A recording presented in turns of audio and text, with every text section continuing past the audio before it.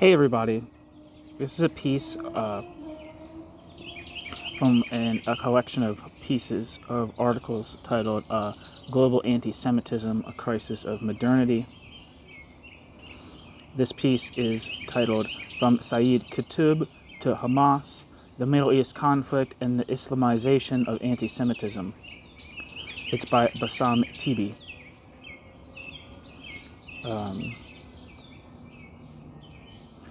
So here we go. I'm going to read something about Bassam Tibi, and we'll be able to get going. Bassam Tibi is a Syrian-born German political scientist and professor of international relations specializing in Islamic studies and Middle Eastern studies. Bassam Tibi was born in 1944 in Damascus, Syria, to an aristocratic family and moved to West Germany in 1962, where he later became a naturalized citizen in 1976. Bassam Tibi is known for his analysis of international relations and the introduction of Islam to the study of international conflict and of civilization. Tibi is known as for introducing the controversial concept of European Leitkultur, as well as the concept of Euro-Islam, to discussions about integration of Muslim immigrants in European countries.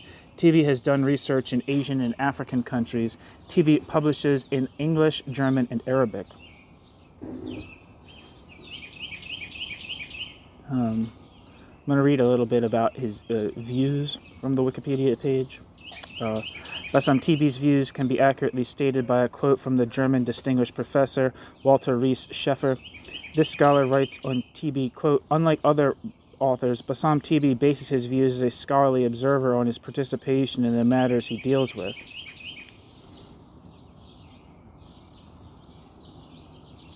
That is, he writes as an insider. The views of Bassam Tibi can be referred to by quoting from his 12 books written and published in English. In his book on the Arab Spring, quote, "The Sharia State," end quote, Tibi enlists himself among other Muslims identified as, quote, "enlightened Arab thinkers who are clear about the need for the introduction of democracy into the Arab world," end quote. Thus, Bassam Tibi subscribes to the, quote, enlightened Muslim thought, end quote. This is a contemporary school of thought in Islamic civilization.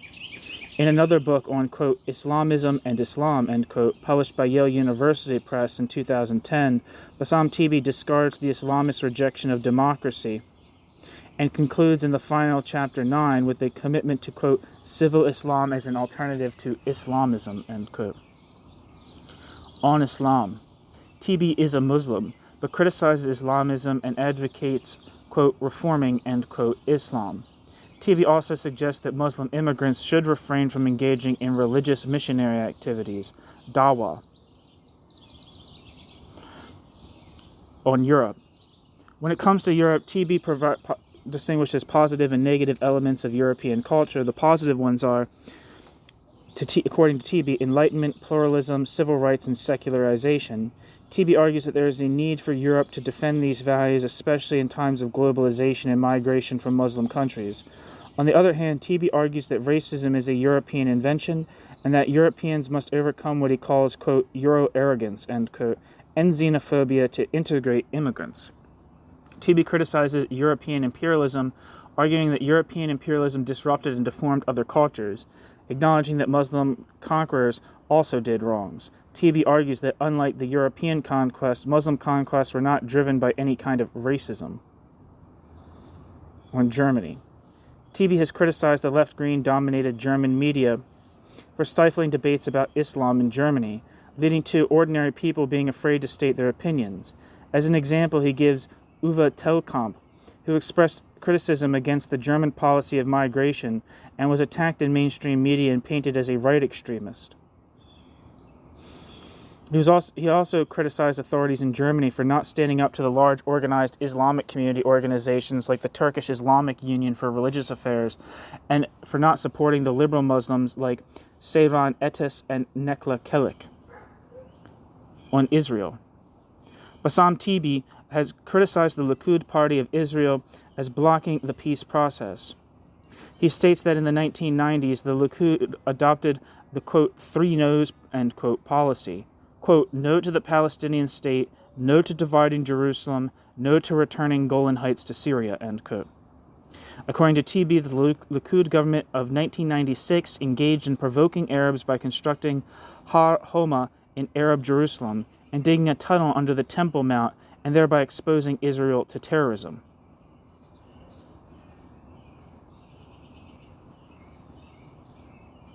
I'm just going to read his books real quick. His books in English include The Crisis of Modern Islam, A Pre-Industrial Culture in the Scientific Technological Age, Islam and Cultural Accommodation of Social Change, Conflict and War in the Middle East from Interstate War to New Security, Arab Nationalism Between Islam and the Nation State, The Challenge of Fundamentalism, Political Islam and the New World Disorder, Islam Between Culture and Politics, Crusade and Jihad, Islam and the Christian World, Political Islam, World Politics in Europe, Islam's Predicament with Modernity, Religious Reform and Cultural Change, and Islamism and Islam. So that's who Bassam Tibi is.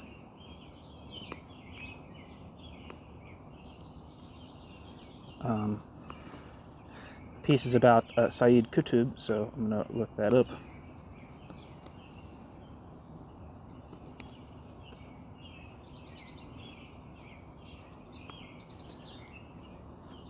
Sayyid Qutb was an Egyptian Islamic scholar, revolutionary poet, and leading member of the Egyptian Muslim Brotherhood in the 1950s and 1960s. In 1966, Sayyid Qutb was convicted of plotting the assassination of Egyptian President Gamal Abdel Nasser and was executed by hanging. Sayyid Qutb is considered as, quote, the father of Salafi jihadism, end quote, the religio-political doctrine that underpins the ideological roots of global jihadist organizations such as al-Qaeda and ISIL. Author of 24 books, with around 30 books unpublished for different reasons, mainly destruction by the state, and at least 581 articles, including novels, a literary arts critique, and works on education, he is best known in the Muslim world for his work on what he believes to be the social and political role of Islam, particularly in his books Social Justice and Ma'alim fi al-Tariq, Milestones. Sayyid Qutb's magnum opus, Fi Zila al-Quran, In the Shade of the Quran, is a 30-volume commentary on the Quran. During most of his life, Qutb's inner circle mainly consisted of influential politicians, intellectuals, poets, and literary figures, both of his age and of the preceding generation. By the mid-1940s, many of his writings were included in the curricula of books, colleges, and universities. Even though most of his observations and criticisms were leveled at the Muslim world, Qutb also intensely disapproved of the society and culture of the United States, which he saw as materialistic and obsessed with violence and sexual pleasures. He advocated violent offensive jihad. Qutb has been described by followers as a great thinker and martyr for Islam, while many Western observers and some Muslims see him as a key originator of Islamist ideology, and an inspiration for violent Islamist groups such as al-Qaeda. Qutb is widely regarded as one of the most leading Islamist ideologues of the 20th century. Strengthened by his status as a martyr, Qutb's ideas on Jahiliyyah and his close linking of implementation of Sharia, Islamic law, with Tawheed, Islamic monotheism, has highly influenced contemporary Islamist and jihadist movements. Today, Qutb's supporters are identified by their opponents as Qutbists or Qutubi.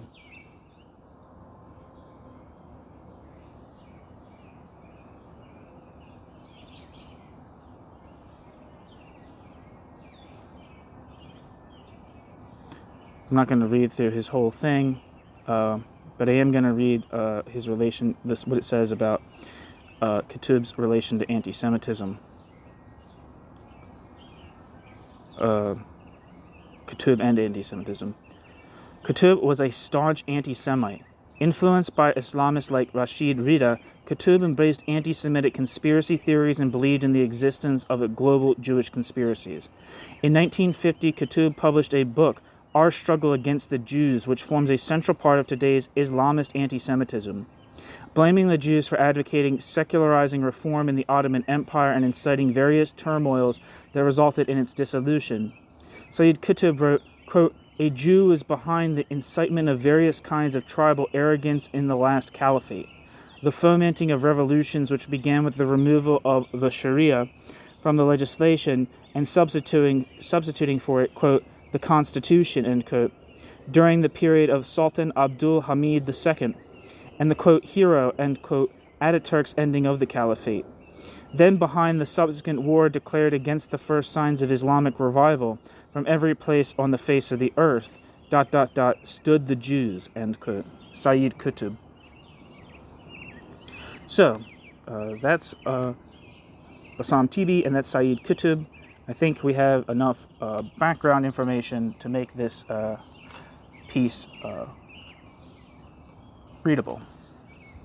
So, section 1. The distinguished Princeton historian Bernard Lewis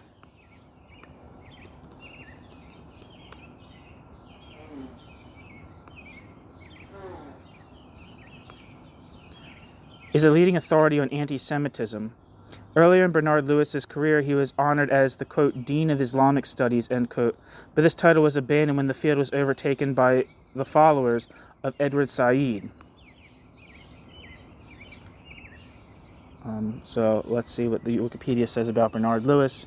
Bernard Lewis was a British-American historian specialized in Oriental studies. Bernard Lewis was also known as a public intellectual and political commentator. Bernard Lewis was the Cleveland E. Dodge Professor Emeritus of Near Eastern Studies at Princeton University. Lewis's expertise was in the history of Islam and the interaction between Islam and the West. Bernard Lewis served as a soldier in the British Army and the Royal Armoured Corps and Intelligence Corps during the Second World War before being seconded to the Foreign Office. After the war, Bernard Lewis returned to the School of Oriental and African Studies at the University of London and was appointed to the new chair in Near and Middle Eastern history. In 2007, Bernard Lewis was called the, quote, West's leading interpreter of the Middle East, end quote. Others have said Lewis's approach is essentialist and generalizing to the Muslim world, as well as his tendency to restate hypotheses that were challenged by more recent research. On a political level, Lewis's detractors say he revived the image of the cultural inferiority of Islam and emphasizing the dangers of jihad. Bernard Lewis's advice was frequently sought by neoconservative policymakers, including the Bush administration. Bernard Lewis's active support of the Iraq War and neoconservative ideals have since come under scrutiny. Lewis was notable for his public debates with Edward Said, who said Lewis was a Zionist apologist and an Orientalist who, quote, demeaned, end quote, Arabs, misrepresented Islam, and promoted Western imperialism, to which Lewis responded by saying Orientalism was a facet of humanism and that Said was politicizing the subject. Lewis was also known for denying the Armenian genocide. Bernard Lewis's argument that there was no evidence of a deliberate genocide carried out against the Armenian people by the Ottoman Empire is rejected by other historians. Bernard Lewis said that the mass killings resulted from a mutual struggle between two nationalistic movements, a view that has been criticized as, quote, ahistorical, end quote. So that's Bernard Lewis.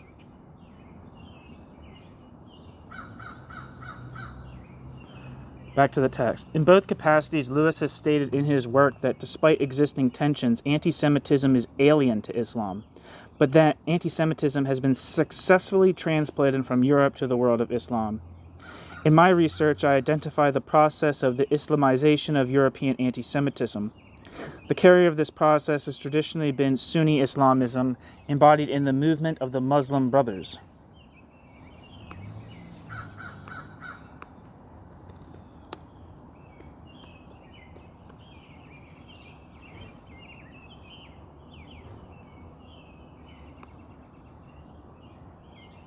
Sunni Islam is the largest branch of Islam, followed by 85 to 90% of the world's Muslims, and simultaneously the largest religious denomination in the world.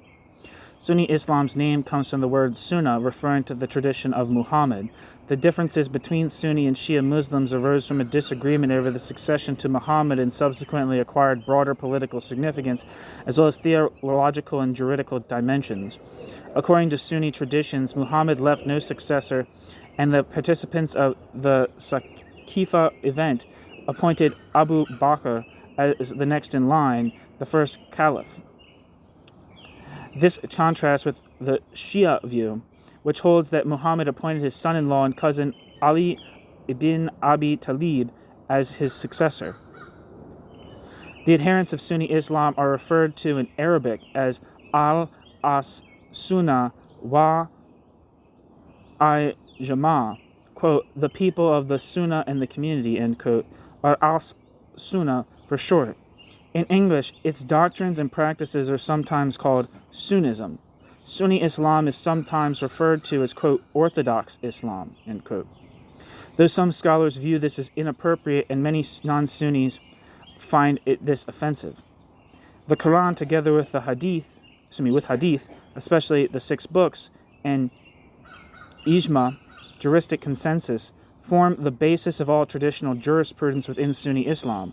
Sharia rulings are derived from these basic sources, in conjunction with analogical reasoning, consideration of public welfare, and juristic discretion, using the principles of jurisprudence developed by the traditional legal schools. In matters of creed, the Sunni tradition upholds the 6 pillars of Iman, faith, and comprises the Ash'ari and Maturidi schools of Kalam, theology, as well as the textualist Athari school. Sunnis regard the first 4 caliphs, Abu Bakr from 632 to 634, Umar 634 to 644, Uthman 644 to 656, and Ali 656 to 661 as Rashidun, wryly guided, and revere the Shaba, Tabi'in, and Tabi al-Tabi'in as the Salaf, predecessors.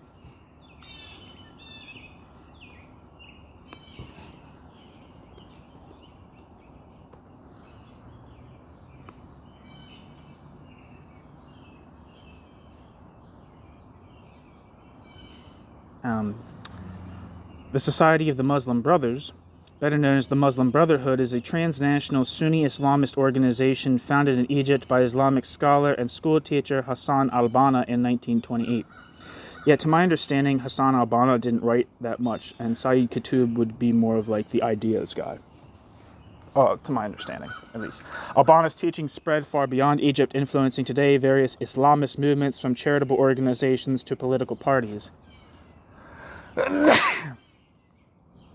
Initially a pan-Islamic religious and social movement, the Muslim Brotherhood preached Islam in Egypt, taught the illiterate, and set up hospitals and business enterprises.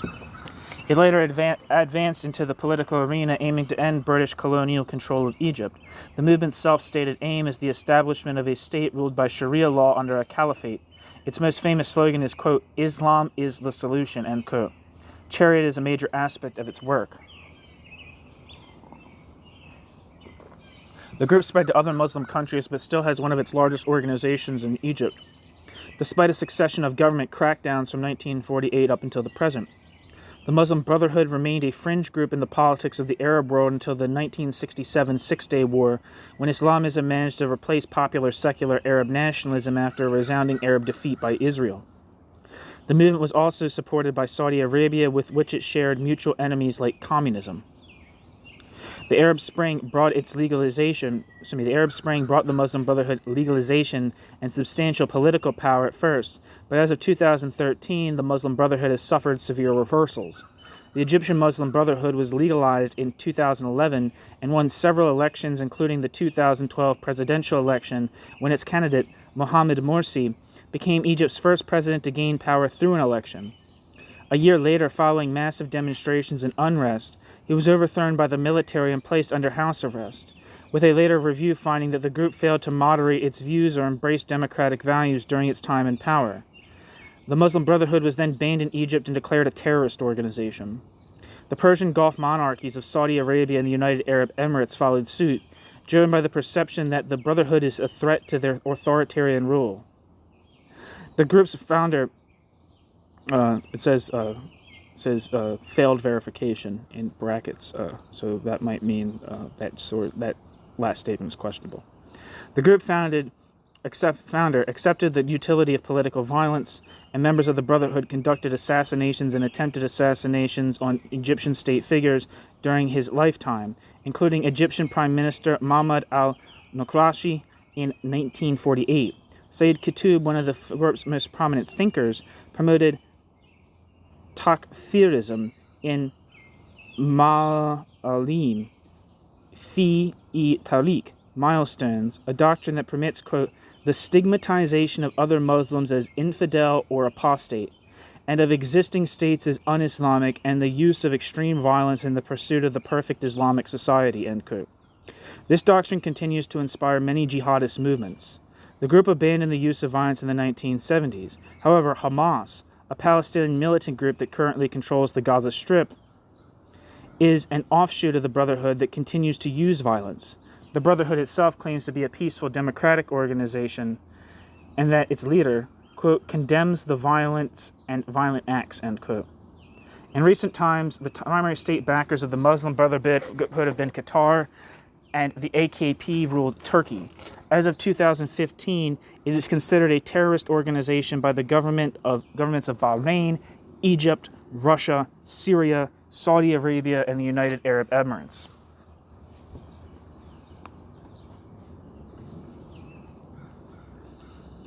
So, back to the text. So, I'm sorry, but I feel the need to read a lot of these things. These references. An offspring of this movement is Hamas, this is back to the text, which ruled Gaza since 2006. In addition, there is also the Shiite variety of Islamist antisemitism.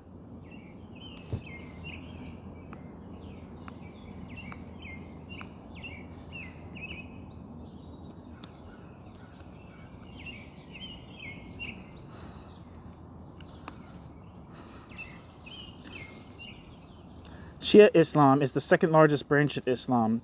Shia Islam holds the Islamic prophet Muhammad designated Ali ibn Abi Talib 656 to 661 CE as his successor, Khalifa, and the Imam, spiritual and political leader after him, most notably at the event of Ghadir Qum, but was prevented from succeeding Muhammad as the leader of the Muslims as a result of the choice made by some of Muhammad's other companions, Shah Abba at Saqifa. This view primarily contrasts with that of Sunni Islam, whose adherents believe that Muhammad did not appoint a successor before his death and consider Abu Bakr, who was appointed by Caliph by a group of Muhammad's other companions as Saqifa, to be the first rightful Rashidun Caliph after Muhammad, 632 to 634 CE. Adherents of Shia Islam are called Shia Muslims. Shia Islam is based on a hadith report concerning Muhammad's pronouncement at Ghadir Qum. Shia Muslims believe that, quote, Ali ibn Abi Talib, Muhammad's cousin and son-in-law, should have been the designated successor of Muhammad as Islam's spiritual and political leader. This belief later developed into the concept of imama, the idea that certain descendants of Muhammad,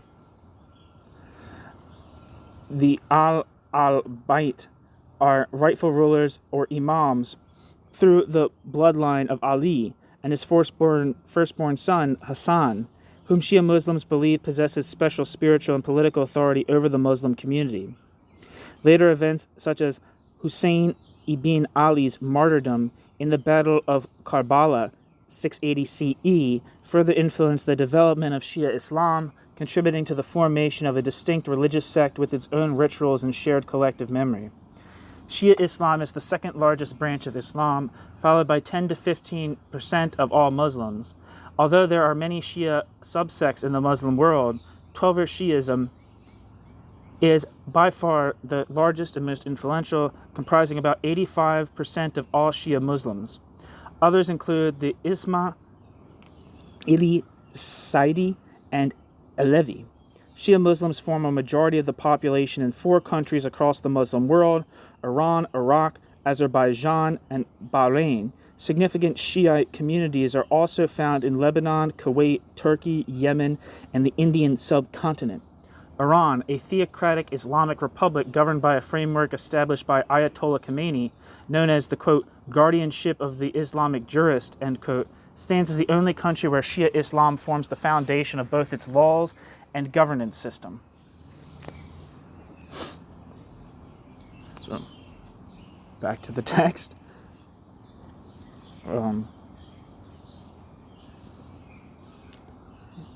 In addition, there is also Shia variety of Islamist anti-Semitism. While I acknowledge for two reasons that Shia Islamist anti-Semitism is becoming more dangerous, the present study focuses mainly on the origin of Islamist anti-Semitism, namely Sunni Islamist anti-Semitism, and on the Middle East conflict. The two reasons for this are that Shia Islamists are already in control of Iran, and that this state is becoming a nuclear power that targets the Jewish state of Israel.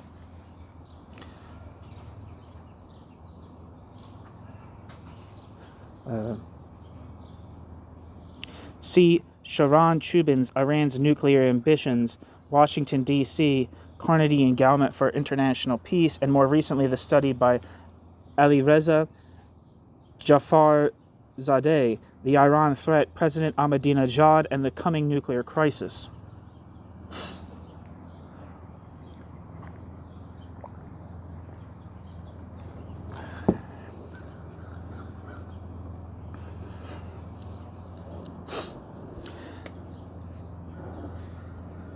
Back end footnote.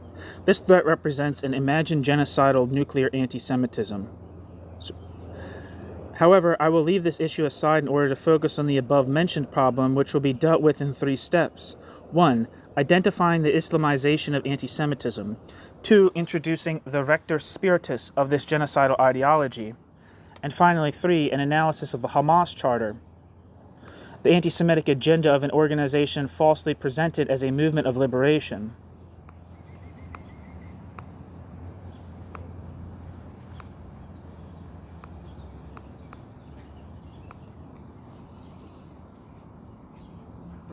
Rector spiritus means, I don't know what that means. Rector means member of a clergy who is charge of a church or parish, and spiritus means breathing. I don't know. Not really getting much information on it.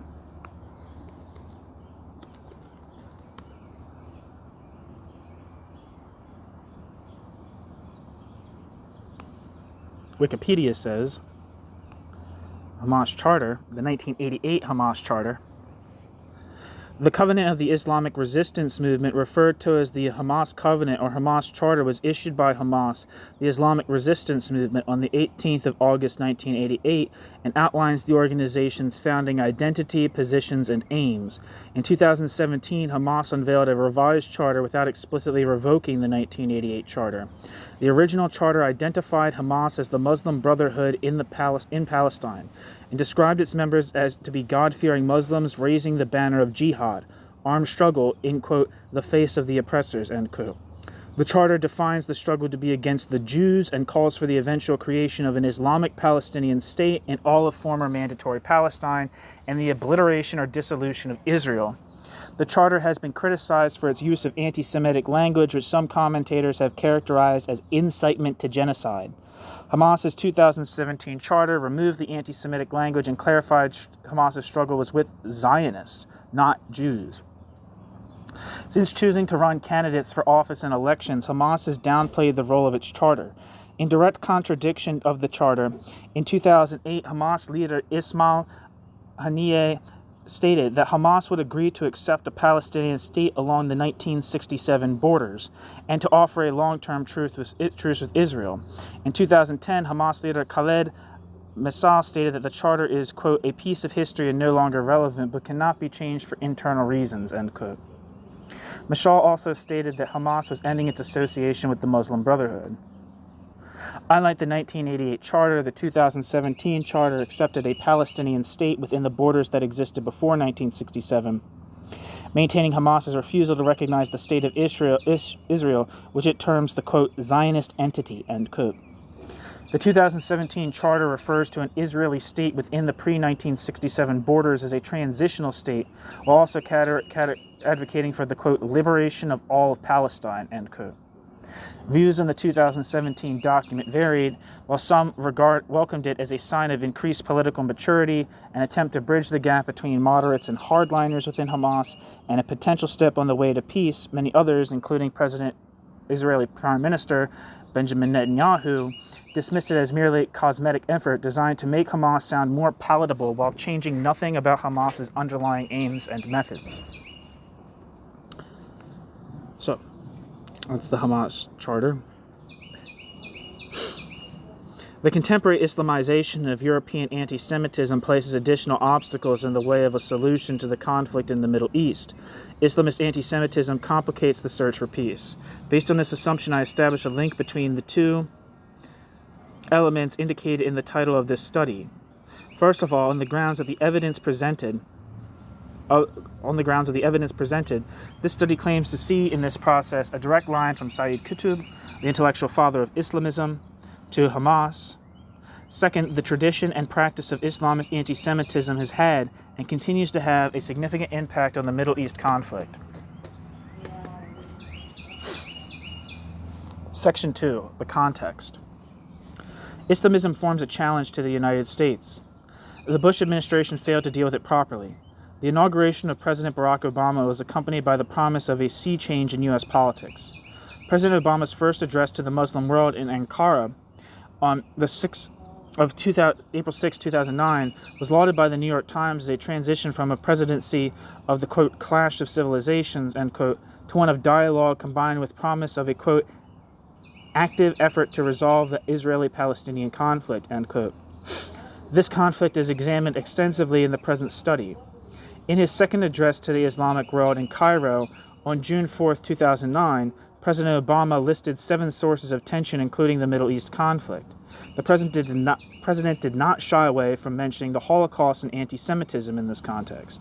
However, Obama did not mention Islamism, despite the need to recognize the fact that Islamism and Islamism's ideology only deepen the conflict. In the name of peace, Hamas's politics of, quote, resistance, end quote, engage in the Islamization of anti-Semitism. Nevertheless, President Obama's two visits to the Islamic world reflect a serious change in Washington.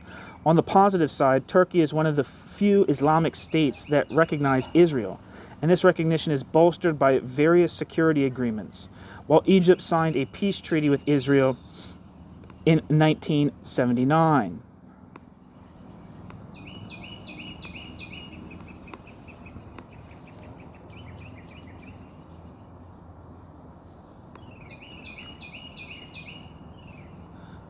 Wikipedia says the Egypt-Israel peace treaty was signed in Washington, D.C., United States on the 26th of March, 1979, following the 1978 Camp David Accords.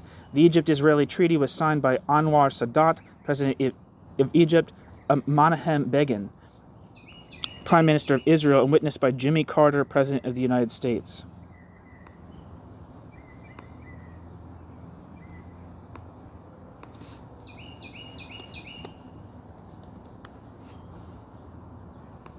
Wikipedia also says,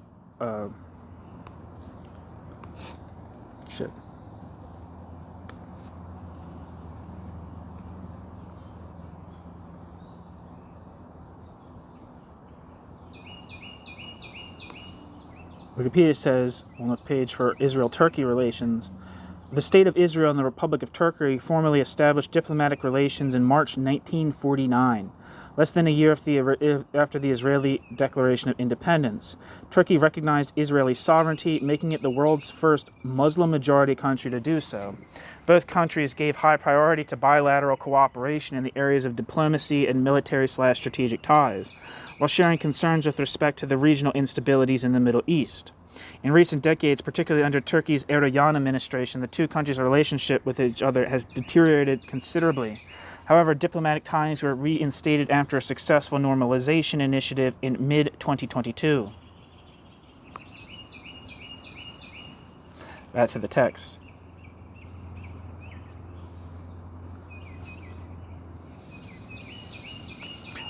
On the other hand, Turkey is changing under the Islamist rule of the AKP.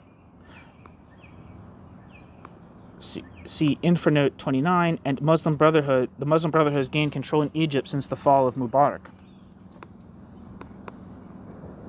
Shit, it's about to rain.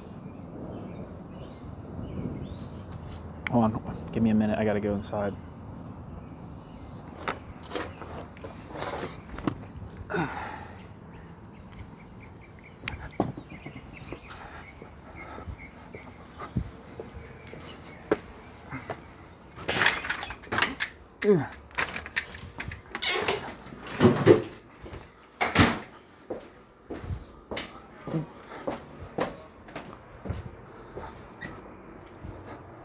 Sorry about that.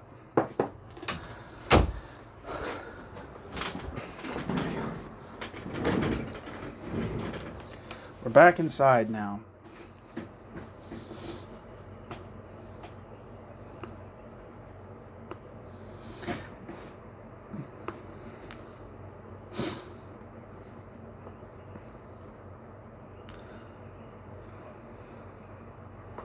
Okay, so Wikipedia says the presidency of Recep Tayyip Erdogan began when Recep Tayyip Erdogan took the oath of office on the 28th of August 2014 and became the 12th president of Turkey. Erdogan administered the new Prime Minister Ahmet Davutoglu's oath on the 29th of August. When asked about his lower than expected 51.79% share of the vote, Erdogan allegedly responded, quote, "There were even those who did not like the prophet. I, however, won 52%. End quote. Assuming the role of President Erdogan was criticized for openly stating that he would not maintain the tradition of presidential neutrality. Erdogan has also stated his intention to pursue a more active role as president, such as utilizing the president's rarely used cabinet calling powers.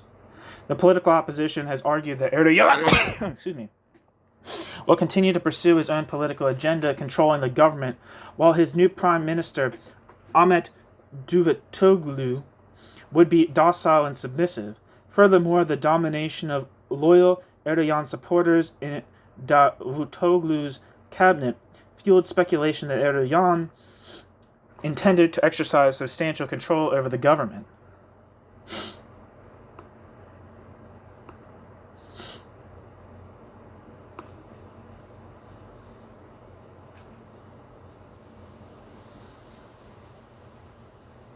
I'm trying to find the party. Justice and Development Party. That's what I'm looking for.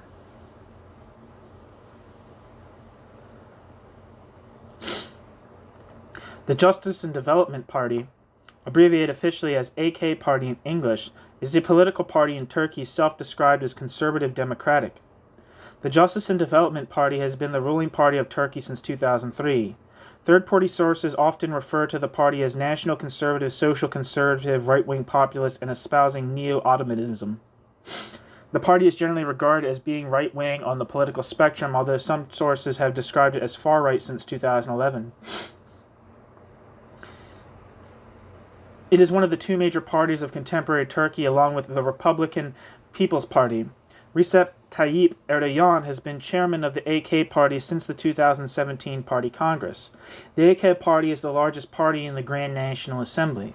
The Turkish National Legislature, with 263 out of 600 seats, having won 35.6% of votes in the 2023 Turkish parliamentary election, it forms the People's Alliance with the far-right Nationalist Movement Party. The current parliamentary leader of the AK Party is Abdel.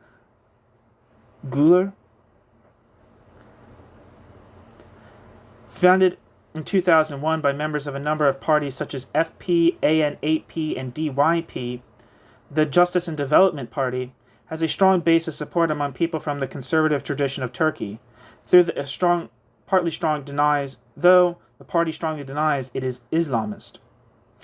The party positioned itself as pro-liberal market economy, supporting Turkish membership in the European Union. Orange is the Justice and Development Party's main color.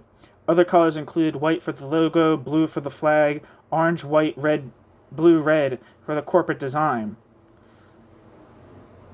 The Justice and Development Party is the only party in Turkey with a significant presence in all provinces of Turkey. Since the beginning of Turkey's multi-party democracy in 1946, AK Party is the only party to win 7 consecutive parliamentary elections. The AK Party has headed the national government since 2002 under Abdullah Gül and Recep Tayyip Erdoğan 2003 to 2014, Ahmet Davutoglu 2014 to 2016, Binali Yildirim 2016 to 2018, and Recep Tayyip Erdoğan 2018 to present. The Justice and Development Party's rule has been marked with increasing authoritarianism, expansionism, censorship, and banning of other political parties and dissent. The Justice and Development Party was an observer in the European People's Party between 2005 and 2013, and for not being granted full membership in the European People's Party. The Justice and Development Party of Turkey became a member of the Alliance of Conservatives and Reformists in Europe, ACRE, from 2013 to 2018. The Justice and Development Party has dominated Turkish politics since 2002. The Justice and Development Party is the 6th largest political party in the world by membership and the biggest in the world outside India, China, and the US. So, I apologize for having to look all these things up, but I'm an idiot.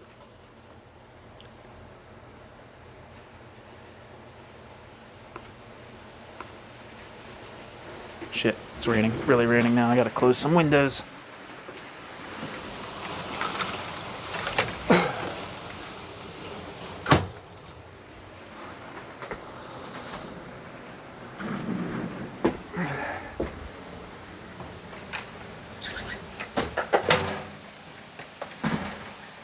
Isn't it nice to listen to my really tedious audio vlog?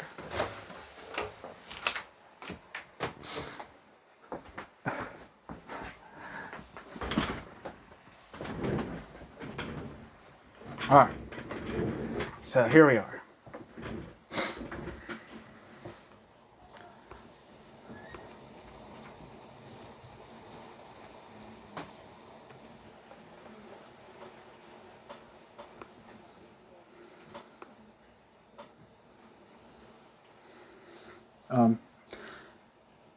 Hosni Mubarak, or Muhammad Hosni al-Sayyid Mubarak, who lived from 1928 to 2020, was an Egyptian politician and military officer who served as the 4th president of Egypt from 1981 to 2011.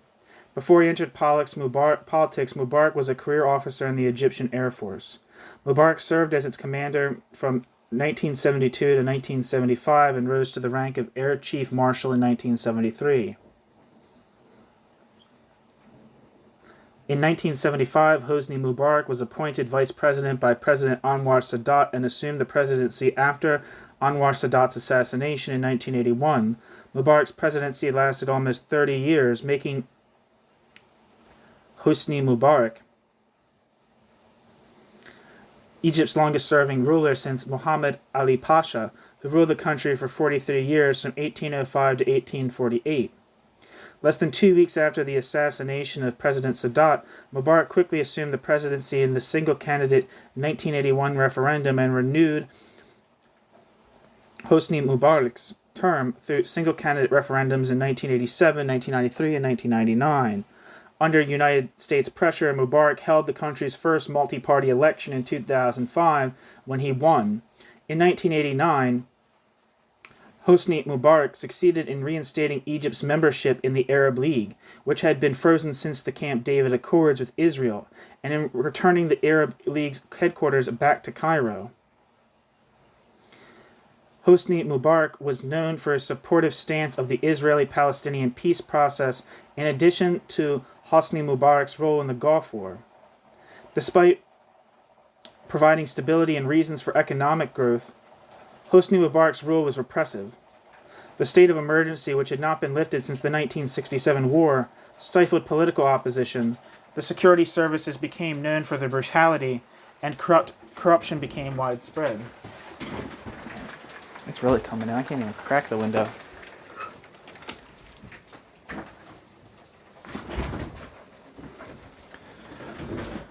Hosni Mubarak stepped down from during the Egyptian Revolution of 2011 after 18 days of demonstrations. On the 11th of February 2011, then Vice President Omar Suleiman announced that both he and Mubarak had resigned and transferred authority to the Supreme Council of the Armed Forces. On the 13th of April 2011, a prosecutor ordered Mubarak and his two sons, Allah and Gamal, to be detained for 15 days of questioning about allegations of corruption and abuse of power. Hosni Mubarak was then ordered to stand trial on charges of negligence for failing to halt the killing of peaceful protesters during the revolution. These trials began on the 3rd of August 2011, making Hosni Mubarak the first Arab leader to be tried in his own country in an ordinary court of law. On the 2nd of June 2012, an Egyptian court sentenced Mubarak to life imprisonment. After sentencing, Hosni Mubarak was reported to have suffered a series of health crises. On the 13th of January 2013, Egypt's Court of Cassation, the nation's High Court of Appeal, overturned Mubarak's sentence and ordered a retrial. On retrial, Hosni Mubarak and his sons were convicted on 9th of May 2015 of corruption and given prison sentences. Mubarak was detained in a military hospital, while Hosni Mubarak's sons were freed on the 12th of October 2015 by a Cairo court. Hosni Mubarak was acquitted on the 2nd of March 2017 by the Court of Cassation and was released on the 24th of March 2017. Hosni Mubarak died in 2020, age 91. Hosni Mubarak was honored with a state funeral and buried at a family plot outside Cairo.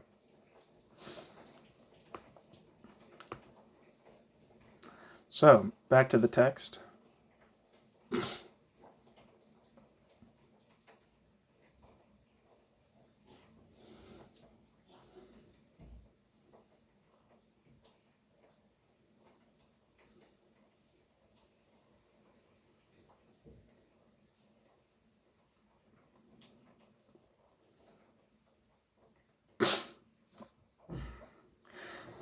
It is understandable that President Obama restricted the first step in his attempt to reach out to the Islamic world to underlining what he described as, quote, mutual interest and mutual respect, end quote.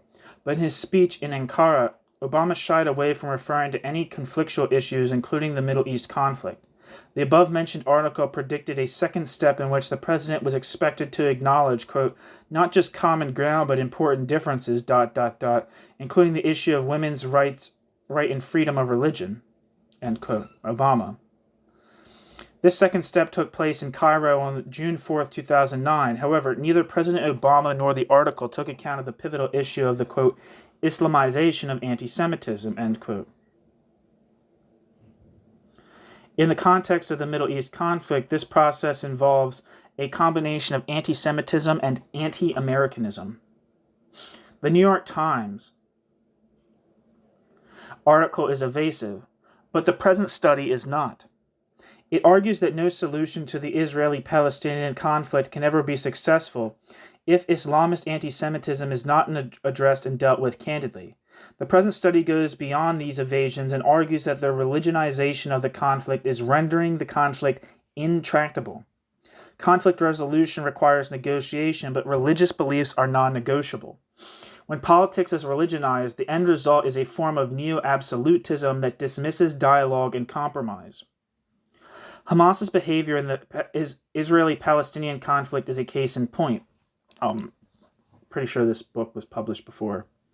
I can't remember what year this book was published. Let me see real quick.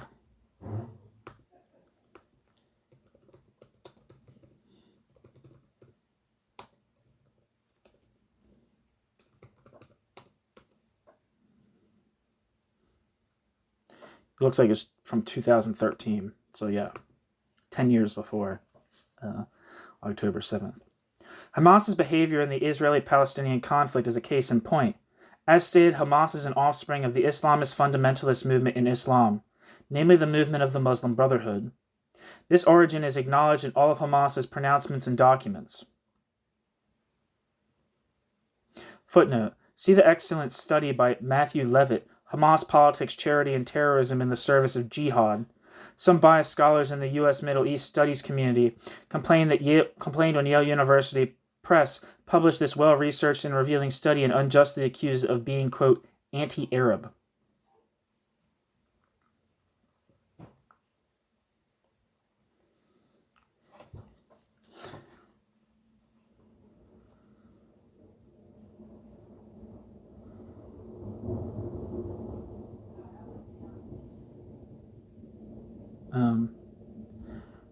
End of the footnote. Hamas has not only religionized the conflict, but has also Islamized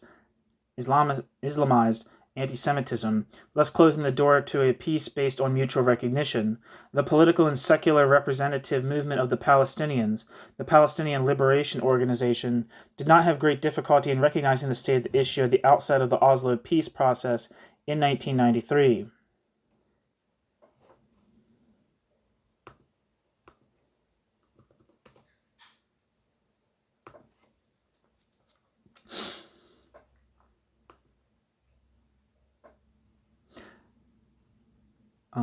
The Palestinian Liberation Organization is a Palestinian nationalist coalition that is internationally recognized as the official representative of the Palestinian people. Founded in 1964, it initially sought to establish an Arab state over the entire territory of the former mandatory Palestine, advocating the elimination of the State of Israel. However, in 1993, the PLO recognized Israeli sovereignty with the Oslo First Accord, and now only seeks Arab statehood in the Palestinian territories, the West Bank and the Gaza Strip, that have been military occupied since the 1967 Arab-Israeli War. It is headquartered in al-Bireh, a city in the West Bank. As the officially recognized government of the de jure state of Palestine, it has enjoyed United Nations observer status since 1974. Prior to the Oslo Accords, the PLO's militant wing openly engaged in acts of violence against Israeli civilians both within Israel and outside of Israel. Consequently, the United States designated the PLO as a terrorist group in 1987, though a presidential waiver has permitted American PLO contacts since 1988. The mediated talks between the Israeli government and the PLO in 1993, the Oslo I Accord, resulted in the PLO recognizing Israel's right to exist in peace and accepted United Nations Security Council Resolution 242, while Israel recognized the PLO as a legitimate authority representing the Palestinian people. Yet despite the Israel-PLO letters of mutual recognition, in which PLO leader Yasser Arafat renounced, quote, terrorism and the other acts of violence, end quote, against Israel, the PLO continued to engage in militant activities, particularly during the Second Intifada of 2000 to 2005. On the 29th of October 2018, the PLO's Central Council suspended the Palestinian recognition of Israel and subsequently halted all forms of security and economic cooperation with Israeli authorities until Israel recognized a Palestinian state on the pre-1967 borders.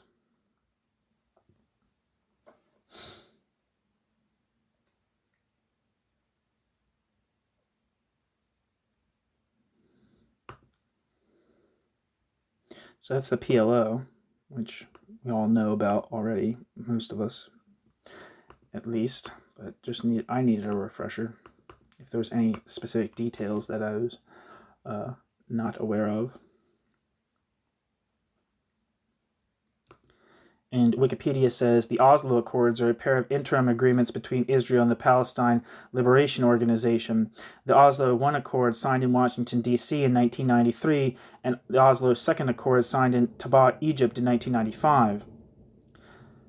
The Oslo Accords marked the start of the Oslo process, a peace process aimed at achieving a peace treaty based on Resolution 242 and Resolution 338 of the United Nations Security Council.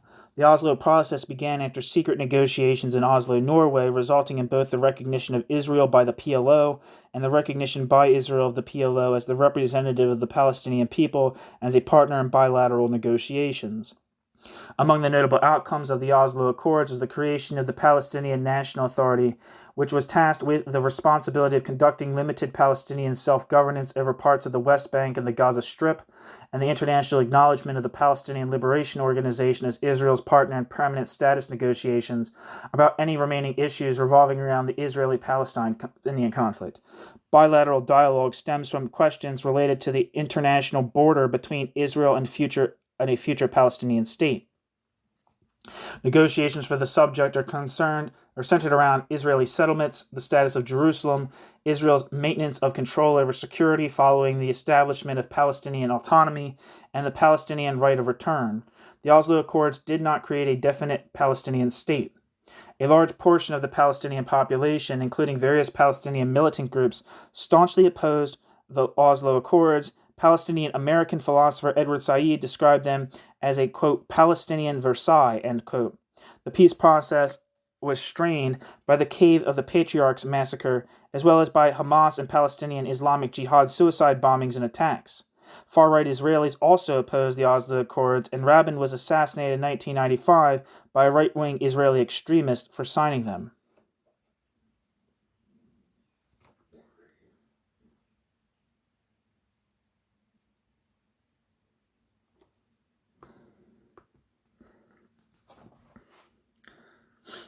So, back to the text. Today, Hamas rejects the recognition of Israel in its charter and rebuffs all negotiation over Palestine, which is viewed as waqf, religious property.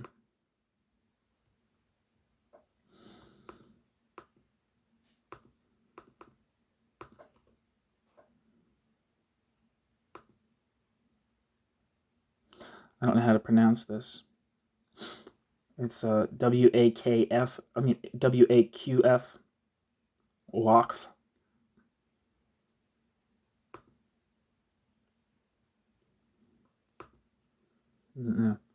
Is an inalienable charitable endowment under Islamic law.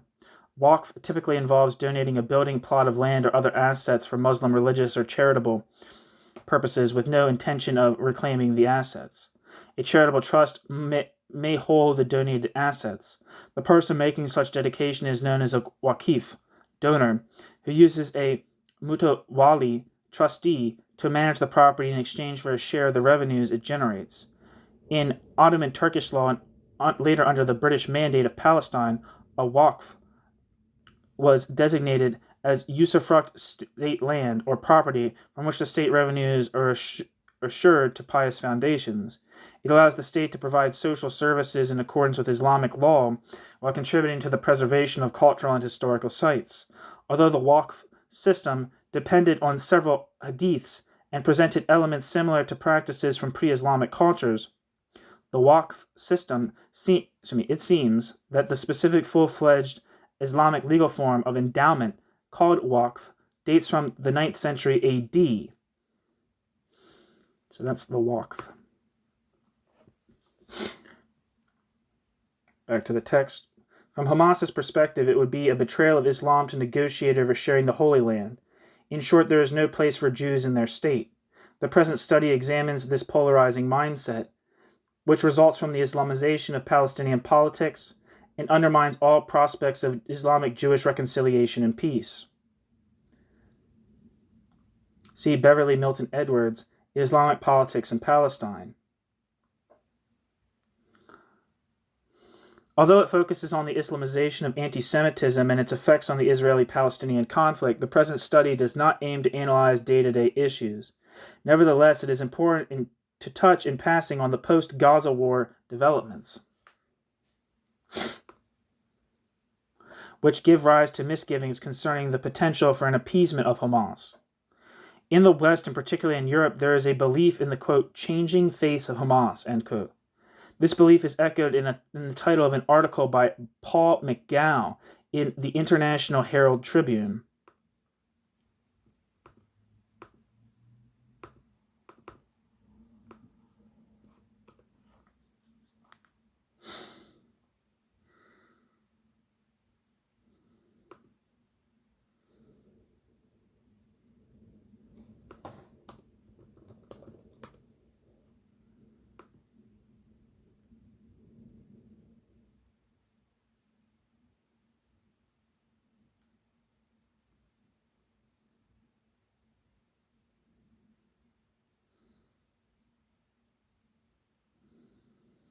I can't really find anything on this guy.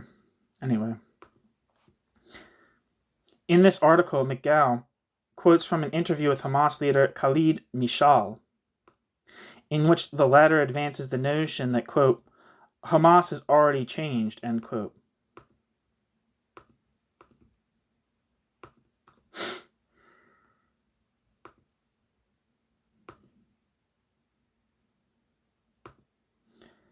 Wikipedia says Khaled Mashal is a Palestinian political leader who is the former head of the militant organization Hamas. Khaled Mashal, after the founding of Hamas in 1987, Khaled Mashal became the leader of the Kuwaiti branch of the organization. In 1992, Khaled Mashal became a founding member of Hamas's Politburo and its chairman. Khaled Mashal became the recognized head of Hamas after Israel assassinated both Sheikh Ahmed Yassin and his successor Abdel Aziz al-Rantisi in the spring of 2004. Under Khaled Mashal's leadership, Hamas stunned the world by winning a majority of the seats in the Palestinian legislative election in 2006. Khaled Mashal stepped down as Hamas's Politburo chairman at the end of his term limit in 2017. The Six-Day War in 1967 forced Mashal's family to flee the West Bank, and he has since then lived in other parts of the Arab world in exile. For that reason, he was considered part of Hamas's, quote, external leadership, end quote. Back to the text.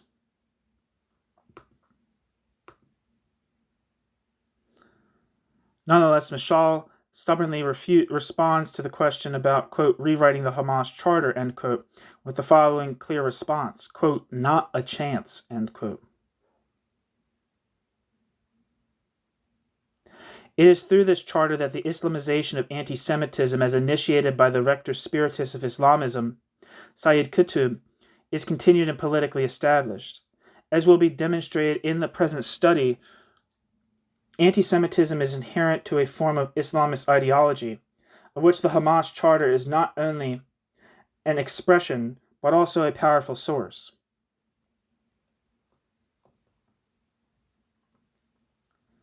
The idea of a shift from the bullet to the ballot box as applied to Hamas has repeatedly been characterized by the movement's own actions. In practice, it has not abandoned terrorism and has maintained its commitment to the bullet.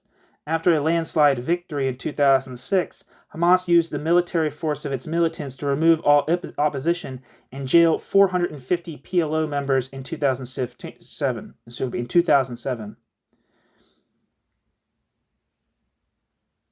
On the PLO, see Helena Kaban,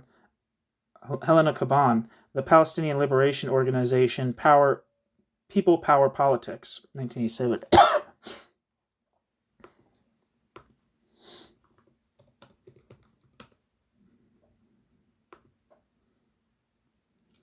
Wikipedia says the 2006 Palestinian legislative election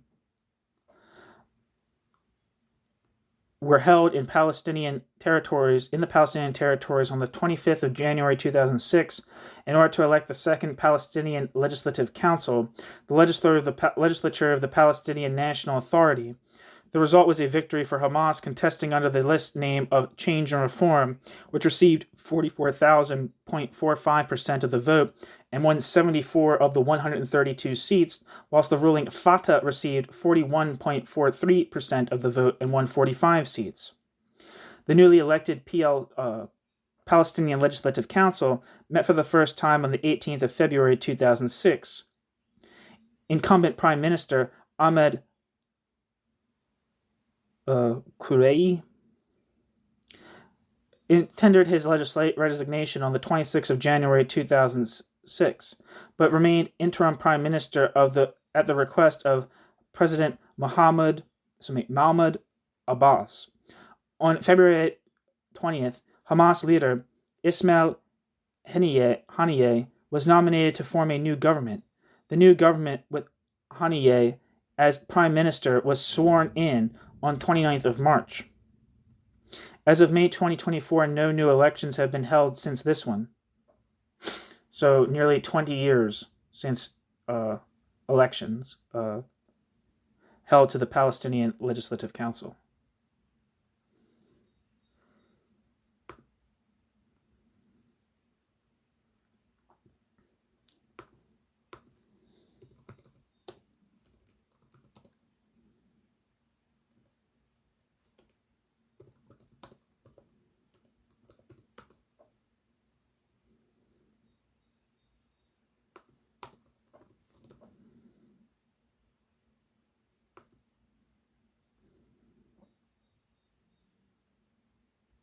There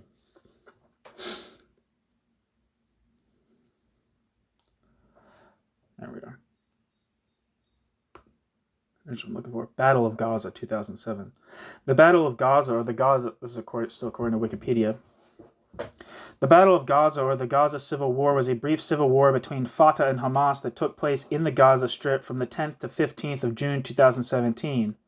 It was a prominent event in the Fatah-Hamas conflict, and centering on the struggle over the power after Fatah lost the 2006 Palestinian legislative election.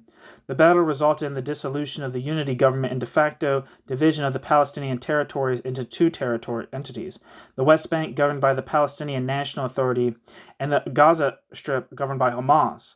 Hamas fighters took control of the Gaza Strip, while Fatah officials were either taken as prisoners, executed, or expelled. The Palestinian Center for Human Rights reported that at least 161 people were killed and more than 700 were wounded during the fighting.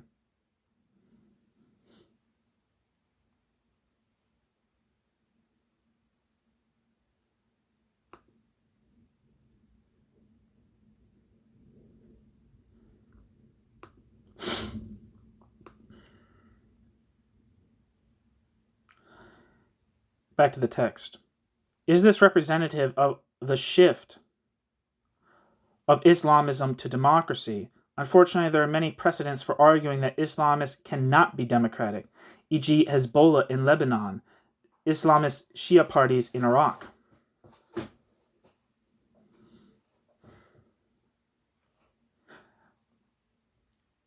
It is unfortunate the Israeli government did not learn much from the IDF's unsuccessful dealings with Hezbollah in the irregular warfare that characterized the Second Lebanon War of 2006.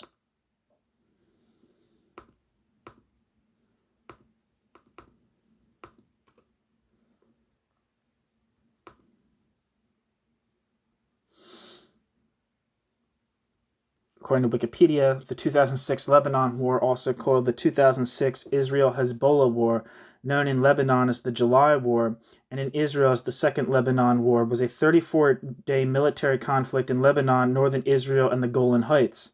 The principal parties were Hezbollah, paramilitary forces, and the Israeli Defense Forces. The conflict started on the 12th of July 2006 and continued until a United Nations brokered ceasefire went into effect in the morning of the 14th of August 2006, though it formally ended on the 8th of September 2006 when Israel lifted its naval blockade of Lebanon. Due to unprecedented Iranian military support to Hezbollah before and during the war, some consider the 2006 Lebanon War the first round of the Iran-Israel proxy conflict, rather than a continuation of the Arab-Israeli conflict. The conflict was precipitated by the 2006 Hezbollah cross-border raid. On 12th of July 2006, Hezbollah fighters fired rockets at Israeli border towns as a diversion for an anti-tank missile attack on two armored Humvees patrolling the Israeli side of the border fence. The ambush left 3 soldiers dead. 2 Israeli soldiers were captured and taken by Hezbollah to Lebanon. 5 more were killed in Lebanon in a failed rescue attempt. Hezbollah demanded the release of Lebanese prisoners held by Israel in exchange for the release of abducted soldiers. Israel refused and responded with airstrikes and artillery fire on targets in Lebanon. Israel attacked both Hezbollah military targets and Lebanese civilian infrastructure, including Beirut's Rafik Hariri International Airport. The IDF launched a ground invasion of southern Lebanon. Israel also imposed an air and naval blockade. Hezbollah then launched more rockets into northern Israel and engaged the IDF in guerrilla warfare from hardened positions. The conflict is believed to have killed between 1,191 and 1,300 Lebanese people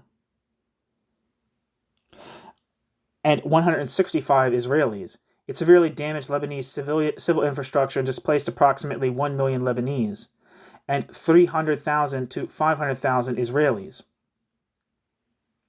On the 11th of August 2006, the United Nations Security Council unanimously approved United Nations Security Council Resolution 1701, in an effort to end the hostilities. The resolution, which was approved by both the Lebanese and Israeli governments the following days, called for the disarmament of Hezbollah, for withdrawal of the IDF from Lebanon, and for the deployment of the Lebanese armed forces and an enlarged United Nations interim force in Lebanon, in the south.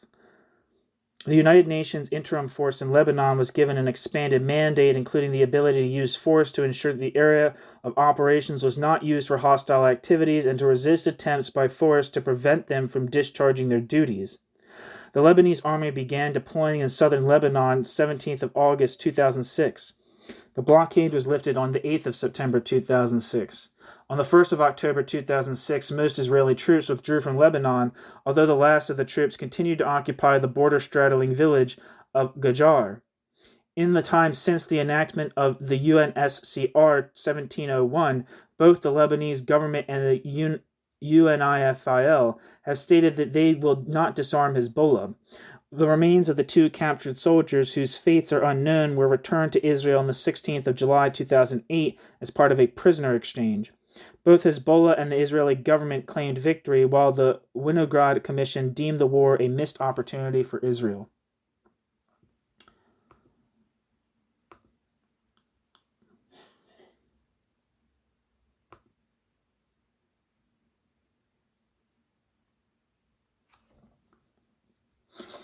Wikipedia says Hezbollah is a Lebanese Shia Islamist political party and militant group, led since 1992 by its Secretary General Hassan Nasrallah.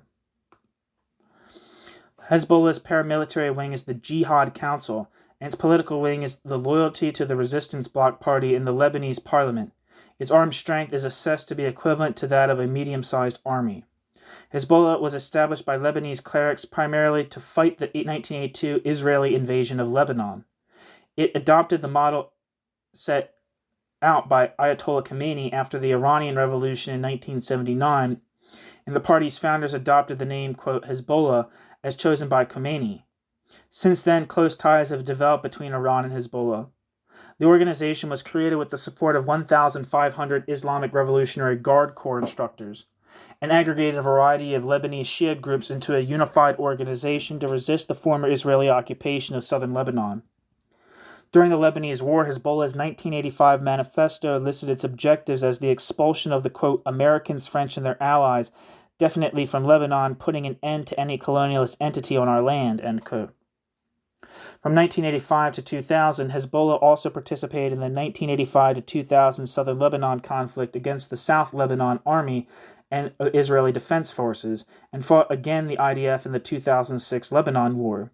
During the 1990s, Hezbollah has also organized volunteers to fight for the Army of the Republic of Bosnia and Herzegovina during the Bosnian War.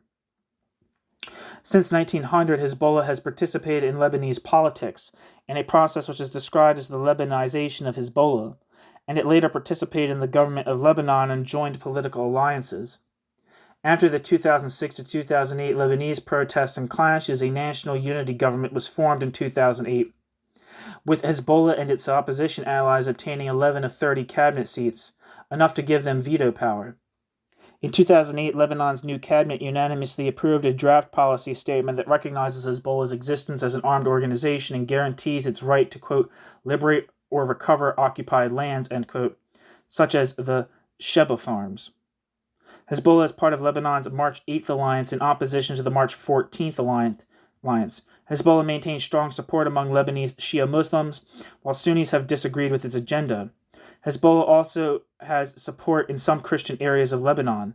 Since 2012, Hezbollah involvement in the Syrian civil war has seen it join the Syrian government in its fight against the Syrian opposition, which Hezbollah has described as a Zionist plot and a, quote, Wahhabi Zionist conspiracy, end quote, to destroy its alliance with Bashar al-Assad against Israel. Between 2013 and 2015, the organization deployed its militia in both Syria and Iraq to fight or train local militias to fight against the Islamic State. In the 2018 Lebanese general election, Hezbollah had 12 seats, and its alliance won the election by gaining 70 out of 128 seats in the Parliament of Lebanon. Hezbollah did not disarm after the Israeli withdrawal from South Lebanon in contravention of the UN Security Council resolution in UN Security Council resolution of 17. Why do I keep saying of? Hezbollah did not disarm after the Israeli withdrawal from South Lebanon in contravention to the UN Security Council resolution 1701.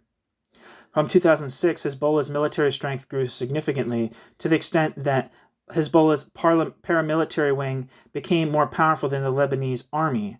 Hezbollah has been described as a, quote, state within a state, end quote, and has grown into an organization with seats in the Lebanese government, a radio and satellite TV station, social services, and large-scale military deployment of fighters beyond Lebanon's borders.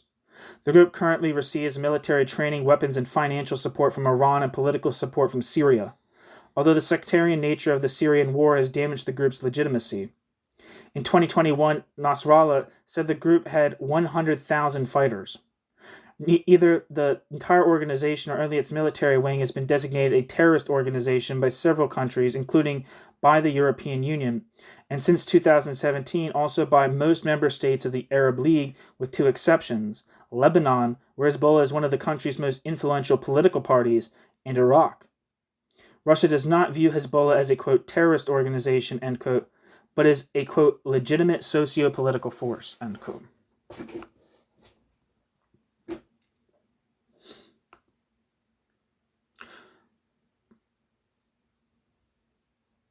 So back to the text. Excuse me for that detour.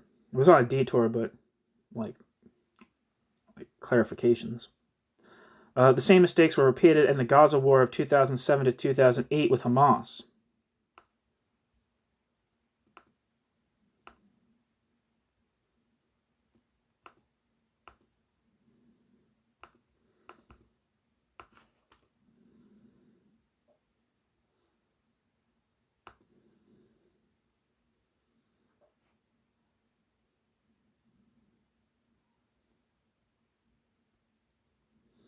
The Gaza War, 2008, 2009,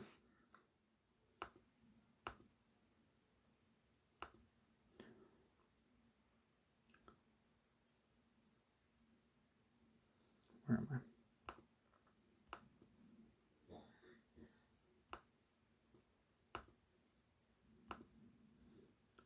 As the author, the Gaza War, also known as Operation Cast Lead, also known as the Gaza Massacre, and referred to as the Battle of Al-Furqan by Hamas, was a 3-week armed conflict between Gaza Strip Palestinian paramilitary groups and the Israel Defense Forces that began on the 27th of December 2008 and ended on the 18th of January 2009 with a unilateral ceasefire.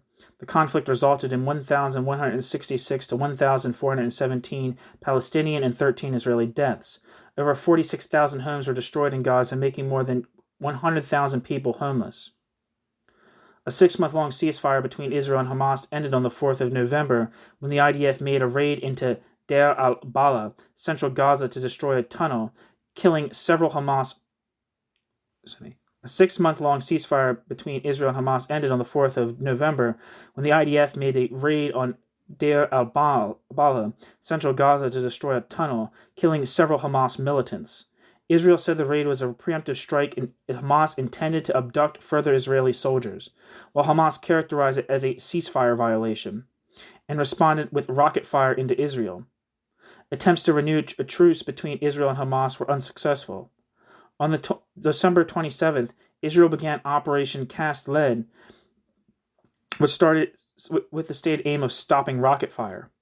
In the initial air assault, Israel attacked police stations, military targets, including weapons caches and suspected rocket firing teams, as well as political and administrative institutions, striking in the densely populated populated cities of Gaza, Khan Yunis, and Rafah. After hostilities broke out, Palestinian groups fired rockets in retaliation for the aerial bombardments and attacks. The international community considers indiscriminate attacks on civilians and civilian structures that do not discriminate between civilians and military targets as illegal under international law. An Israeli ground invasion began on the 3rd of January. On the 5th of January, the IDF began operating in the densely populated urban centers of Gaza. During the last weeks of the offensive from 12th of January, Israel mostly hit targets it had damaged before and struck Palestinian rocket launching units. Hamas intensified its rocket and mortar attacks against mostly civilian targets in southern Israel. reaching the major cities of Beersheba and Ashdod for the first time during the conflict. Israeli politicians ultimately decided against striking deeper within Gaza amid concerns of higher casualties on both sides and rising international criticism. Citation needed. The conflict ended on the 18th of January when the IDF first declared a unilateral ceasefire, followed by Hamas's announcing a one-week ceasefire 12 hours later. The IDF completed its withdrawal on the 21st of January. In September 2009, a UN special mission headed by the South African Justice Richard Goldstone produced a report accusing both Palestinian militants and the Israeli army of war crimes and possible crimes against humanity and recommended bringing those responsible to justice. In 2011, Goldstone wrote that he does not believe that Israel intentionally targeted civilians in Gaza as a matter of explicit policy. The other authors of the report, Hina Gilani, Christine Chinkin, and Desmond Travers, stated that no new evidence had been gathered that disputed the report's findings. The United Nations Human Rights Council ordered Israel to conduct various repairs of the damages. On the 21st of September 2012, the United Nations Human Rights Council concluded that 75% of civilian homes destroyed in the attack were not rebuilt.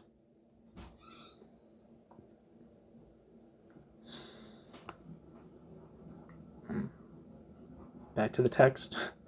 In both cases, the outcome was similar. Despite their military losses, both Islamist jihadist movements were politically victorious and boasted of their success in the aftermath of the war. As in the case of Hezbollah, the call not to legitimate and strengthen Hamas went unheeded.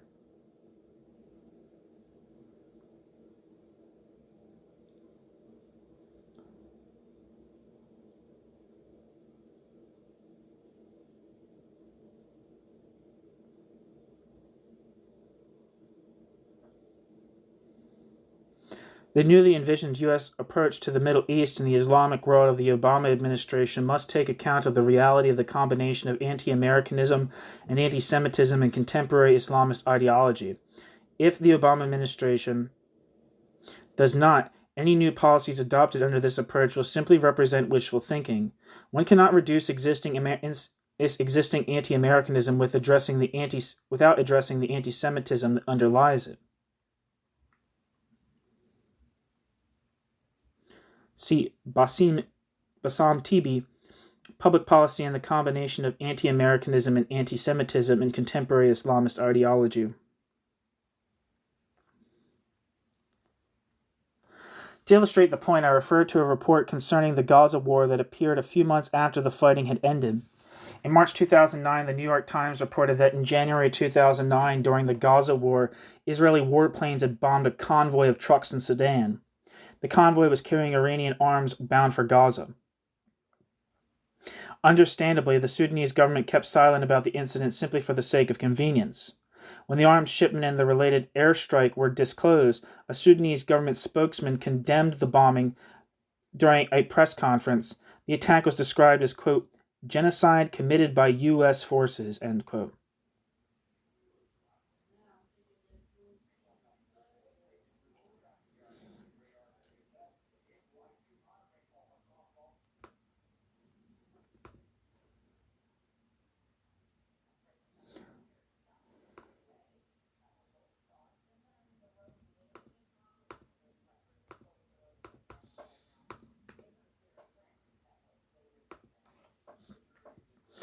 Wikipedia says the 2009 Sudan airstrikes.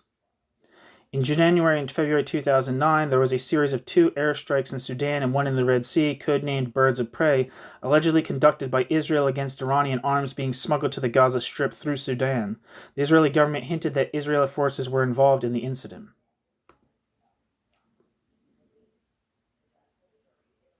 Back to the text. In this context, one is reminded of the real genocide committed by the Islamist government of Sudan against its own non-Muslim population in Darfur.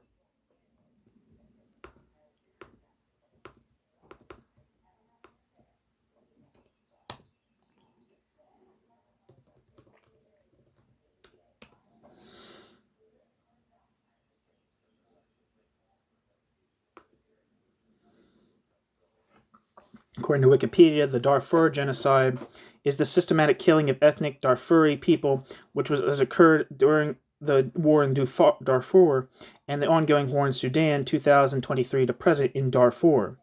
The genocide which is being carried against the Fur, Masalit, and Zagawa ethnic groups has led the International Criminal Court to indict several people for crimes against humanity, rape, forced transfer, and torture. An estimated 200,000 people were killed between 2003 and 2005. In 2023, ethnic violence against Masalit people flared up again as a side effect of another war in Sudan, resulting in many of those affected fleeing to Chad and being another escalation of the genocide. On December 2023, over 8 million people required humanitarian aid.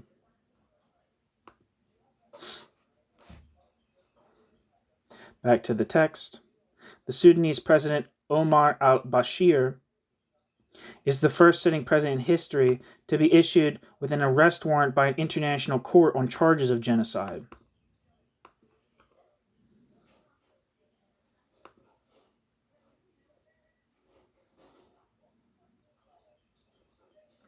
Wikipedia says Omar al-Bashir was born 1944 and is a Sudanese former military officer and politician who sued as Sudan's head of state under various titles from 1989 until 2019, when he was deposed in a coup d'etat. So this piece that I'm reading, that's not this Wikipedia introduction, was written before 2019.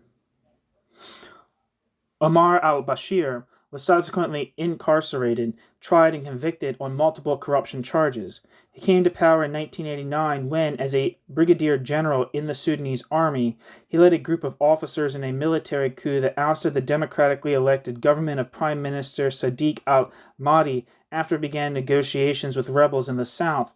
He subsequently replaced President Ahmed al-Mirghani as head of state.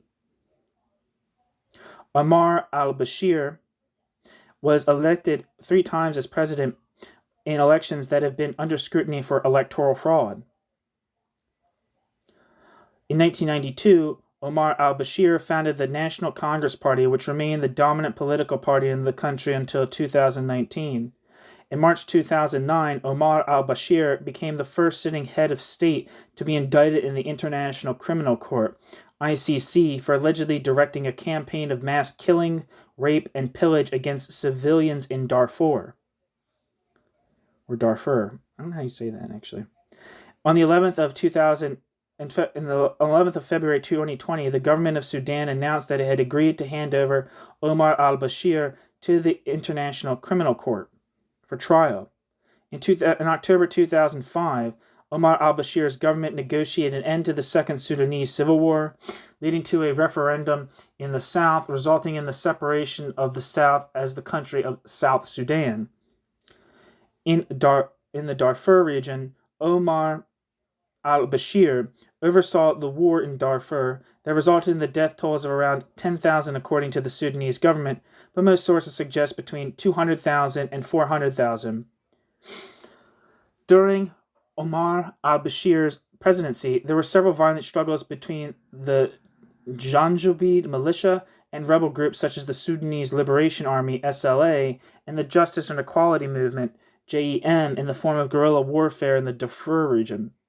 The civil war displaced over 2.5 million people out of a total population of 6.2 million in Darfur, and created the crisis in the diplomatic relations between Sudan and Chad. The rebels in Darfur lost the support from Libya after the death of Muammar Gaddafi and the collapse of his regime in 2011. In July 2008, the prosecutor of the International Criminal Court, Luis Moreno Ocampo, accused al-Bashir of genocide, crimes against humanity, and war crimes in Darfur. The court issued an arrest warrant for al-Bashir on the 4th of March 2009 on counts of war crimes and crimes against humanity, but ruled that there was insufficient evidence to prosecute him for genocide. However, on the 12th of July 2010, the court issued a second warrant containing 3 separate counts of genocide. The new warrant, like the first, was delivered to the Sudanese government, which did not recognize either the warrant or the ICC. The indictments do not allege that Bashir personally took part in such activities. Instead, they say that Omar Bashir Omar al-Bashir,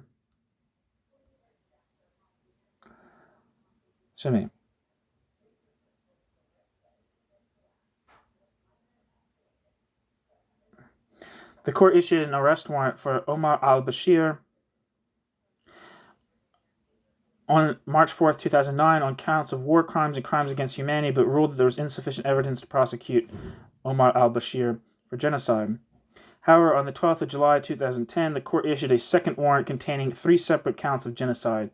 The new warrant, like the first, was delivered to the Sudanese government, which did not recognize either the warrant or the ICC. The indictments do not allege that Bashir personally took part in such activities. Instead, they say that he is, quote, suspected of being criminally responsible as an indirect cooperator, end quote. The court's decision was opposed by the African Union, Arab League, and Non-Aligned Movement, as well as the governments of Libya, Somalia, Jordan, Turkey, Egypt, South Sudan, Djibouti, Eritrea, Pakistan, Algeria, Iraq, Saudi Arabia, Kuwait, Oman, Palestine, Ethiopia, Tunisia, Morocco, Lebanon, Bahrain, Qatar, and the United Arab Emirates. From December 2018 onwards, Omar al-Bashir faced large-scale protests which demanded his removal from power. On the 11th of April 2019, Omar al-Bashir was ousted in a military coup d'etat. In 2019, Omar al-Bashir was replaced by the Transitionary Military Council, which transferred executive powers to a mixed civilian-military sovereignty council and a civilian prime minister, Abdallah Hamdok. 2 months later, the Forces of Freedom and Change Alliance, which holds indirect political power during the 39-month Sudanese transition to democracy, Hamdok and Sovereignty Council member Sadiq Tower stated that Omar al-Bashir would be eventually transferred to the International Criminal Court. Omar al-Bashir was convicted of corruption in December of that year and sentenced to 2 years in prison. Omar al-Bashir's trial regarding his role in the coup that brought him into power started on the 21st of July 2020.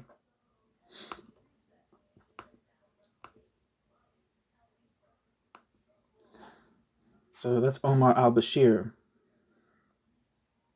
The bombing of the Iranian convoy that was smuggling arms to Gaza was a military action, not genocide. In contrast, the killing in Darfur, supported and facilitated by the Sudanese government, was an act of genocide. At the aforementioned press conference, various journalists confronted the Sudanese government spokesman with the fact that the bombing was undertaken by Israeli rather than U.S. warplanes.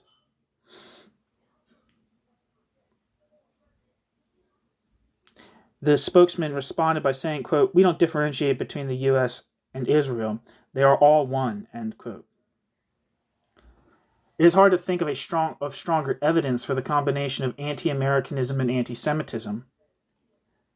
As will be demonstrated in more detail below, Islamists from Sayyid Qutb to Hamas believe that, quote, the Jews rule America, end quote. Today, these Islamists are able to cite a study completed by 2 U.S. professors alleging that the Israel lobby in Washington designs U.S. foreign policy. Is this Mershir or whatever? Yeah, Mearsheimer. The book by John Mearsheimer and Stephen Walt, The Israel Lobby in U.S. Foreign Policy, is highly contentious. Its impact is also potentially dangerous in terms of its support for Islamist contentions.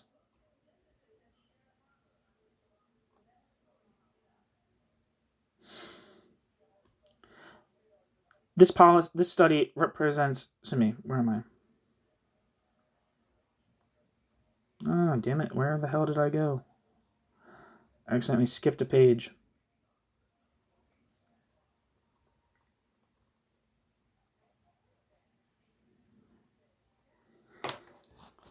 Today, these Islamists are able to cite a study completed by 2 U.S. professors alleging that the Israel lobby in Washington designs U.S. foreign policy. The study represented a huge boost for Islamist propaganda. The 2 professors may not have anything in common with Hamas, but the fact that they are being cited by those who believe in the alleged conspiracy that the Jews rule America demonstrates where this kind of work can lead. Footnote: On anti-Semitic conspiracy-driven thinking, see Jeffrey Bale, Political Paranoia versus Political Realism, on distinguishing between bogus conspiracy theories and genuine conspiratorial politics in Patterns of Prejudice. The journal Patterns of Prejudice, 2007.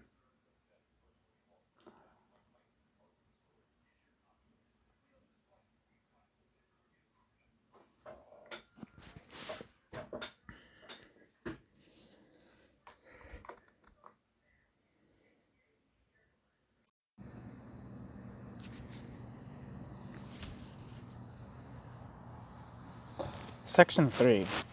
What is the Islamization of anti-Semitism? The subject of this study is the Islamization of anti-Semitism and its place in the Middle East conflict. As stated in the introduction, Islamization of anti-Semitism was initially a Sunni phenomenon. Several decades later, Ayatollah Khomeini combined enmity towards the United States with Jew hatred. In doing so, Ayatollah Khomeini established a Khomeinist Shiite variety of anti-Semitism. This strain of anti-Semitism, which is incorporated into anti-Americanism, is based on a belief in an alleged Israeli conspiracy to destroy Islam. The protocols of the Elders of Zion are cited as evidence in this context.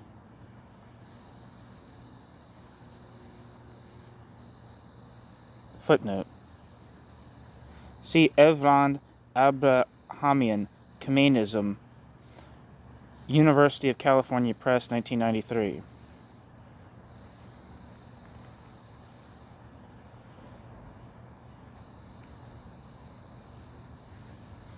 End footnote. However, in the Shiite variety of Islamist anti-Semitism, quote, the Jews, end quote, do not act for themselves but as a proxy for the United States. Under this approach, the Jewish state of Israel is, quote, identified as an alien, essentially Western colonial element in the region and a policeman, end quote. Graham Fuller, The Center of the Universe, The Geopolitics of Iran, end footnote. This policeman acts to advance American interests, and for this reason, Israel and the Jews are viewed by Iran as a proxy. In spite of this, Iranian President Mahmoud Ahmadinejad has publicly contemplated the extermination of Israel, but not the United States.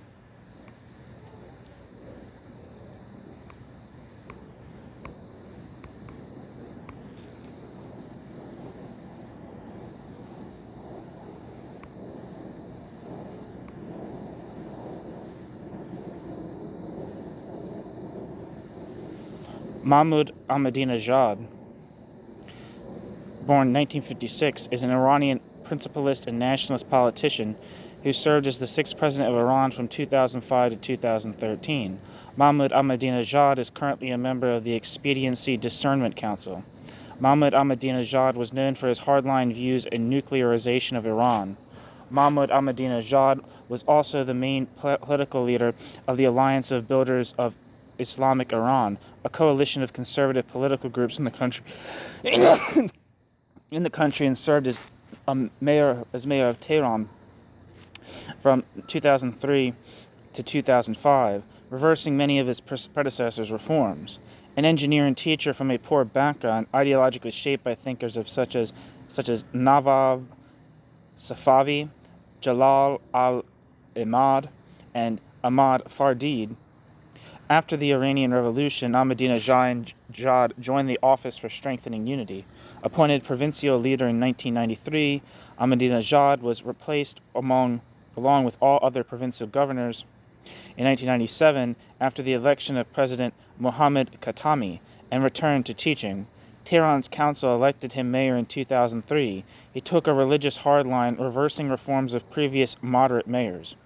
In his 2005 presidential campaign, supported by the Alliance of Builders of Islamic Iran, garnered 62% of the runoff election votes, and Ahmadinejad became president on the 3rd of August 2005. During his presidency, Ahmadinejad was a controversial figure both in Iran and worldwide.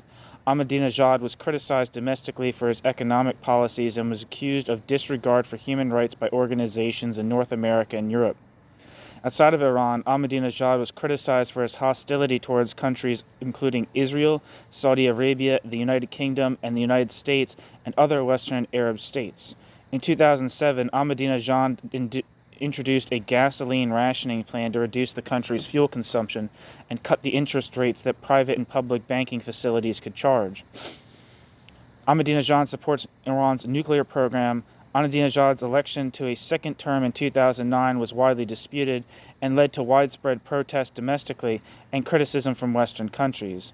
During Ahmadinejad's second term, Ahmadinejad experienced a power struggle with reformers and other traditionalists in parliament and the Revolutionary Guard, as well as with Supreme Leader Ali Khamenei. I think that's how you say it. After his dismissal of Intelligence Minister Gholam Hussein Mohseni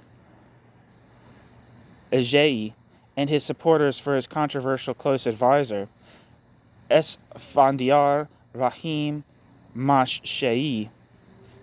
On the 14th of March 2012, Ahmadinejad became the first president of the Islamic Republic of Iran to be summoned by the Islamic Consultative Assembly Parliament to answer questions regarding his presidency. Limited to 2 terms under the current Iranian constitution, Ahmadinejad supported Mashshei's campaign for president. In 2013, Hassan Rouhani was elected as Ahmadinejad's successor. On the 12th of April 2017, Ahmadinejad announced that he intended to run for a 3rd term in the 2017 presidential election against the objections of Supreme Leader Khamenei. Mahmoud Ahmadinejad's nomination was rejected by the Guardian Council. During the 2017-18 Iranian protests, Ahmadinejad criticized the current government of Iran. Ahmadinejad made a second attempt at registering to run for the 2021 presidential election and was rejected again by the Guardian Council. Back to the text.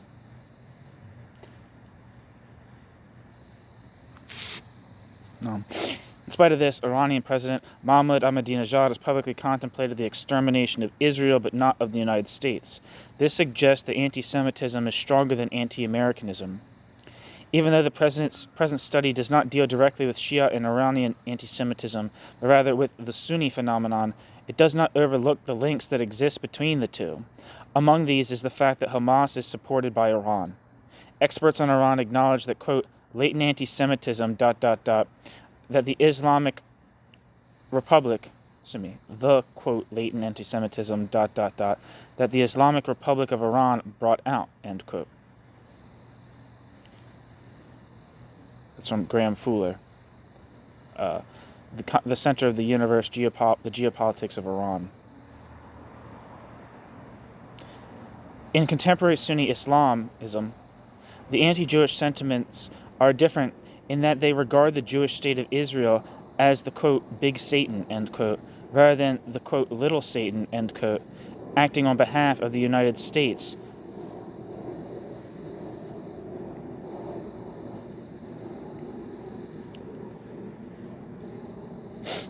In contemporary Sunni Islamism, the Islamization of European anti-Semitism takes a different form. Unlike earlier secular ideologies in the Middle East,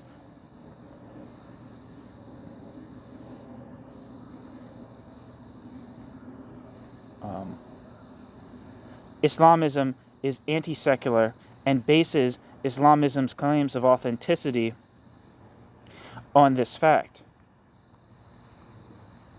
See Bassam Tibi's Islam and the modern European ideologies in Shahram Akbarzadeh's edited volume Islam and Globalization, Critical Concepts in Islamic Studies.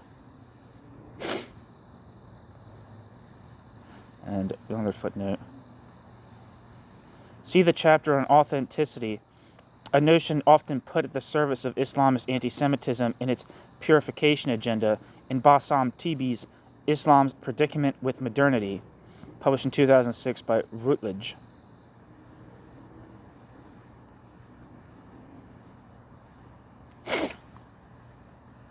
Islamists have placed a program of, end footnote, Islamists have placed a program of purification that targets the Jews on their agenda. In Islamist ideology, the Jews are viewed as those who manipulate others, including the United States, as part of a conspiracy to rule the world. Footnote: the interesting book by Emmanuel Sivan, Radical Islam, Medieval Theology and Modern Politics, published in 1985, fails to address these issues in Islamism, which Sivan perceives as, quote, radical Islam, end quote.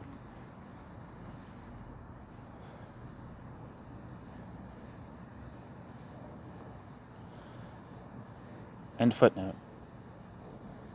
According to this Islamist argument, the Jews are, quote, evil, end quote, and contaminate the world to the extent that they deserve to be annihilated. It is important to note that the distinction between Islamism and Islam is essential to this study and guides its argumentation. Footnote: on the distinction between Islam and Islamism, see Islamism and Islam, a study of significant distinction, published with Yale University Press 2010, which I completed during my time as senior researcher at YIISA. End footnote.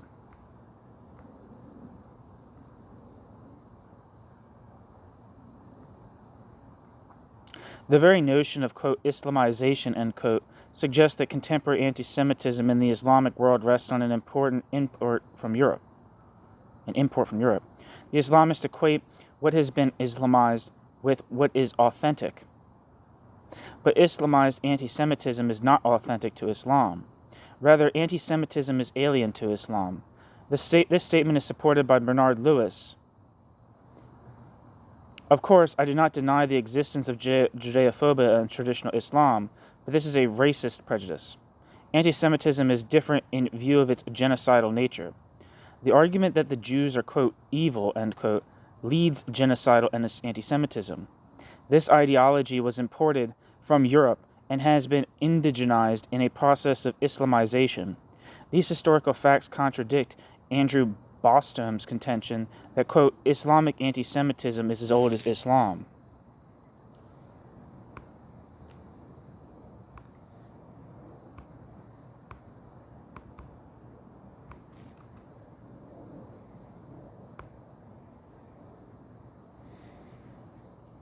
Wikipedia says, Andrew G. Bostom is an American author, medical doctor, and critic of Islam who is a retired associate professor of medicine at Brown University Medical School. Andrew G. Bostom has written historical works such as The Legacy of Jihad and The Legacy of Islamic Anti-Semitism, and has also been noted for his criticism of COVID-19 vaccinations and the public health establishment's narrative about the pandemic. So, quite a character.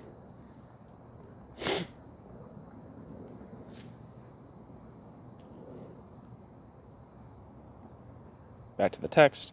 This incorrect view of the history has significant consequences because it closes the door to better Jewish-Islamic understanding combined with mutual recognition. The Obama administration must take account of the existing connection between anti-Semitism and anti-Americanism in its dealings with Islamism. In Cairo, President Obama unequivocally condemned anti-Semitism, but in Ankara, Obama ignored the fact that the so-called moderate Turkish AKP supporters, were they the Justice and Development Party in Turkey, supports Hamas and that it is actually an Islamist party. Footnote: on Turkey's AKP Islamists see Bassam Tibi, Turkey's Islamist danger, Islamist approach Europe, and Seno Baran, quote, the Muslim Brotherhood's U.S. network, in Current Trends in Islamist Ideology, Volume 6, Washington, D.C., the Hudson Institute. Any dialogue with representatives of the Islamic world must acknowledge this connection as a political reality. This study aims to address the fact that there is little understanding of the importance of this distinction in the United States. In a Cornell/Princeton study on anti-Americanism and world politics, Kazenstein and Keown acknowledged that, quote, anti-Semitism and anti-Americanism often blend seamlessly into one another.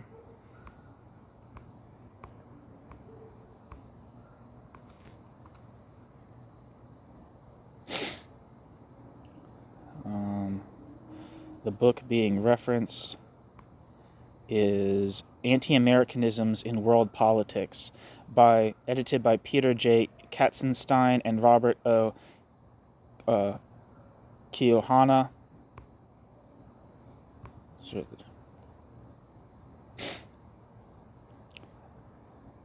This paper has a lot of spelling mistakes. Robert O. Keohana, the description of the book says,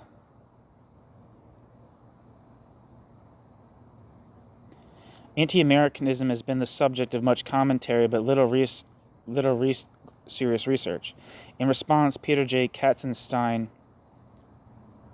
and Robert O. Keohane have assembled a distinguished group of experts, including historians, polling data analysts, political scientists, anthropologists, and sociologists, to explore anti-Americanism in depth, using both qualitative and quantitative methods. The result is a book that probes deeply a central aspect of world politics that is frequently noted yet rarely understood.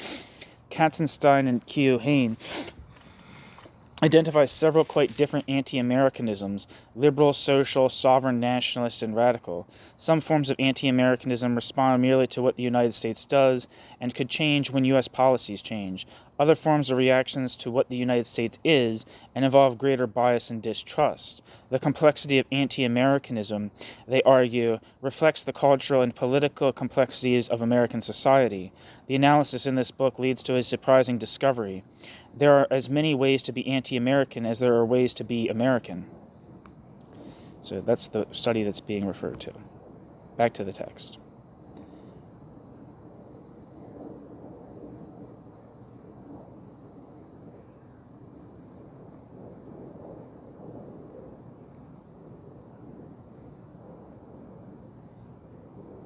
And there's a footnote. Peter Katzenstein and Robert Keohane, it's spelled different in the footnote. Anti-Americanism in World Politics, 2007. The volume includes a chapter by Mark Lynch on, quote, anti-Americanisms in the Arab world, end quote, that does not reach the standard of the rest of the volume. It ignores the connection between anti-Semitism and anti-Americanism, which, as noted, is acknowledged by the editors.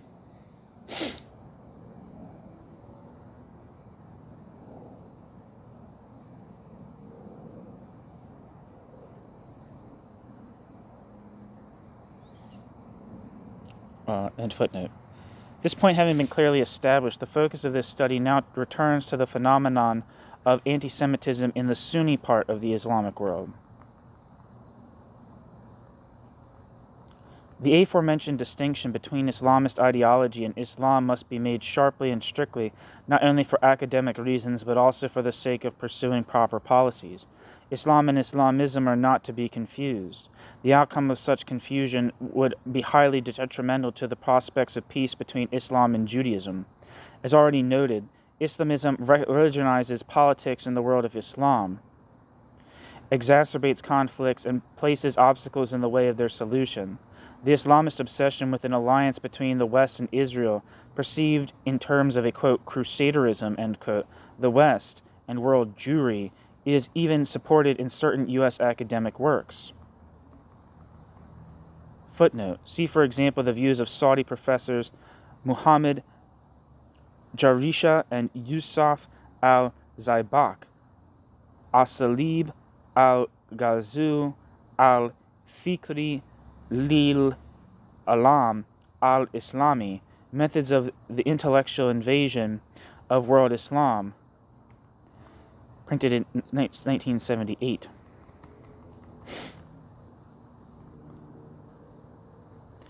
As already discussed, one work on the Israel lobby supports the Islamist narrative that Jews rule the United States. The Islamists have gratefully incorporated this in contention in their own anti-Semitism narrative. A similarly useful work on the United States and the West, published by a prominent Ivy League press, is entitled The New Crusaders. Footnote: M. Ron Queshey and Michael Sells' edited volume The New Crusaders, published by Columbia University Press 2003, use a slogan employed from the Islamist War of Ideas as the title of their book.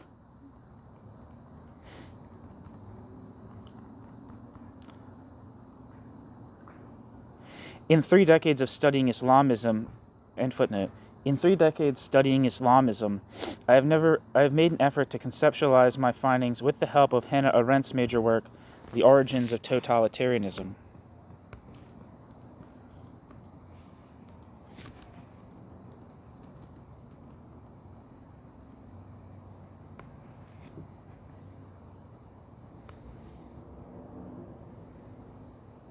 The Origins of Totalitarianism, published in 1951, was Hannah Arendt's first major work, where she describes and analyzes Nazism and Stalinism as the major totalitarian political movements of the first half of the 20th century.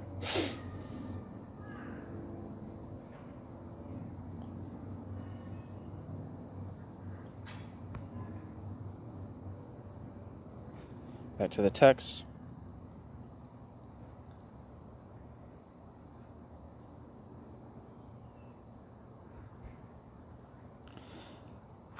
Arendt argues that anti-Semitism is an essential element of any totalitarian ideology. In this light, I view Sunni Islamism as the most recent variety of totalitarianism. Footnote: the book by Hannah Arendt, The Origins of Totalitarianism, 1951, reprinted 1976, served as an inspiration for the present study on the political nature of Islamism. For an earlier example of its impact on my work, see Bassam Tibi's Der neue Totalitarismus, published in 2004. And the next footnote is a piece by Bassam Tibi, The Totalitarianism of Jihadist Islamism.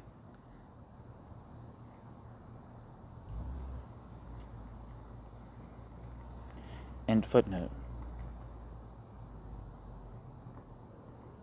At this point, I wish to represent the hypothesis that Islamism is not only a right-wing ideology in which an Islamization of anti-Semitism has taken place, but also an ideology of polarization that makes conflict intractable. The new totalitarian ideology of Islamism is based on the politicization of Islam, not traditional Islam. Unlike Christianity, on the medieval Christian roots of anti-Semitism, see Walter LeCoeur, The Changing Face of Anti-Semitism, published in 2006. End footnote.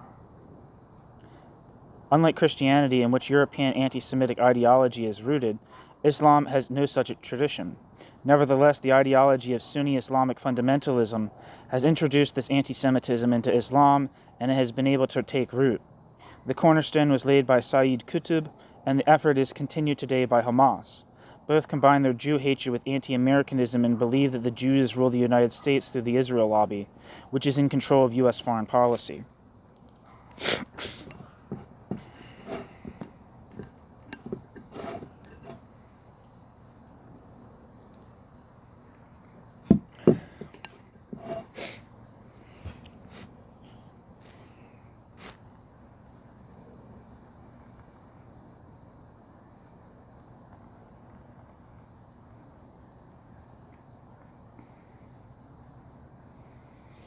Not only in my capacity as a scholar, but also as a practitioner who, along with the late Rabbi Albert Friedlander, established the Jewish-Islamic dialogue, I believe it is essential to keep a community of 1.6 billion Muslim believers free from Islamist anti-Semitism.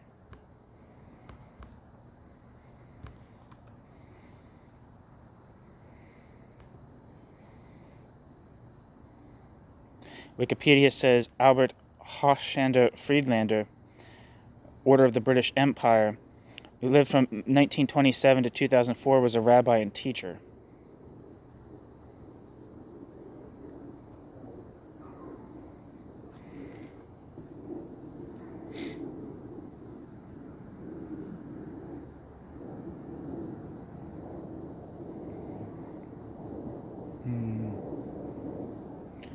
It says, Rabbi Albert Friedlander, It's from 1956 to 1961. Friedlander served as rabbi for Temple B'nai B'rith, a Reformed synagogue founded in 1845 and located in Wilkes-Barre, Pennsylvania.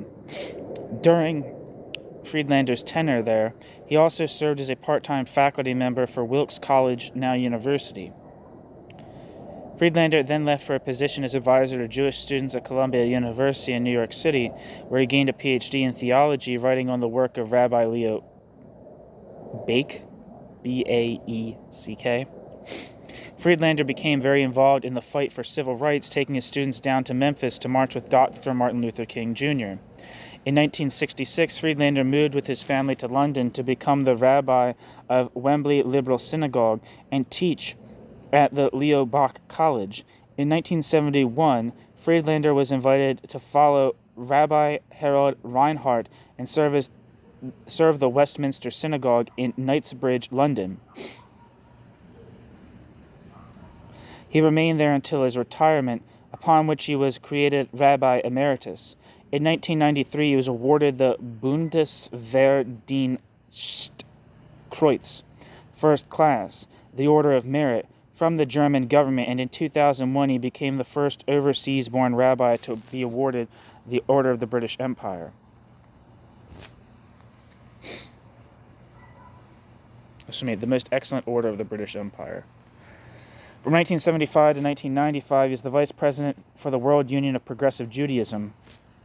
Friedlander was chairman of the British branch of the World Conference of Religions for Peace, 1990 to 94, committed to the Three Faiths Forum, and a president of the Council of Christians and Jews.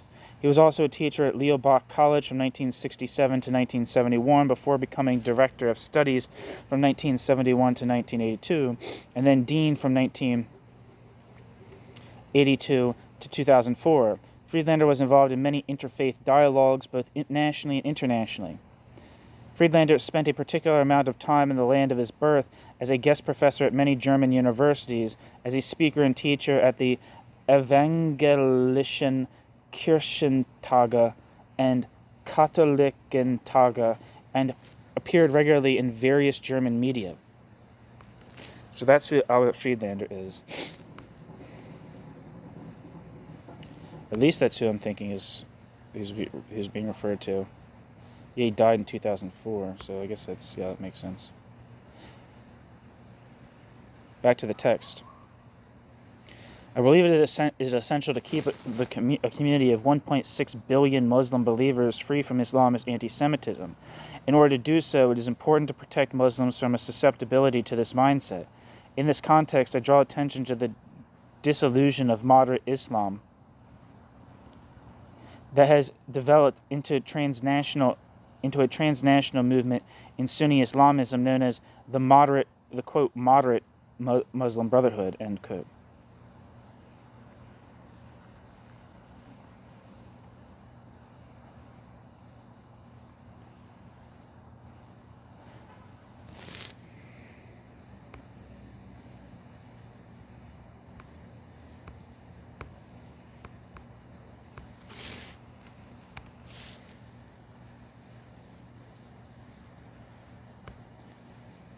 Footnote.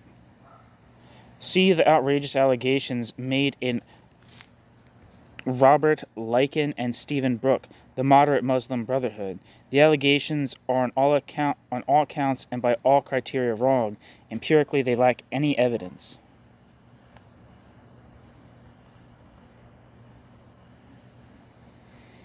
End footnote. This movement has been a key source of Islamized anti-Semitism. The Muslim Brothers have gained a toehold in the United States, and their movement cannot be mollified, as some U.S. academics in the field of Islamic studies who are apologetic to Islamism like to believe. Footnote. On the Muslim Brothers, see Supernote 2. On their links in the United States, see Baran, Supernote 29. End footnote.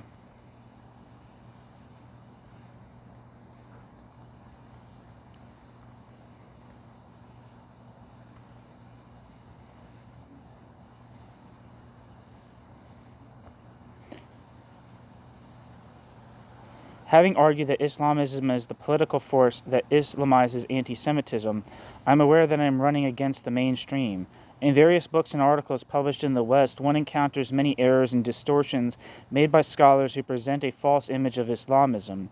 In a reader on, quote, liberal Islam, end quote, for example, one finds the distortions that the Egyptian Muslim brother Yusuf al-Qaradawi is liberal, where Qaradawi is in fact the heir of Sayyid Qutb.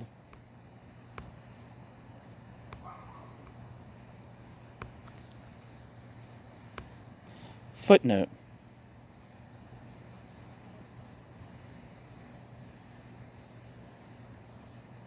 It is assigned to see the heir of Sayyid Qutb, Yusuf al-Qaradawi, being upgraded to the rank of a, quote, Muslim liberal, end quote, through the inclusion in Charles Kurtzman's edited volume Liberal Islam, a source book. Qaradawi's major work, a trilogy entitled Al-Halal al-Islami, The Islamic Solution, was published in Cairo and Beirut and enjoys frequent reprints. It has been widely disseminated in the Islamic world and is one of the main sources of contemporary totalitarian Islamism. End footnote. Wikipedia says, Yusuf al-Qaradawi, who lived from 1926 to 2022, was an Egyptian Islamic scholar based in Doha, Qatar, and chairman of the International Union of Muslim Scholars. His influences include Ibn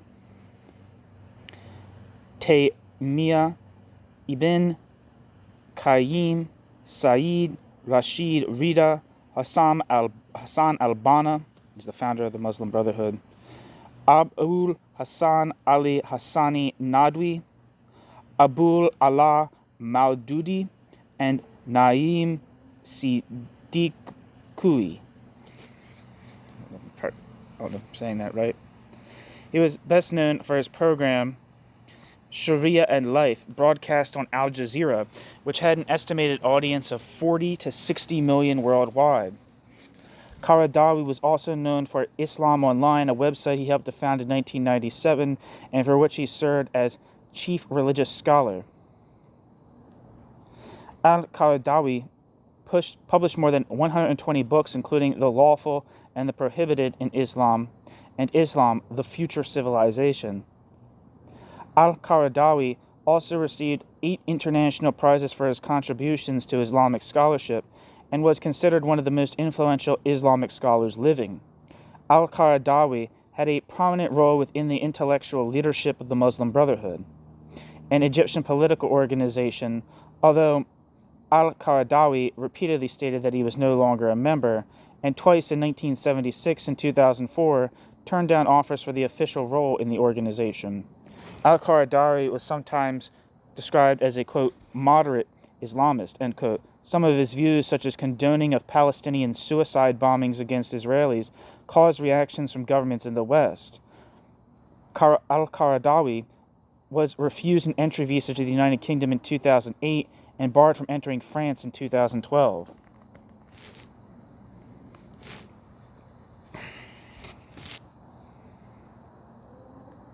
Back to the text. Before introducing Qutb, I wish to touch on the dismissal of anti-Semitism by the European liberal left, which argues that there is no anti-Semitism at work, but rather outrage about injustice or opposition to Zionism. Historian Jeffrey Herf edited an excellent volume that came to the conclusion that a new variety of anti-Semitism is at work. Neither Qutb nor Hamas distinguish between Judaism and Zionism. To them, they both mean the same. Footnote. See Jeffrey Herf's edited volume, Anti-Semitism and Anti-Zionism in Historical Perspective, published in 2017.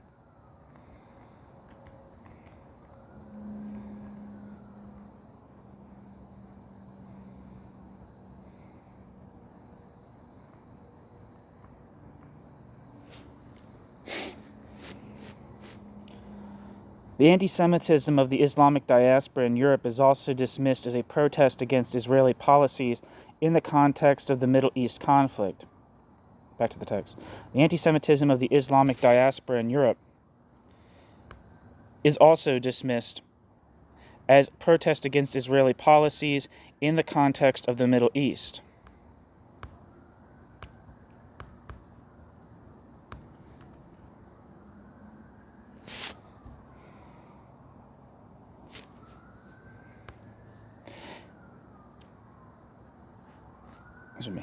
The anti-Semitism of the Islamic diaspora of Europe is also dismissed as a protest against Israeli policies in the context of the Middle East conflict.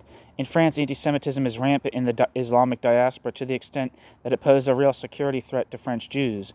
U.S. pundit Jonathan Lawrence asks whether there is such a thing as specific Muslim anti-Semitism and answers his own question by stating that, quote,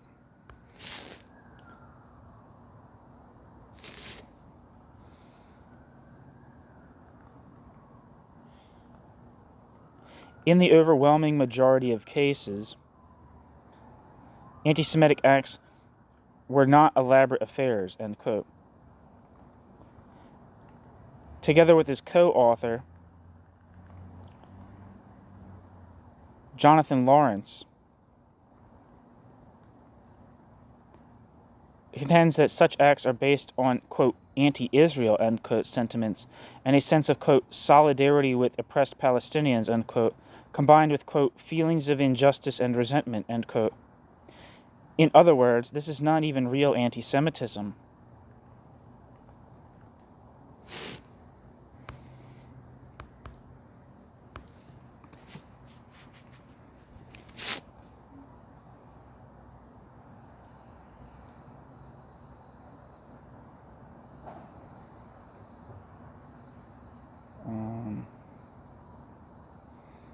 Trying to find like a simple things for Jonathan Lawrence, but I'm not.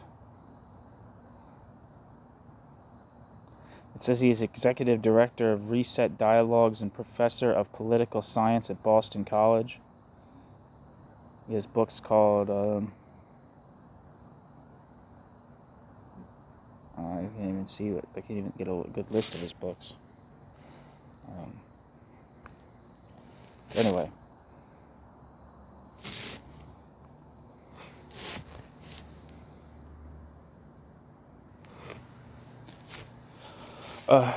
Footnote.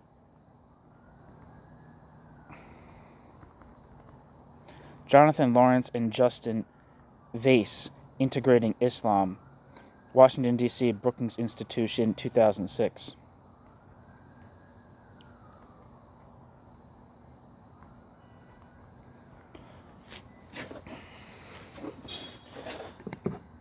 Section 4. Sayyid Qutb's narrative of Islamist anti-Semitism in his piece, Our Battle Against the Jews.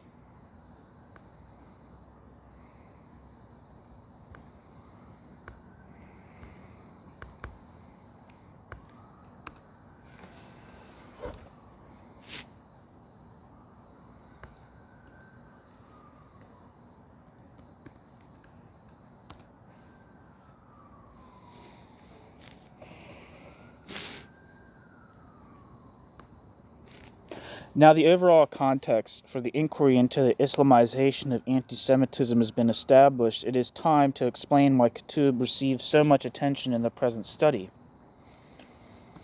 Is Qutb the authoritative source on Islamism and Islamization of anti-Semitism?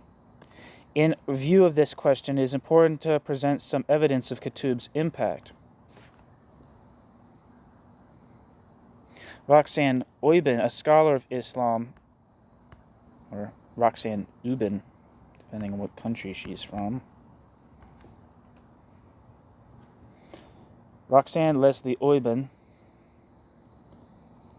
is an American political scientist specializing in Islamic political thought. Roxanne Leslie Oibin is Walter H. and Leonore C. Annenberg Professor in the Social Sciences at the University of Pennsylvania. Her works include Enemy in the Mirror, Islamic Fundamentalism and the Limits of Modern Rationalism, Journey to the Other Shore, Muslim and Western Travelers in Search of Knowledge, and with Muhammad Qasim Zaman, edited Princeton Readings in Islamist Thought, Texts and Context from al-Banna to Bin Laden, and The New Manichaeans in Theory and Event.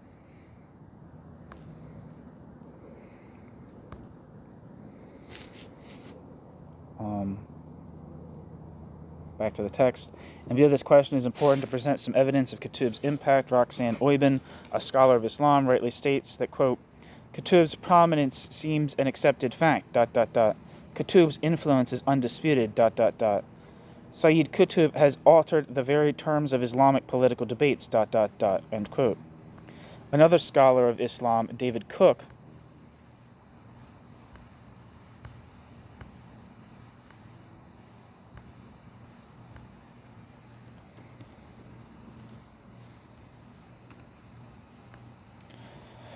maintains that, quote, Qutb ...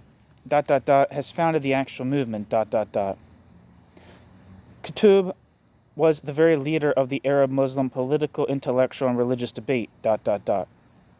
Sayyid Qutb's works have been cited by radical Muslims from the 1960s until the present, and his influence upon the movement is significant, end quote.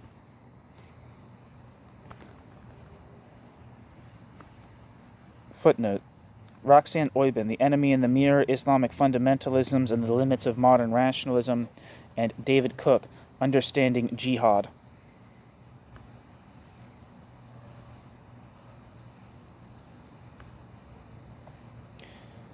Wikipedia says, David Cook is an American historian and professor of the history of Islam at Rice University.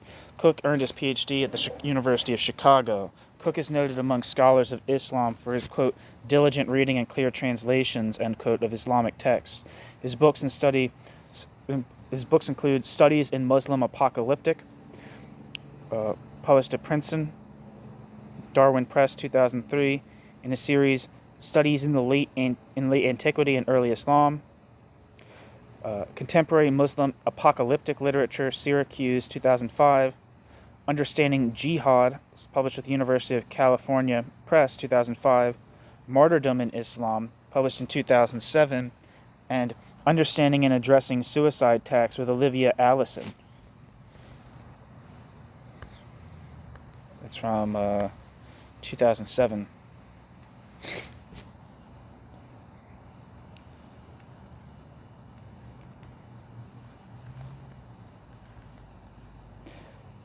Back to the text. To be sure, Qutb was no lone wolf, and the movement of the Muslim Brothers committed to Qutb's thought is not a band of radical Muslims operating on the fringes of Islam. In fact, there's a powerful mass movement inspired by Sayyid Qutb's views on the Jews and the United States. Anti-Jewish resentments, identified here as Judeophobia, have existed throughout history. Unlike this traditional anti-Jewish bias, however, the basic feature of Islamist anti-Semitism is the implicit desire to annihilate the Jews, who are characterized as, quote, evil, end quote. I therefore distinguish between anti-Semitism as a murderous ideology and the racist prejudices of Jew hatred known as Judeophobia. Anti-Semitism is associated with a call for genocide. Nothing like contemporary Islamist anti-Semitism ever existed in classic Islamic history or thought. The story of anti-Semitism, in the modern understanding of the term, did not start with Islamism in the Middle East, the core of the Islamic world, but rather with the secular pan-Arab nationalist ideologies.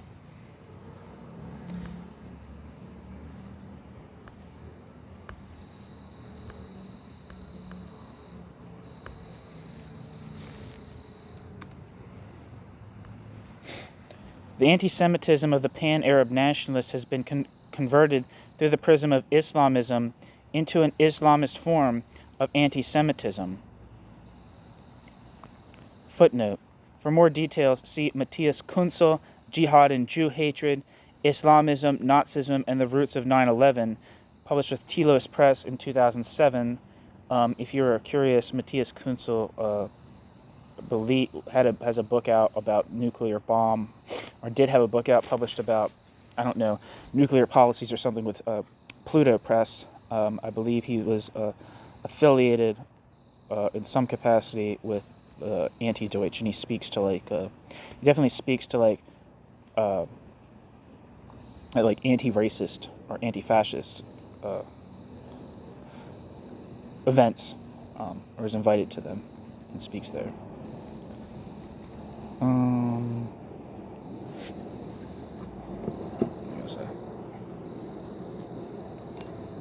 He comes from the radical German left.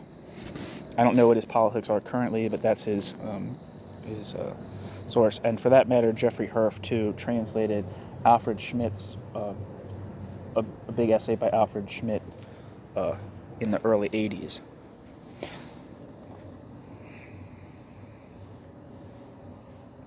Where am I?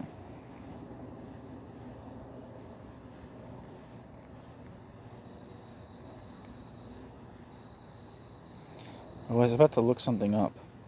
Pan-Arabism.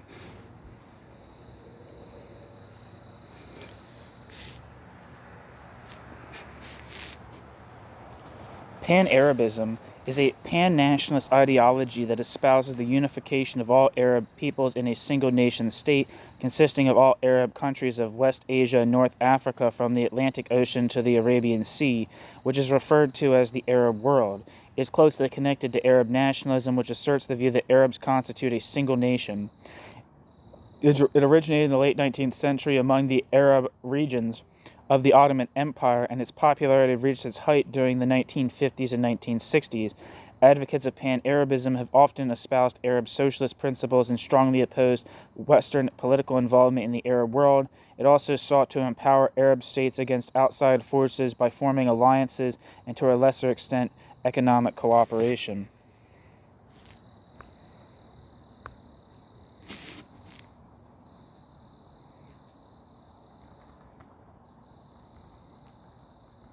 Back to the text.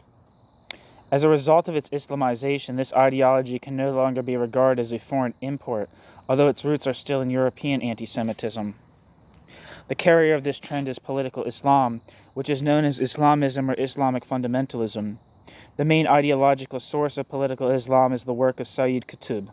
Qutb spent 2 years in the United States, 1948 to 1950, and became a major Islamist figure after joining the Muslim Brotherhood upon his return to Egypt. Based on his sojourn in the United States, Qutb developed a hatred of the West. Qutb also claimed to know America from the inside, concluding that the Jews ruled the United States.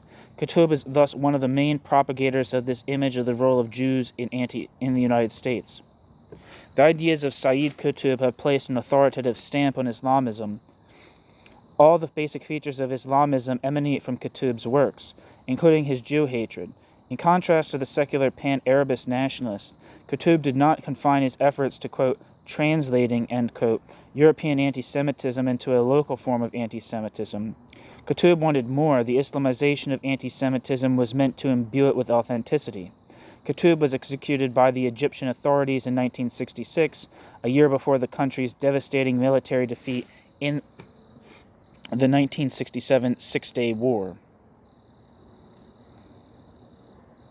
This defeat contributed to the end of pan-Arab nationalism and the spread of Islamist ideas across the Middle East at the expense of the region's defeated secular regimes.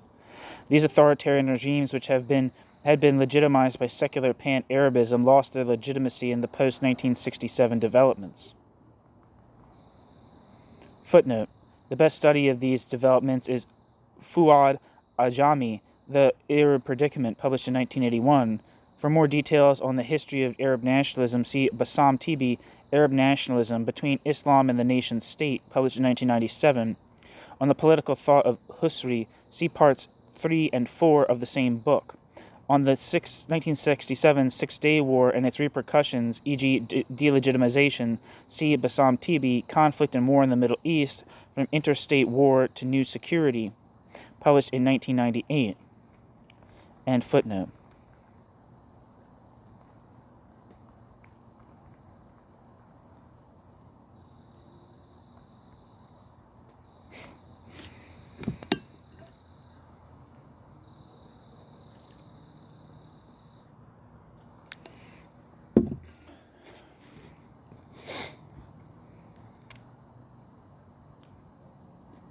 Where am I?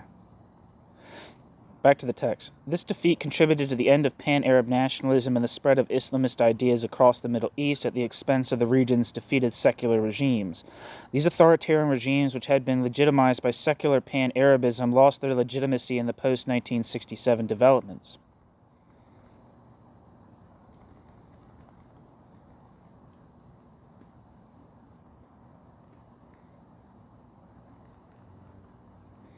In this environment, the Islamist anti-Semitism became increasingly powerful.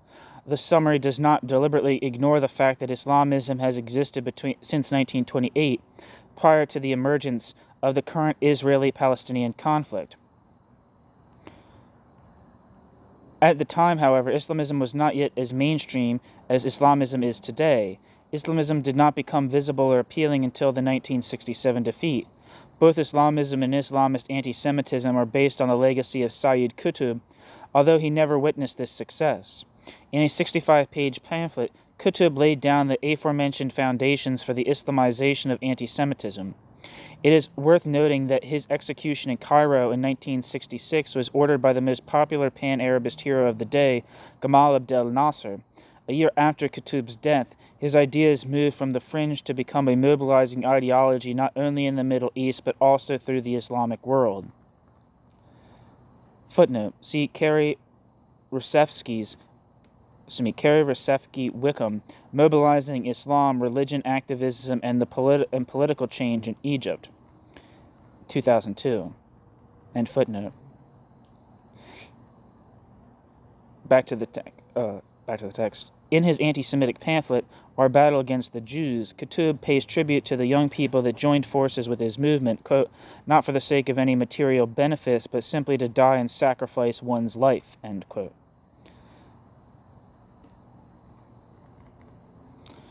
This glorification of death, early emphasized by the founder of the Muslim Brothers, Hassan al-Banna, in his essay on jihad, is alien to the ethics of life in Islam. In fact, it more closely reflects Zorel's fascist Reflections on Violence from 1908. This Islamist glorification of death is also what justifies suicide terrorism. Footnote: Hassan al-Banna's essay on jihad is the cornerstone of the development from classical jihad to jihadism. The essay is included in al-Banna's collection of essays, Jamaat Rasail al-Imam al-Shahid, Collected Writings of the Martyr Imam, published in Cairo, 1990.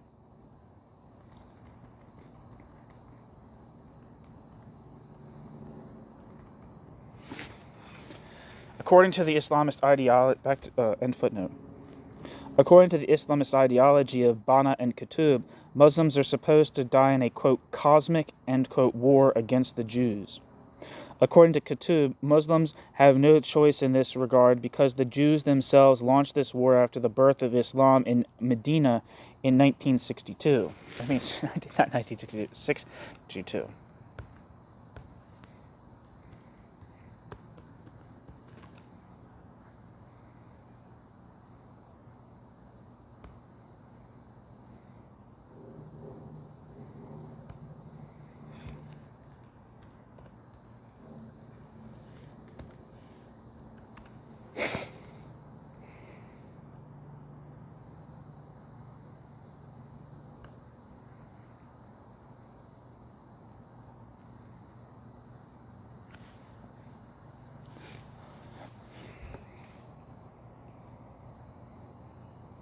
I'm trying to look up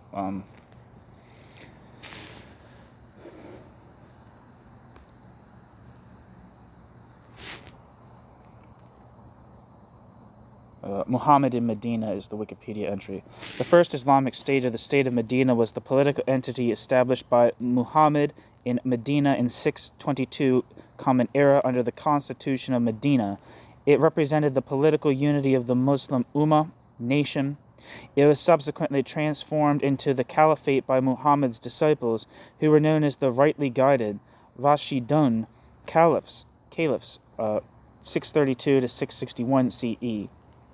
The Islamic State significantly expanded under the Umayyad Caliphate, 661 to 750, and consequently the Abbasid Caliphate, 750 to 1258. The Islamic prophet Muhammad came to the city of Medina following the migration of his followers in what is known as the Hijra. I said it wrong. Hijra, Hijra, migration to Medina in 622. He had been invited to Medina by city leaders to adjudicate disputes between clans from which the city suffered. Muhammad left Medina to return to and conquer Mecca in December 629.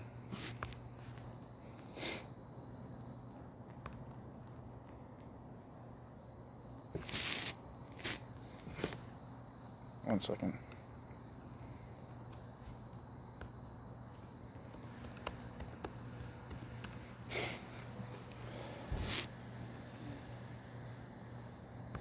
Okay.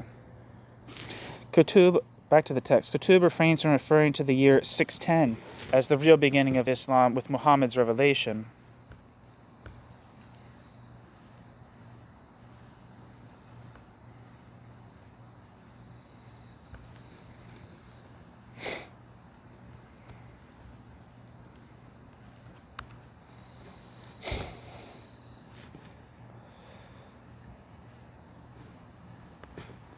According to Wikipedia, Muhammad's first revelation was an event described in Islamic tradition as taking place in 610 CE, during which the Islamic prophet Muhammad was visited by the angel Gabriel, who revealed to him the beginnings of what would later become the Qur'an. The event took place in a cave called Hira, located on the mountain Jabal an-Nur, or Jabal an-Nur, An-Nour, near Mecca. Back to the text. There are two reasons for this. First, between 610 and 622, the prophet was positive about the Jews. The prophet viewed the Jews as allies and prayed in the direction of Jerusalem, not Mecca. That changed in 622. The second reason is that Meccan Islam, 610 to 622, was purely spiritual, whereas Medina Islam, from 622 onward, also incorporated politics.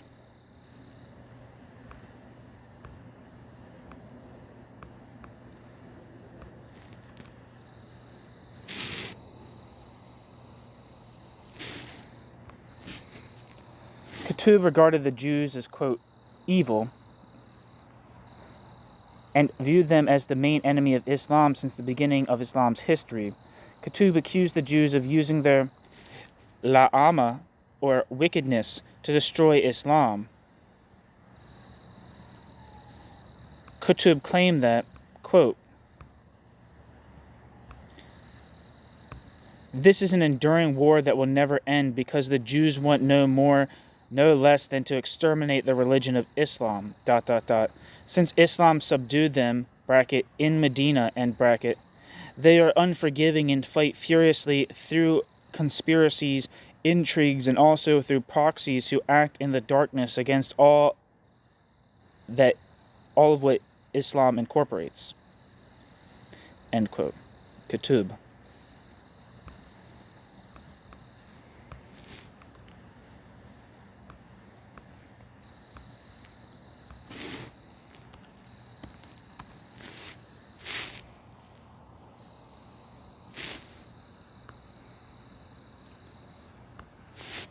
The Islamists believe that they must fight back in the so-called, quote, cosmic, end quote, war allegedly launched by the Jews. This war, as the work of Sayyid Qutb suggests, targets not only the Jews but also, quote, America, end quote.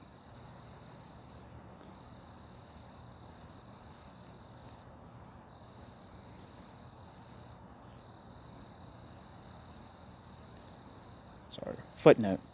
For more details on this issue, see Salah al-Khalidi, America min al-Dakil bi Minsar Sayyid Qutb.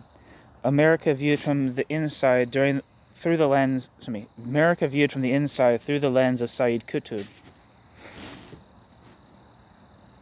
Al-Mansur, Egypt, and Jeddah, Saudi Arabia, Dar al-Manara, 3rd edition, 1987.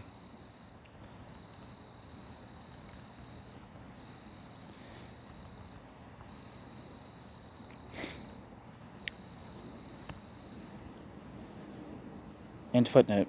The, quote, cosmic war is also a, quote, war of ideas, end quote. The notion has become popular in the West since 9/11. Footnote. See Walid Faris, The War of Ideas, Jihadism Against Democracy, Palgrave 2007, Zeno Baran, quote, Fighting the War of Ideas, end quote, Foreign Affairs, November-December 2005. See also Eric Patterson, edited volume The War of Ideas, 2010.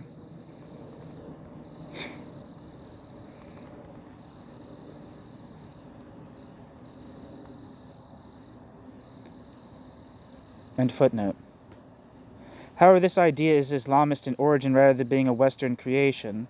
In support of this contention, it is possible to quote Qutb, who argues, quote, the Jews do not fight in the battlefield with weapons. The Jews fight in a war of ideas through intrigues, suspicions, defamations, and maneuvering, end quote, thus demonstrating their, quote, wickedness and cunning, end quote. This quote reveals that Qutb was also an early proponent of the concept of the, quote, war of ideas, end quote, which is also a war of propaganda. Despite Qutb's attempt to portray Islamist anti-Semitism as an authentic ideology, he does not refrain from explicitly drawing on one infamous European source, namely the fraudulent protocols of the Elders of Zion. Qutb quotes this, quote, source, end quote, repeatedly in support of his allegations. The protocols are quoted throughout Islamist writings. However, Qutb incorporates European anti-Semitism into Islamic history to imbue it through selective religious arguments with an authentic Islamic shape. The fabricated authenticity is reflected in the narrative that appears in Qutb's Ma Arak Atuna Ma al-Yahud, Our Battle Against the Jews. As already mentioned, Islamic-Jewish enmity, as described by Qutb, begins in 622 with the establishment of the Islamic polity of Medina. There is no talk about Palestine. According to Qutb, this enmity prevails throughout Islamic history, stretching all the way to the present. These facts undermine the claim that the conflict over Palestine is a source of wider conflict, which is allegedly not anti-Semitic.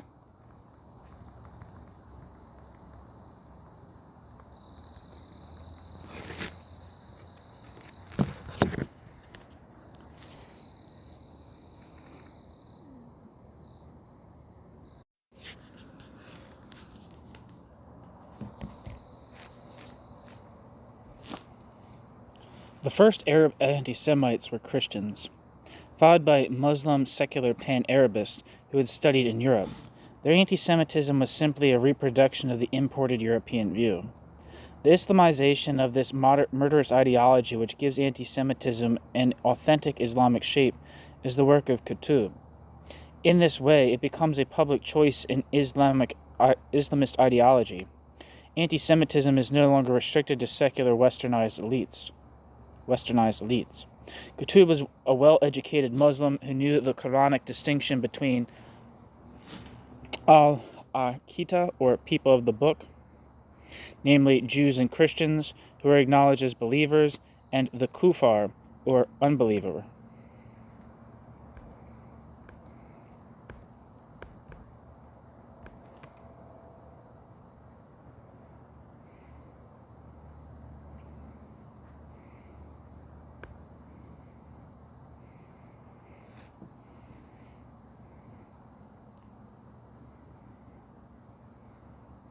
There's different ways of spelling this, but it says kafir is an Arabic term in Islam, which refers to persons who disbelieves the God in Islam, denies his authority, rejects the tenets of Islam, or simply is not Muslim and does not believe in the guidance of the Islamic prophet Muhammad.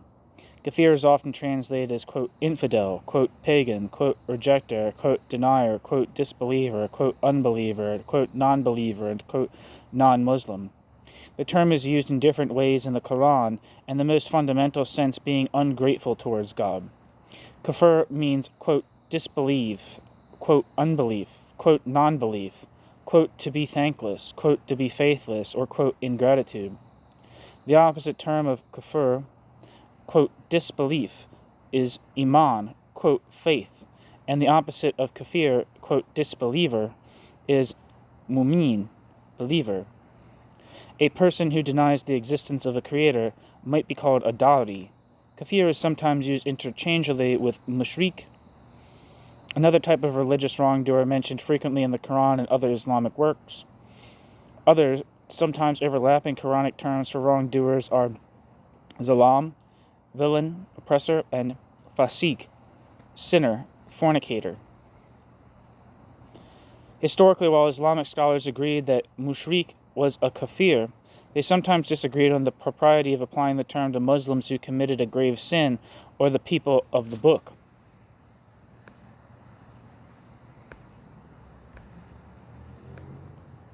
The Quran distinguishes between mushrikun and people of the book, reserving mushrikun for idol worshippers, although some classical commentators consider the Christian doctrine to be a form of shirk. In modern times, kafir is sometimes applied to self-professed Muslims, particularly by members of Islamist movements. The act of declaring another self-professed Muslim a kafir is known as takfir, a practice that has been condemned but also employed in theological and political polemics over the centuries. A dhimmi or muhayyid is a historical term for non-Muslims living in an Islamic state with legal protection. Dhimmis were exempt from certain duties specifically assigned to Muslims if they paid the jizya poll tax, but otherwise equal under the laws of property, contract, and obligation according to some scholars, whereas other state religious minorities subjected to the status of dhimmis, such as Hindus, Christians, Jews, Samaritans, Gnostics, and Mandaeans, and Zoroastrians, were inferior to the status of Muslims in Islamic states. Jews and Christians were required to pay the jizya and kharaj taxes, while others, depending on the different rulings of the schools of Islamic jurisprudence, might be required to convert to Islam, pay the jizya, exiled, or subject to the death penalty. In 2019, Nahdlatul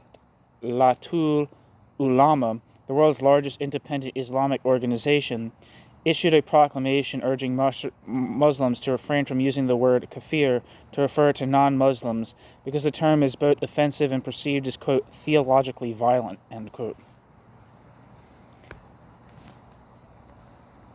And people of the book is an Islamic term referring to followers of those religions which Muslims regard as having been guided by previous revelations, generally in the form of a scripture. In Quran, they are identified as the Jews, the Christians, the Sabians, and, according to some interpretations, the Zoroastrians. Starting from the 8th century, some Muslims also recognize other religious groups, such as the Samaritans, and even Buddhists, Hindus, and Jains as people of the book. Historically, the religious communities recognized by Muslims as people of the book were subject to the legal status known as dhimma, quote, protection, end quote, meaning they were allowed to practice their faith and to govern their community according to the rules and norms of their own religion, in return for paying a special head tax called the jizya. The Quran, or jizya, I don't know how to say that. The Quran uses the term in a variety of contexts, from religious polemics to passages emphasizing the community of faith among those who possess monotheistic scriptures. In Islamic law, Muslim men are permitted to marry women who are people of the book, however. Muslim women are prevented from marrying men who are people of the book. In the case of a Muslim-Christian marriage, which is to be contracted only after permission from the Christian party, the Christian woman should not be prevented from attending church for prayer and worship.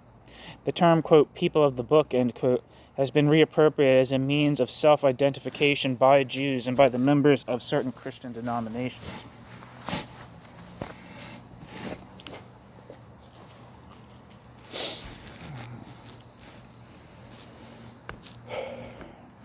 So, back to the text. However, Qutb spoke of al-Kafar al-Yahud, or the, quote, Jewish unbeliever, end quote, which in Quranic terms is a contradiction.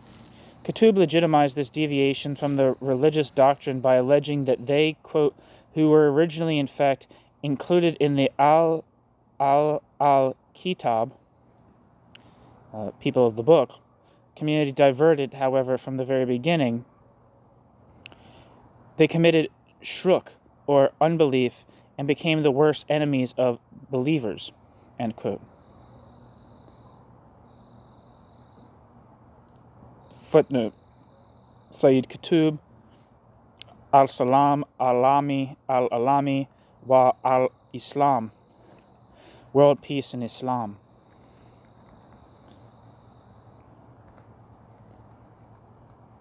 (1992), Cairo.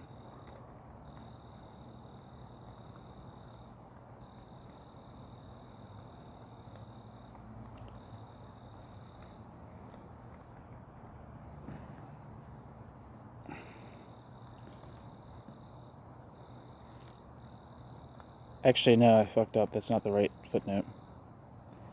The right footnote, so that's actually from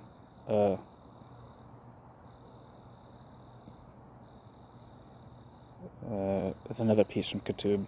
I'm not sure which piece. It was referenced a long time ago, so I can't easily go back to it.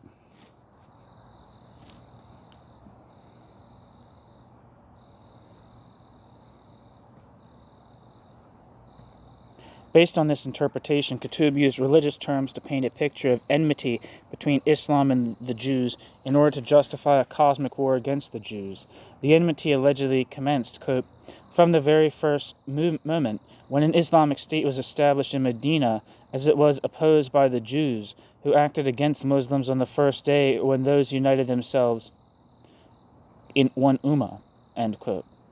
Qutb. Qutb continued this propaganda on two levels. The first was his invented history of the interaction of Jews with Islam.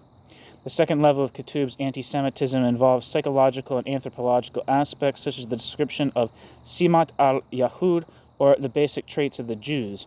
In his unequivocally anti-Semitic language, expressed through an invented, quote, history and, quote, anthropology, end quote, of the Jews, Qutb laid the foundations for an Islamized anti-Semitism. According to this ideology, the Jews are the source of all evil. The clear implication is that the annihilation of the Jews is a requirement for ending the aforementioned, quote, cosmic war, end quote. This is what Qutb regards as a, quote, Islamic peace, end quote.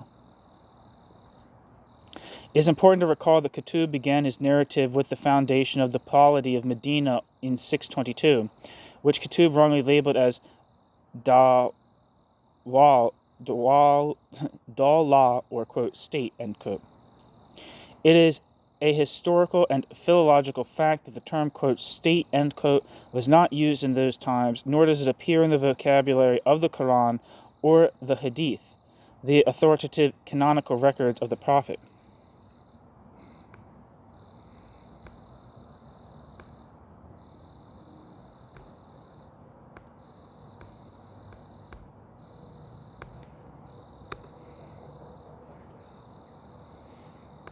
Wikipedia says, Hadith, literally talk or, quote, discourse, quote, remnant or, quote, effect, refers to what most Muslims in the mainstream schools of Islamic thought believe to be a record of the words, actions, and the silent approval of the Islamic prophet Muhammad as transmitted through chains of narrators. In other words, the Hadith are attributed reports about what Muhammad said and did. Hadith is the Arabic word for many things, like a report or an account of an event. For many, the authority of Hadith is a source for religious and moral guidance known as Sunnah, which ranks second only to that of the Qur'an, which Muslims hold to be the word of God revealed to Muhammad.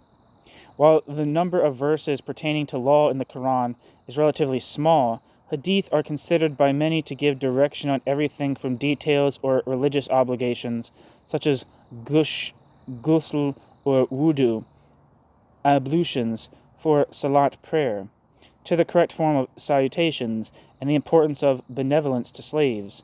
Thus, for many, the, quote, great bulk, end quote, of the rules of Sharia are derived from Hadith rather than the Quran. Among scholars of Sunni Islam, the term Hadith may include not only the words, advice, practices, etc. of Muhammad, but also those of his companions. In Shia Islam, Hadith are the embodiment of the Sunnah, the words and actions of Muhammad and Muhammad's family, the al-Bayt, the 12 Imams, and Muhammad's daughter, Fatima. Unlike the Quran, not all Muslims believe that hadith accounts, or at least not all hadith accounts, are divine revelation. Different collections of hadith would come to differentiate the different branches of the Islamic faith. Some Muslims believe that Islamic guidance should be based on the Quran only, thus rejecting the authority of hadith. Some further claim that most hadiths are fabrications, pseudepigrapha,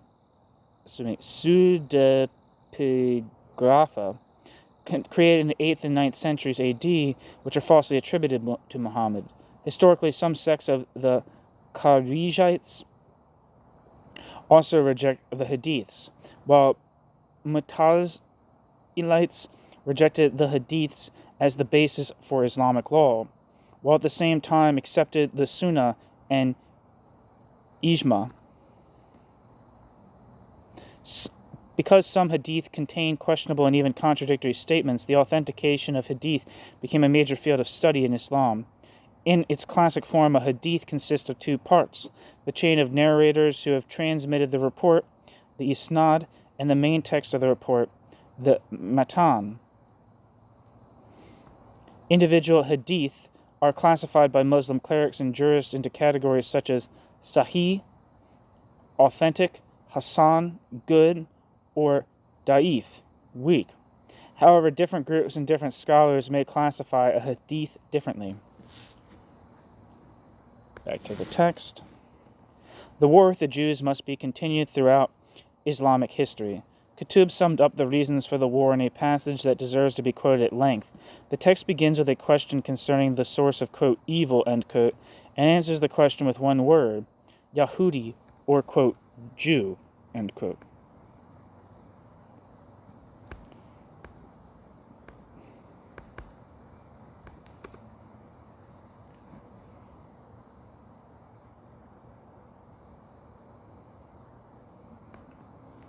The following quote seems to implicitly legitimate a purification, a kind of new Holocaust.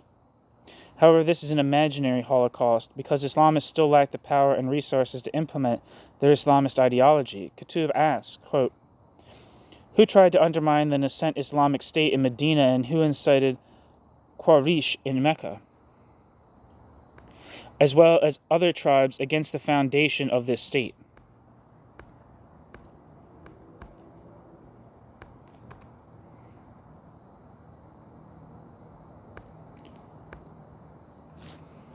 As well as other tribes, it was a Jew who stood behind the Fitna war and slaying of the third Caliph, Osman, and all the tragedies that followed thereafter.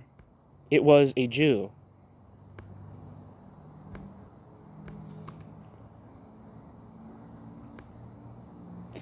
And who inflamed national divides against the last Caliph, and who stood behind the turmoil that ended the Islamic order with the abolition of Sharia. It was Ataturk, a Jew.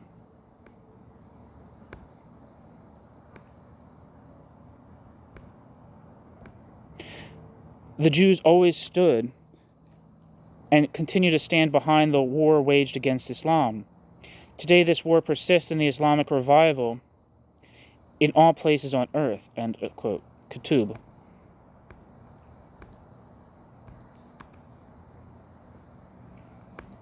There's a lot of references in there that I don't understand.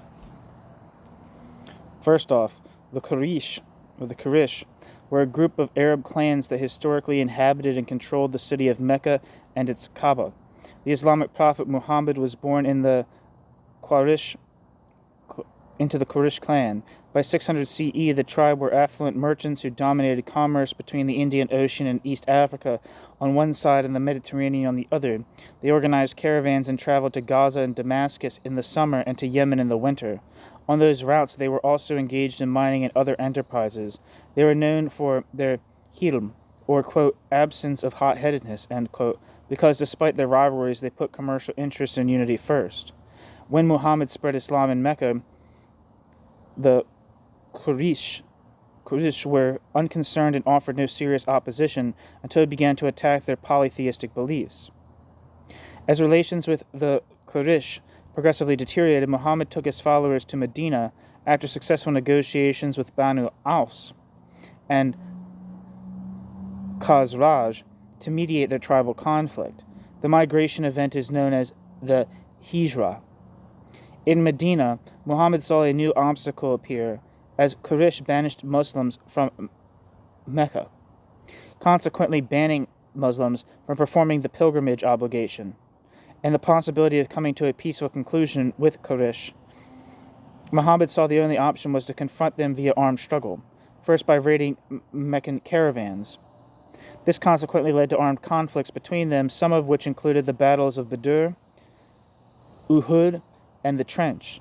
Sometime after the later battle, and after Muhammad had successfully eliminated the 3 major Jewish tribes from Medina, Muhammad reportedly stopped attacking Quraysh caravans, at which time he focused more on the north, raiding Banu Lihyam and Banu Mustalik, to name a few. Over time, as Muhammad's position in Medina became more established, the attitude of the people to his hometown toward him became more approving. The Treaty of al-Hudaybiyah was then concluded, which provided for a 10-year truce with the Meccans, and Muhammad was able to perform Umrah the following year in the city.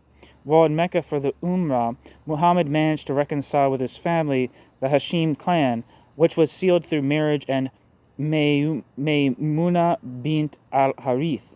A number of Meccan nobles, such as Khalid ibn al-Walid and Amr ibn al-As, eventually recognized him as the man of the future in Arabia and converted to Islam.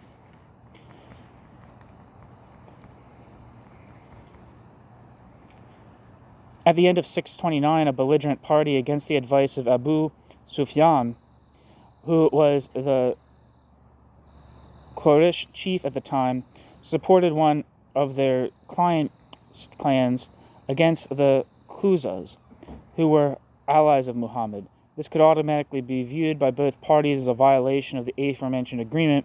As Muhammad brought his army to besiege Mecca, Abu Sufyan, along with a few others, including Muhammad's friend Qusay Budail ibn Warqa, went to meet him to ask for amnesty for all Quraysh who did not put up armed resistance. Muhammad thus managed to enter Mecca unopposed, and almost all of its inhabitants converted to Islam. Afterwards, leadership of the Muslim community traditionally passed to a member of the Quraysh. I don't know how to fucking say it. Wait, are they changing the spelling? Quraysh. I think that's might be how you say it. Shit. Oh well.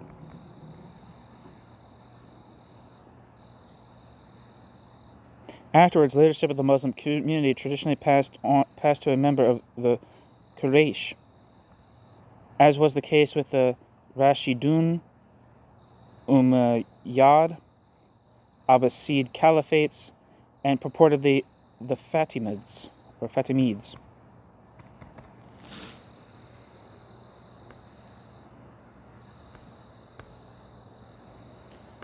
The other reference was the first fitna.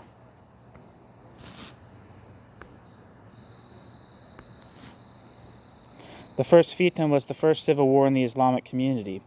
The first fitna led to the overthrow of the Rashidun Caliphate and the establishment of the Umayyad Caliphate.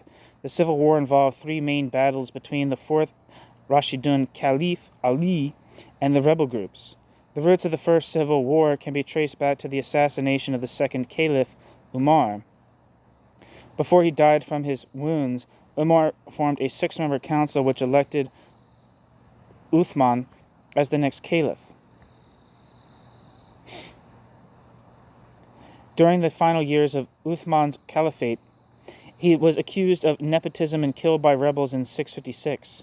After Uthman's assassination, Ali was elected the 4th caliph. Aisha, Talha, and Zubair revolted against Ali to depose him. The 2 parties fought the Battle of the Camel in December 656, from which Ali emerged victorious. Afterwards, Muawiyah, the incumbent governor of Syria, declared war on Ali, ostensibly to avenge Uthman's death. The two parties fought the Battle of Siffin in July 657, which ended in a stalemate and arbitration. This arbitration was resented by the Kharijites, who declared Ali, Muawiyah, and their followers infidels. Following Kharijite violence against civilians, Ali's forces crushed them in the Battle of Nahrawan. Soon after, Muawiyah also seized control of Egypt with the aid of Amr ibn al-As. In 661, Ali was assassinated by the Khazarite Abd al-Rahman ibn Mulyam. After Ali's death, his heir, Hassan, was elected caliph, and soon after attacked by Muawiyah. The embattled Hassan concluded a peace treaty, acknowledging the rule of Muawiyah, who subsequently founded the Umayyad Caliphate and ruled as its first caliph, or caliph. I'm not sure how you pronounce that.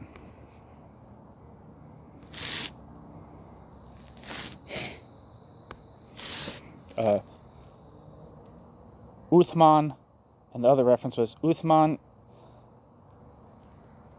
ibn Affan, who lived from 573 to 576. 573 or 576 to June 656. Was the third caliph, ruling from 644 until his assassination in 656. Uthman, a second cousin, son-in-law, and notable companion of the Islamic prophet Muhammad, played a major role in early Islamic history. During Uthman's reign as caliph, Uthman was known for ordering the official compilation of the standardized version of the Qur'an that is still being used today.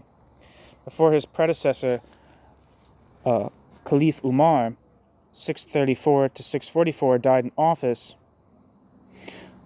he appointed a committee of trustees to elect a successor.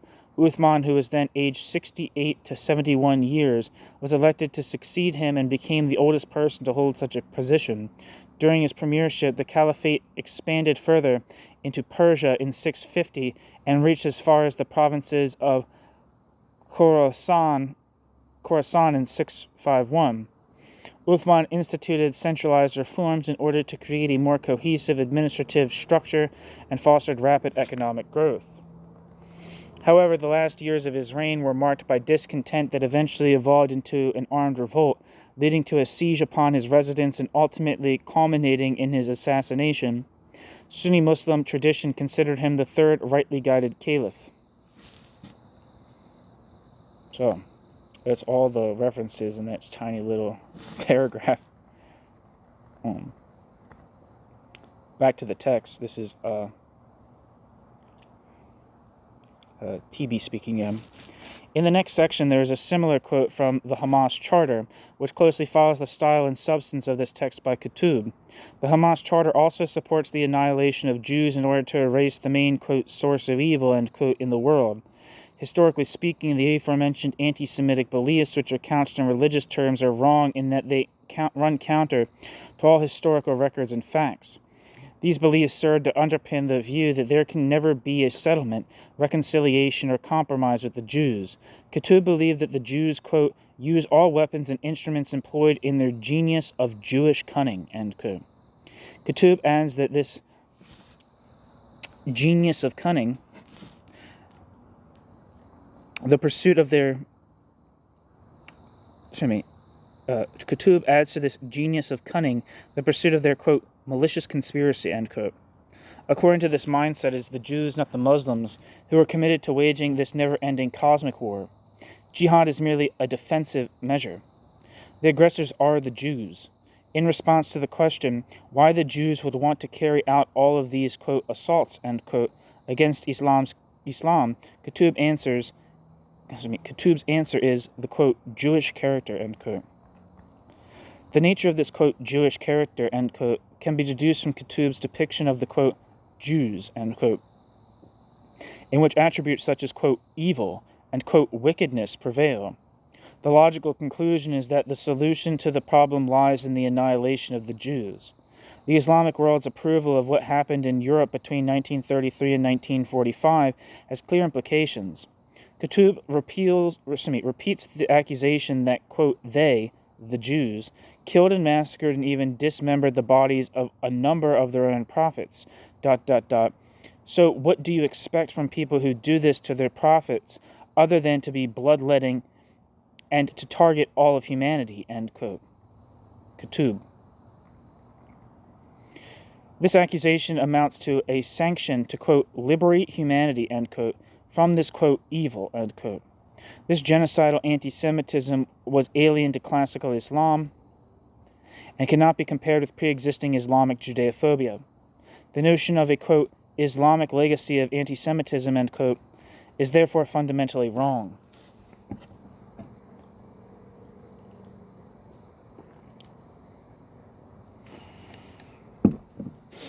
In short, the, quote, Islamization, end quote, of this European ideology refers to an undertaking more dangerous than any of its secular precedents, because the action in question has turned an alien ideology into a supposedly authentic Islamist ideology.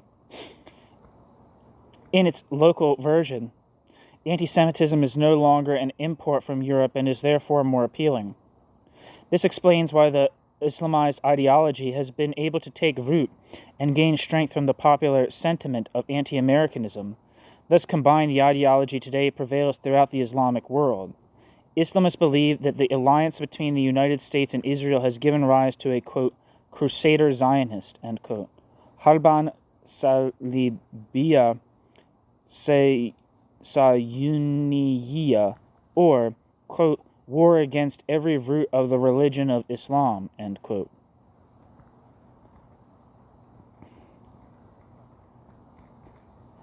This perception is also at the root of the concept of, quote, Islam under siege, end quote.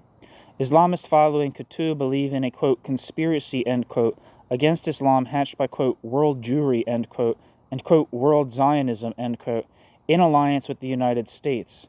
This belief conflates the, quote, Zionists, end quote, and, quote, the Jews, end quote, to describe the same people. In Islamist writing, these terms are used interchangeably, while Americans are described as the, quote, new crusaders, end quote. Qutb is firmly convinced that, quote, the Jews were the instigators from the outset. The crusaders only followed later, end quote. Thus the Salibiyun are downgraded to, quote, executioners of the Jews, end quote.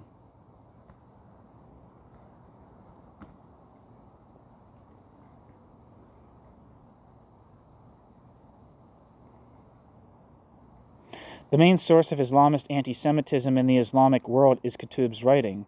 The findings in this section contradict the allegation that the Bush administration's flawed Middle East policy and the Israeli injustices against the Palestinians in the occupied territories explain Jew hatred. The truth is that the conflation of, quote, world Jewry, end quote, and, quote, world Zionism, end quote, which are viewed as the instigators of the U.S.-led war against Islam, predates President Bush. In short, the real issue is the, quote, Islamization of anti-Semitism, end quote, as carried out by Qutb. In terms of policy, the issue can be articulated in the following manner.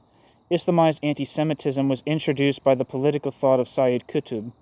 In order to counter it, it is necessary to engage in Jewish-Christian-Muslim trialogue. This is more promising than the failed policy of an indiscriminate, quote, war on terror, end quote, as unsuccessfully pursued by the Bush administration and ended by President Obama. Even though the U.S. Holocaust Museum is a federal agency, it acts independently and has supported the efforts of John Roth and Leonard Grob to establish a trialogue. Who the hell is John Roth?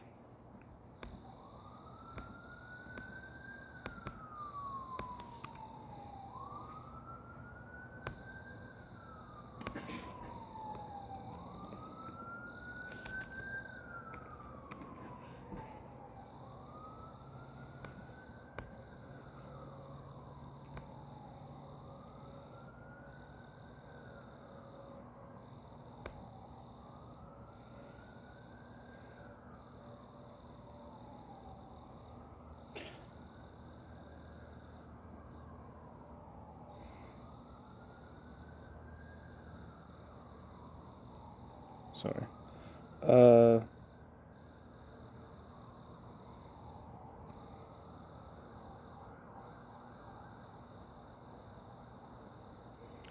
I'm not really seeing exactly what I'm looking for.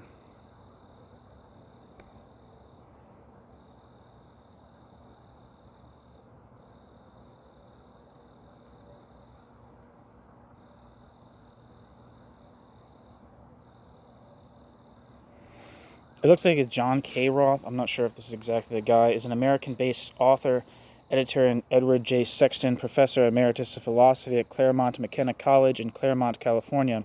Roth taught at CMC from 1966 through 2006, where he was the founding director of the Center for the Study of Holocaust, Genocide, and Human Rights, which is now the Grublian Center for Human Rights.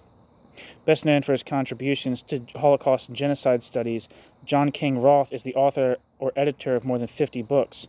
In 1988, Roth was named the U.S. National Professor of the Year by the Council for Advancement and Support of Education and the Carnegie Foundation for the Advancement of Teaching. And Leonard Grob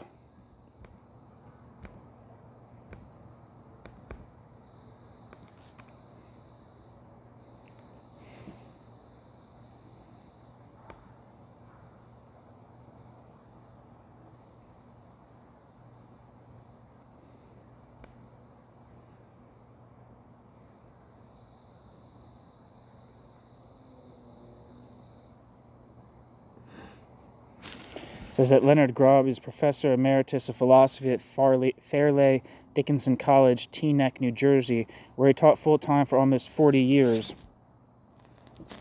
and where he continues to teach on a part-time basis.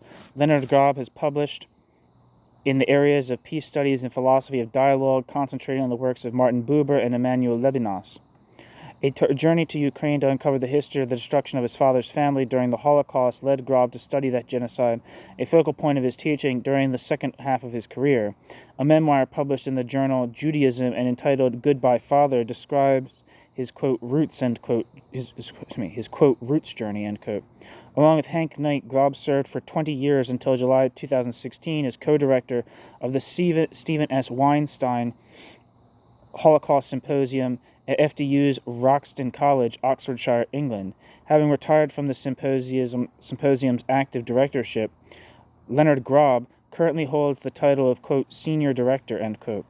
Leonard Grob has authored articles and chapters on topics such as post-Holocaust education, ethics after the Holocaust, the ethics of rescue, and relationships between memory of the Holocaust and Israeli politics. Leonard Grob focused on the latter topic in Anguished Hope: Holocaust Scholars Confront the Palestinian-Israeli Conflict, co-edited with John K. Roth. Grob is also a member of the think tank, quote, Peace Consultancy, end quote, generating ideas towards the resolution of the Israeli-Palestinian conflict. His most recent scholarly endeavor, a volume also co-edited with John Roth, is entitled Losing Trust in the World: Holocaust Scholars Confront Torture.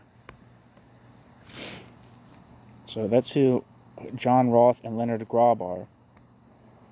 In such a trialogue, one cannot be silent about political Islam being the source of the racist, quote, new anti-Semitism, end quote, nor about the inappropriate policies pursued by the United States in order to deal with it. The Islamist notion of Islam under siege, end quote, fighting a jihad against Jewish American conspiracy, finds its origins in the work of Qutb. There's two footnotes here that I missed. See John Roth and Leonard Grob's edited volume Encountering the Stranger, a Jewish Christian Muslim Trialogue, University of Washington Press, 2012, which grew from a project at the Center for Advanced Holocaust Studies, Washington, D.C., and On the Perception of Islam, and the next footnote says, On the Perception of Islam Under Siege, see Graham Fuller and Ian Lesser, A Sense of Siege, the Geopolitics of Islam in the West.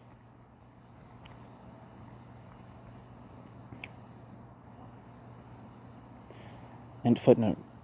Those who belittle the impact of Qutb overlook his powerful characterization of, quote, the Jews as, quote, evil, and the implication of an imagined Holocaust as a solution. Qutb's anti-Semitism is not a minority view. Qutbism has become the cornerstone of the political and religious thought of most contemporary Islamist movements. One can safely state that Qutb's ideas have become the main source for the Islamist worldview that serves as a basis for Islamized anti-Semitism and anti-Americanism. Once again, it is important to recall the distinction between Islam and Islamism. My research on Islamist anti-Semitism at the Yale Initiative for the Interdisciplinary Study of Anti-Semitism, on which the study is based, revolves around this distinction. Footnote, see Tibi, Supernote 27. For earlier contributions on this theme, see Bassam Tibi's Between Islam and Islamism in Tommy A. Jacoby and Brent Sosley, edited volume Redefining Security in the Middle East, and also Peter Demont, Islam versus Islamism, The Dilemma of the Muslim World. End footnote. This distinction is not only rejected by Islamists, but unfortunately also by U.S.-based students of Islam influenced by Sayyidism. The Islamists do so in the context of their war of ideas against the West, which is simultaneously an act of purification or de-Westernization. In this war, the war of Qutb has a great impact. The trajectory of Islamism is outlined in Qutb's most influential book, Sayyid Qutb Ma'alim fi al-Tariq, Signpost Along the Road, Cairo, 1989.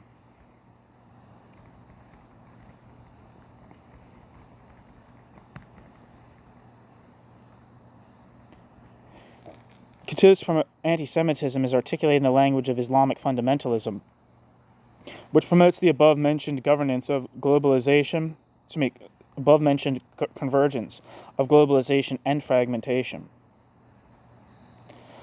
Footnote, on the overall context of political Islam, see Bassam Tibi, The Challenge of Fundamentalism, and my more recent monograph reference to Note 4. The other footnote is, on the simultaneity of globalization and fragmentation, see Bassam Tibi, Islam Between Culture and Politics, published in 2001. This concept has been further elaborated upon in Bassam Tibi, quote, Global Communication and Cultural Pluralism, the Place of Values in the Simultaneity of Structural Globalization and Cultural Fragmentation, end quote, in Robert Fortner, The Handbook of Global Communication, end footnote. Political Islam has declared a war of ideas on the United States and the Jews in order to counter their cultural impact. Today, the tradition of Qutb is represented by the global Mufti Yusuf al-Qaradawi and his subservient followers.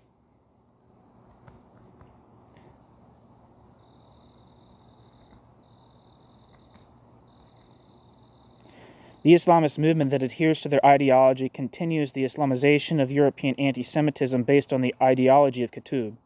The purpose of these efforts is to create an air of authenticity.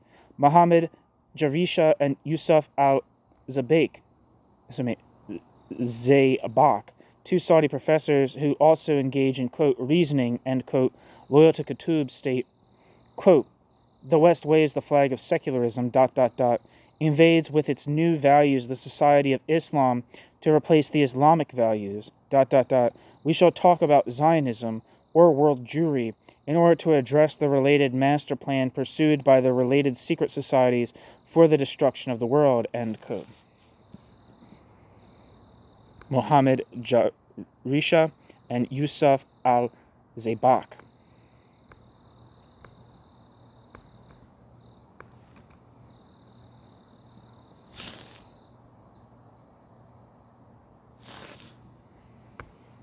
Nothing comes up for that guy. The first one, at least.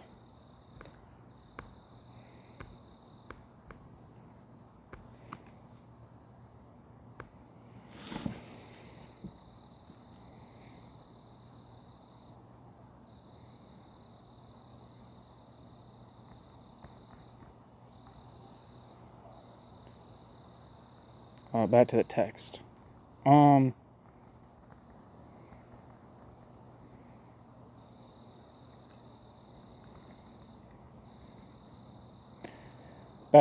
This is Tibi speaking.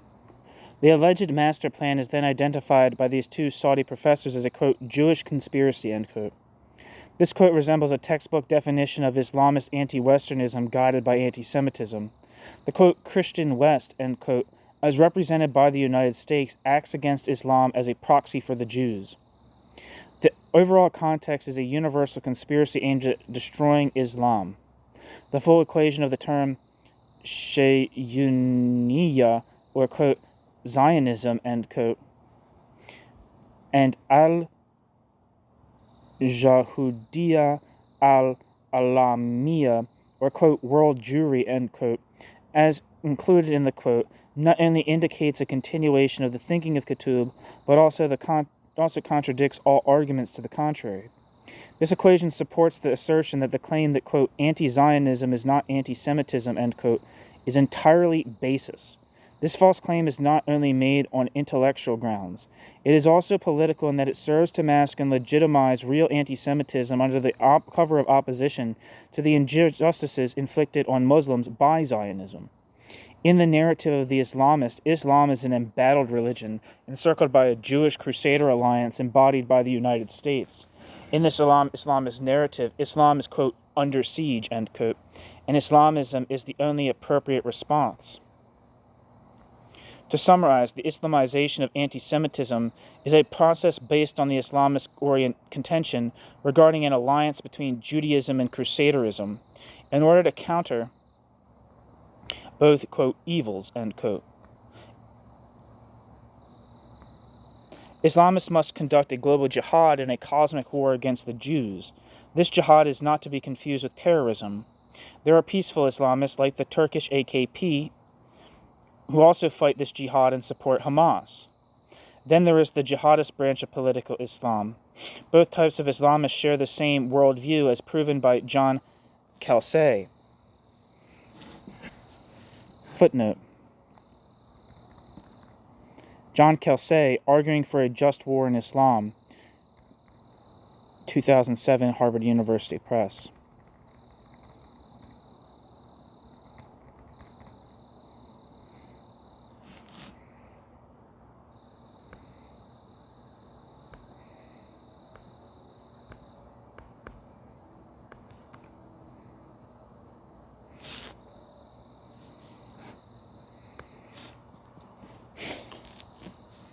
John Kelsey is an author and research professor and Richard L. Rubenstein Professor of Religion at Florida State University.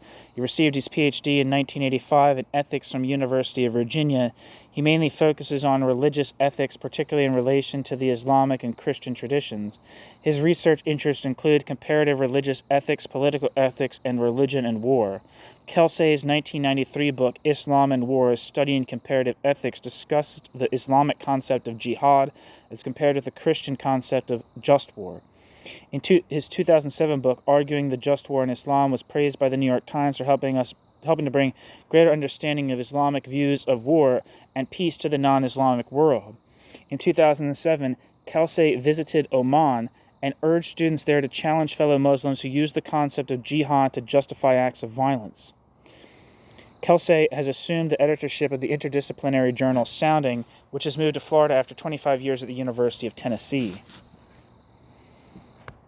Back to the text. From this Islamist perspective, Islamic civilization is viewed as the victim, besieged by an imaginary world Jewry. Qutb describes the, quote, Jew, end quote, as a, quote, evildoer, end quote, who pulls the strings and is therefore responsible for all the wrongdoings to which Islam has been exposed. This supposedly applies from the birth of the Islamic polity in 622 all the way up to the present. All aspects of the ideology of political Islam are rooted in the political-religious thought of Sayyid Qutb, which is promoted today by Yusuf al-Qaradawi. Building on the above analysis, I will examine the case of Hamas in the next section. Hamas demonstrates how Qutb's ideas are transformed into political action. Qutbism guides a powerful movement that is committed to the idea that the, quote, fight between Islam and the Jews is permanent due to the uncompromising will of the Jews to destroy Islam, end quote. Hamas not only espouses Islamized anti-Semitism, but also pursues a religionized political ideology. Hamas claims to preempt the Jewish agenda by turning the tables on the Jews. The perpetrators are threatened with an imagined Holocaust. This murderous Islamist anti-Semitism is in many ways different from the earlier secular anti-Semitism of the pan-Arab nationalists. Those who claim to see a similarity or even continuity are wrong. There is clear distinction between the three anti-Jewish phenomenon in the world of Islam's core in the Middle East. 1. Traditional Judeophobia. 2. Secular pan-Arab anti-Semitism, and most recently, 3. Islamized anti-Semitism as established by Sayyid Qutb.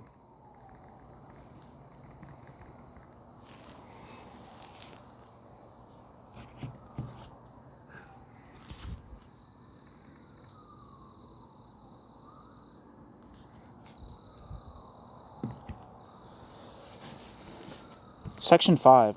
From Islamist ideology to jihadist action. Sayyid Qutb's executioners. Hamas. Those who regard the movement of the Muslim Brothers, which is the foundational manifestation of political Islam, as a moderate representation of Islamism overlook the facts on the ground. Former U.S. President George W. Bush, who was not the first to talk about the evils of Islamism, was also characterized by the same obsession.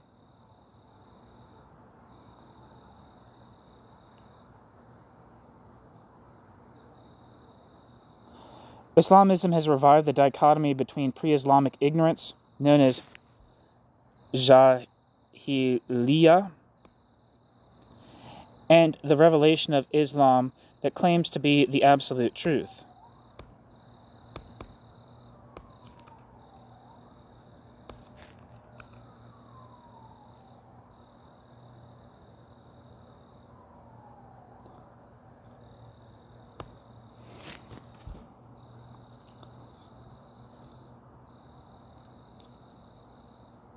Jahiliyyah,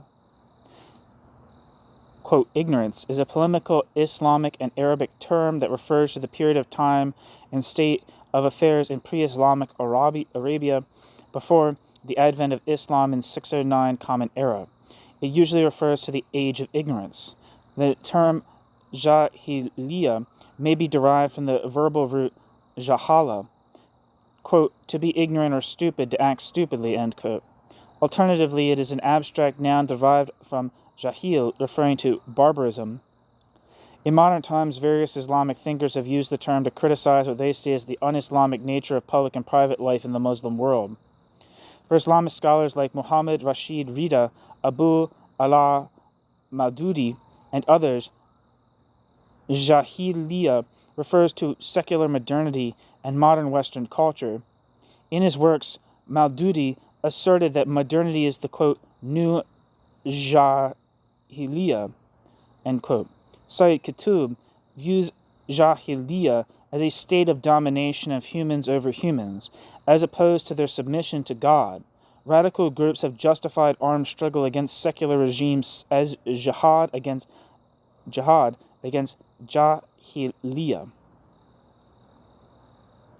Islamic historians state that female infanticide was common in 7th century Arabia. However, the information in the sources may have been greatly exaggerated in order to criticize the age of ignorance, both for religious concerns and for other reasons. See also women in pre-Islamic Arabia and religion in pre-Islamic Arabia. The time of Fatra and the time of Jahiliyyah are fairly similar concepts in Islam, although there are some minor differences.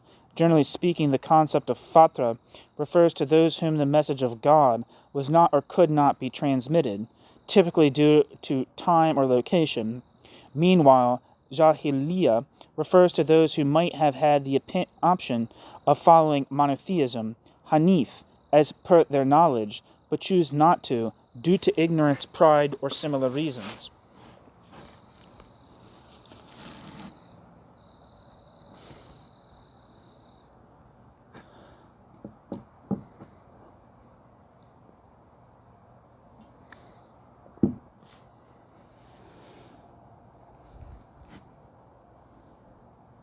For Qutb, modernity represents a setback and a return to Jahiliyyah in a modern form. This neo-Jahiliyyah is what is evil. Back to the text, if I didn't say that already. It is embodied by the Jews. As Mark Lynch observes, Qutb regards the confrontation between Islam and evil as a zero-sum game. However, Mark Lynch shies away from identifying the, quote, evil, end quote, in question.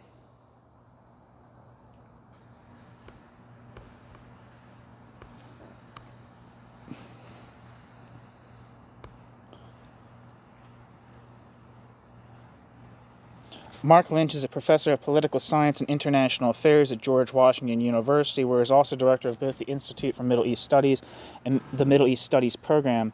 Lynch is also a non-resident senior fellow at the Center for a New American Society and is the editorial board of PS Political Science and Politics. Mark Lynch also writes a blog for foreign policy. Lynch received his BA degree from Duke University and his MA and PhD degrees from Cornell University. He is best known for coining the term Arab Spring in an article for the U.S. political journal Foreign Policy. Back to the text. For Qutb, these evils that Mark Lynch identifies these evils for Qutb, as shown above, the Jews and Crusaders. For Qutb, these evils are, as shown above, the Jews and the Crusaders. As already stated, the heir of Qutb is al-Qaradawi, who is not, quote, moderate, end quote, as wrongly stated in the aforementioned Cornell-Princeton study. In fact, al-Qaradawi condones global jihad against the United States and the Jews, who supposedly rule the United States indirectly.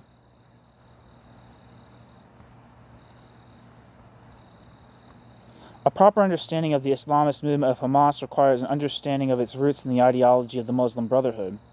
Hamas subscribes to this ideology and acknowledges being its offspring. One also needs to understand the overall context of the return of the sacred.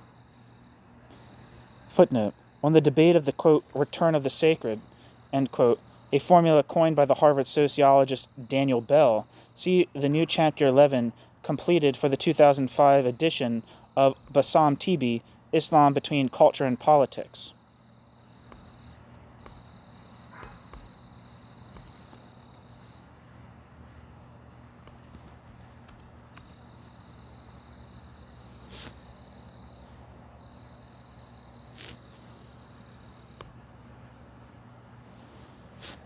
End footnote. Where am I? In this context, religion becomes a component of world politics while maintaining regional variations.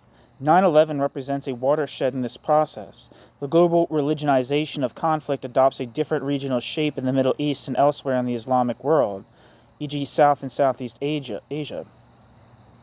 This religionization becomes a source of tension. Footnote. On this religionization as a source of tension, see Bassam Tibi, Islam Between Religious Cultural Practice and Identity Politics, in Y. Raj Isar and Helmut Anhayer, edited volume Tensions and Conflict, The Culture of Globalization series.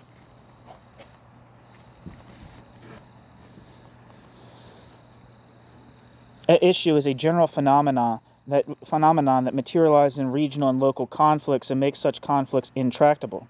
This insight is very important for understanding how, quote, Islam's civil war, end quote, has turned into a, quote, geo-civil war, end quote. John Brinkman, The Cultural Contradictions of Democracy.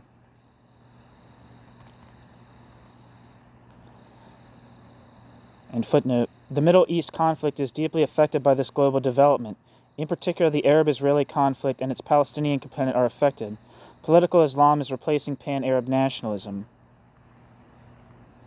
Footnote, on Islam in the Middle East conflict, see Rifat S. Ahmed, Al-Islam wa Qadaya al-Sira al-Arabi al-Israeli. Islam and Conflict, Studies on Islam and the Arab-Israeli Conflict, Cairo, 1989, and see also Beverly Milton Edwards, Islamic Politics in Palestine.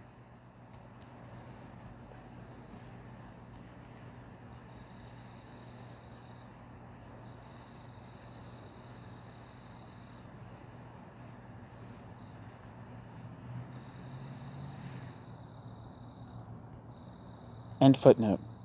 In this environment of religionized politics, one can also observe an Islamization of Palestinian politics. Hamas is not a nationalist movement and dissociates itself from Palestinian secular nationalism. This has given rise to an intra-Palestinian struggle between Islamists and secular Palestinian nationalists. Footnote. On Palestinian nationalism, see Muhammad Mulish, The Origin of Palestinian Nationalism, published at the Columbia University Press, 1988, on the fight between the Palestinian secularist and Islamist C. Leon Leibarger, Identity, Politics, and Religion in Palestine, the Struggle Between Islamism and Secularism, and Amal Jamal, The Palestinian National Movement, The Politics of Contention, 2005.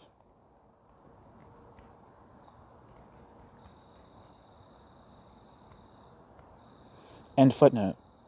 Against this background, Hamas acts in the context of transnational religion. Palestinian Islamist Mushin al-Antabawi explains this concept in a pamphlet titled, "Why Do We Reject Any Peace with the Jews?"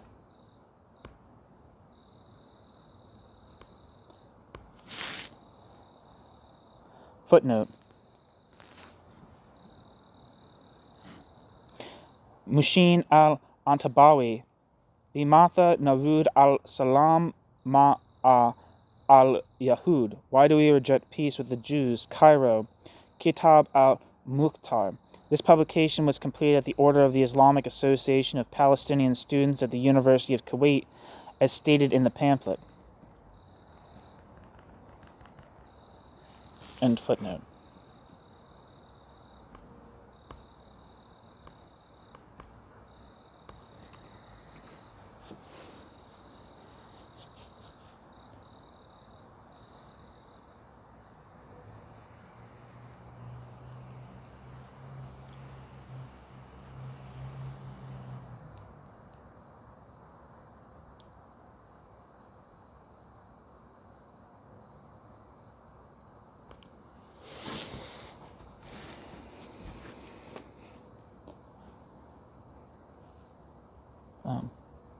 Back to the text. Sorry, I was looking to see if there's anything for Mushin al-Antabawi, but I can't find anything. This is a publication written on behalf of the Islamic Association of Palestinian Students in Kuwait.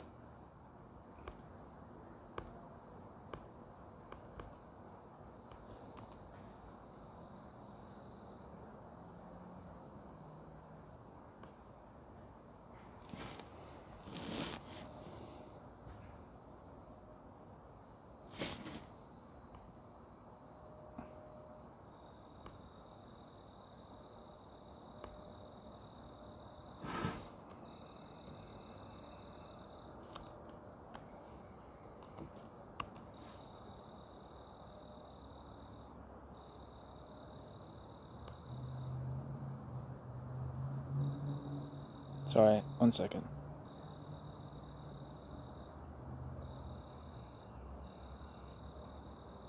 Yeah, I can't find anything on this specific organization.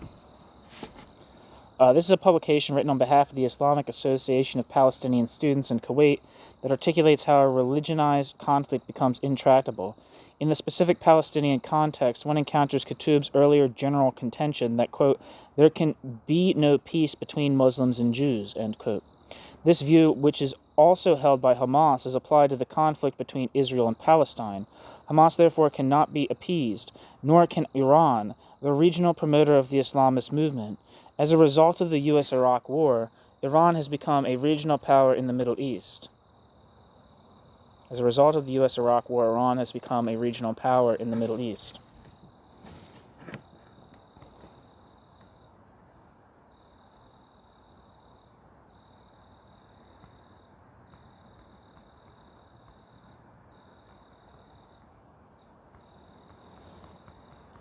What matters here is Hamas's commitment to an Islamized form of anti-Semitism. The al-Yahud, or, quote, the Jews, end quote, are clearly indicated in an anti-Semitic manner by the term al-Sayyiyun, or the Zionist. That sounded terrible. Unlike Iranian President Mohammad Ahmadinejad, who was at pains to disguise his anti-Semitism as anti-Zionism in his well-known speech of 2007, the Palestinian al-Antabawi does not employ such camouflage. Al-Antabawi regards all Jews as part of the anti-Islamic Zionist entity. For him, for al-Antabawi, all Jews are permanently conspiring in a cosmic war against Islam. Al-Antabawi's first conclusion is therefore that the Jews can never be appeased. Al-Antabawi's second conclusion is that the, quote, solution for Palestine can only be brought by a generation mobilized against the Jews on the grounds of a combination of the Quran and a combination of the Quran with the gun, end quote. Al-Antabawi. The outcome of this mobilization would appear to be the aforementioned imagined Holocaust, since there appears to be no middle way. This is the ideology of Hamas. Clearly, Hamas presents the Palestinian variety of Islamism, which is not a religious form of nationalism, as some observers argue. Instead, the movement is embedded in transnational religion.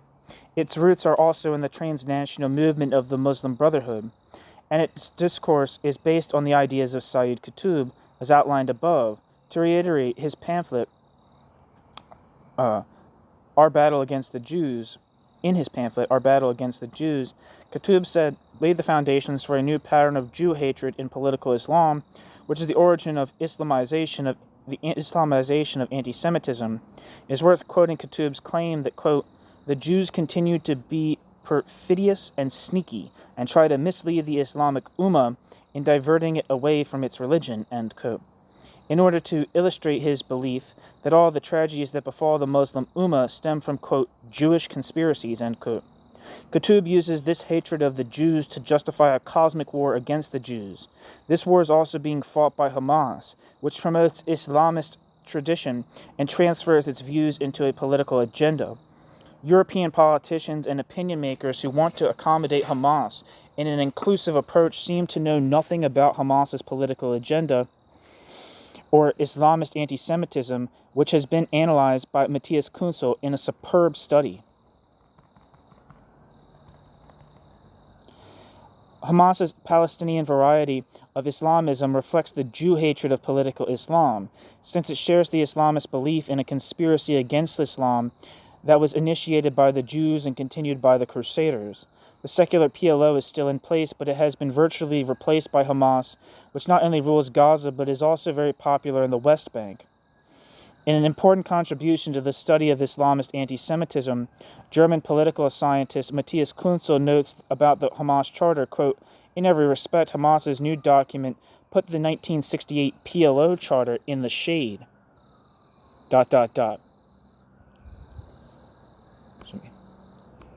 The Hamas Charter probably ranks as one of the contemporary Islamism's most important programmatic documents, and its significance goes far beyond the Palestine conflict. End quote.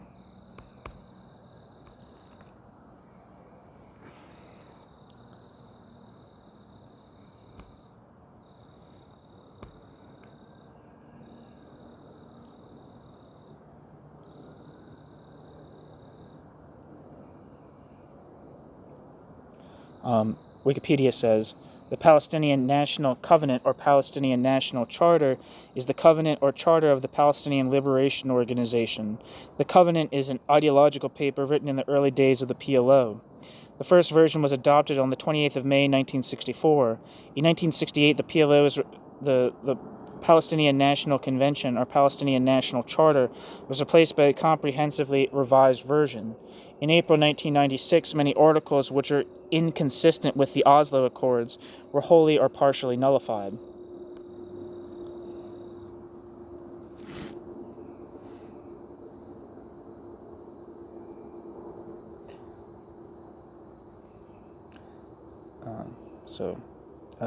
Back to the text. For this reason, the Hamas Charter deserves closer analysis as a prominent example of Islamized anti-Semitism. Even in the West, Hamas has received a certain amount of respect and attention. In Europe, Hamas is perceived positively by the liberal left as a liberation movement, acting against, quote, oppressors, end quote. However, this movement's success in the elections of January 2006 has been tainted by its terrorist actions in 2007. It continues to be an anti-American, anti-Semitic organization, as characterized by Andrew Levitt.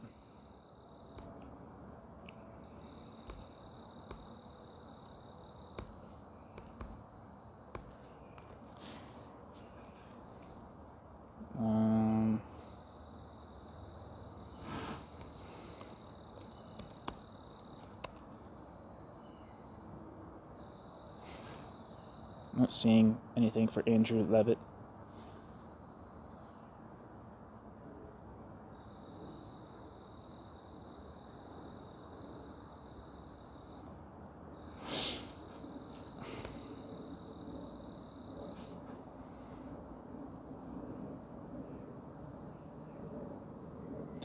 The Hamas Charter clearly indicates the transnational character of the movement.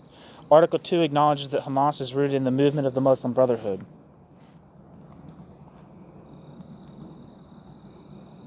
Footnote. In the following and throughout this section, the Hamas Charter is quoted from the original Arabic text. The quotes are translated by the author. The documents appear in Ahmed Izz-ud-Din Yarakat al-Muqawama al-Islamiyya Hamas, the Islamic resistance movement Hamas. And footnote. This movement currently represents one of the four major branches of international Islamism. In its first pronouncement on December 14th, 1988, Hamas announced itself as, quote, the armed hand of the Muslim Brotherhood, end quote. Article 32 of the Charter identifies, quote, world Zionism, end quote, as the enemy. There is no mention of Israel. This shows that Islamism regards the conflict over Palestine as part of a cosmic war against what Qutb described as, quote, world Jewry, end quote. Hamas perceives itself as Vas Herba, or, quote, spearhead, end quote, in this cosmic war against, quote, world Zionism, end quote. All Muslims who fail to share this view are vilified. There are two references in the Hamas Charter that are clearly indicative of the religionization of the conflict. The first refers to the, quote, secret plans, end quote, in the protocols of the elders of Zion in order to unveil the, quote, wickedness of the Jews, end quote. While the second relates to the allegation that the, quote, Zionist master plan or conspiracy, end quote, knows no boundaries, quote, today Palestine, tomorrow more expansion, end quote. On these religious grounds, the Charter forbids all Muslims from engaging in any political activity aimed at achieving a peaceful solution. This rejection includes the Oslo Accords as well as the Camp David Accords. Muslims who engage in peace negotiations with Israel are accused of committing Khiyana Uzma, or, quote, great tension.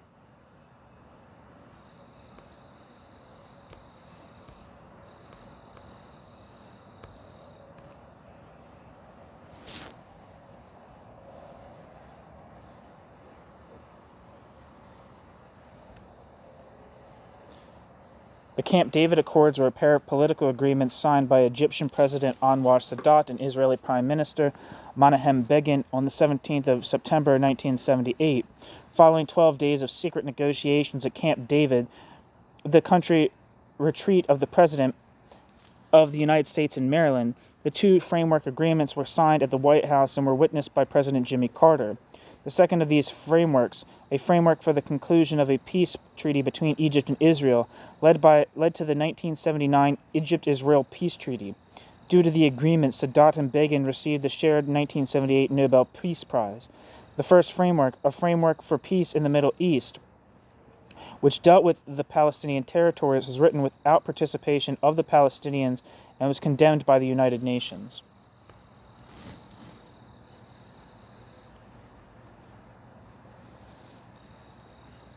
Back to the text. A comparison of the Charter's text with Qutb's aforementioned polemical pamphlet against the Jews reveals a large amount of borrowing. There is also a resemblance in terms of the similarity of the arguments. The Charter makes no distinction between Jews and Zionists. They are simply the enemy. In an obviously anti-Semitic manner, Article 22 vilifies Jews as the source of all evil. It is instructive to compare the following quotation from the Hamas Charter with Qutb's quotation in the previous section of this study. Quote, ... stood behind the French and communist revolutions, ... in the pursuit of the interests of Zionism, ... they were behind the First World War that led to the abolition of the Caliphate, ... to get the Balfour Declaration. Then they established the League of Nations to rule through the world, and thereafter they pulled the strings for the Second World War.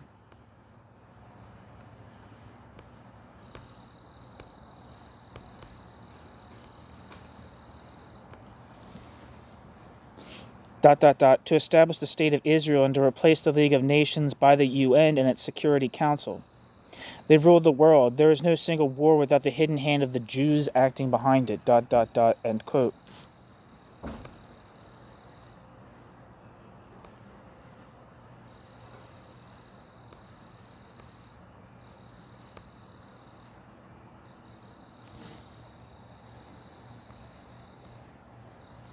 The Balfour Declaration was a public statement issued by the British government in 1917 during the First World War, announcing its support for the establishment of a, quote, national home for the Jewish people, end quote, in Palestine, then an Ottoman region with a small minority Jewish population.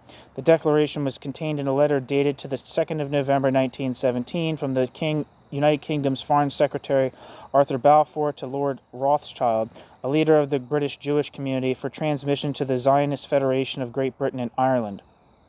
The text of the declaration was published in the press on the 9th of November 1917.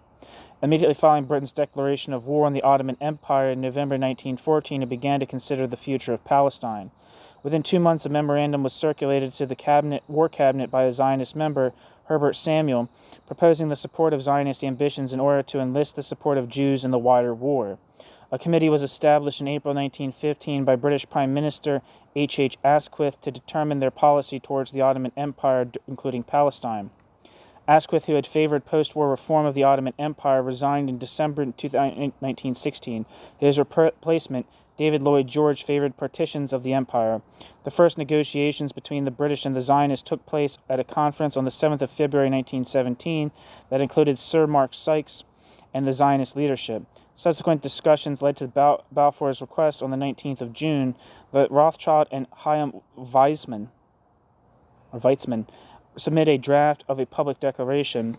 Further drafts were discussed by the British cabinet during September and October, with input from Zionist and anti-Zionist Jews, but with no representation from the local population in Palestine.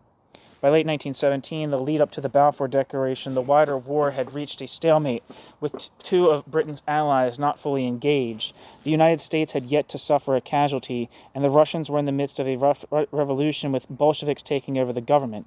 A stalemate in southern Palestine was broken by the Battle of Beersheba on the 31st of October 1917. The release of the final declaration was authorized on the 31st of October. The preceding cabinet discussion had referenced perceived propaganda benefits among the worldwide Jewish community for the Allied war effort. The opening words of the declaration represented the first public expression of support for Zionism by a major political power. The term, quote, national home, end quote, had no precedent in international law and was intentionally vague so as to whether a Jewish state was contemplated. The intended boundaries of Palestine were not specified, and the British government later confirmed that the words, quote, in Palestine, end quote, meant that the Jewish national home was not intended to cover all of Palestine.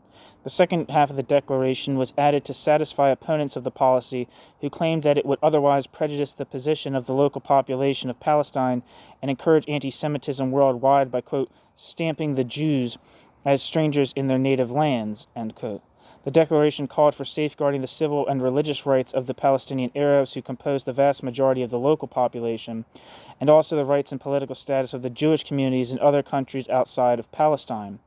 The British government acknowledged in 1939 that the local population's wishes and interests should have been taken into account, and recognized in 2017 that the declaration should have called for the protection of the Palestinian Arabs' political rights.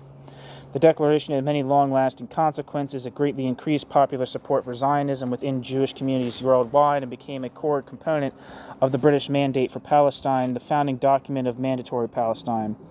It indirectly led to the emergence of the State of Israel and is considered a principal cause of the ongoing Israeli-Palestinian conflict, often described as the world's most intractable conflict. Controversy remains over a number of areas, such as whether the declaration contradicted earlier promises the British made to the Sharif of Mecca in the McMahon-Husayn correspondence.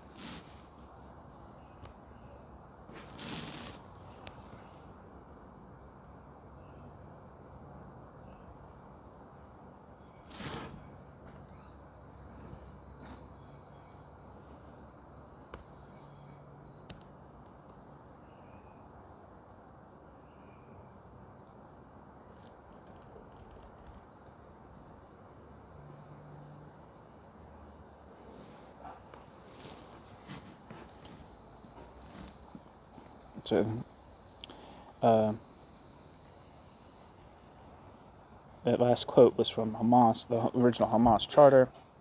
Islamists ask what one can do to contain this, quote, hidden hand, end quote, and they obviously imagine a new Holocaust. If the pronouncement quoted is not an expression of anti-Semitism, what is it then? Those Europeans who support Hamas are challenged to answer.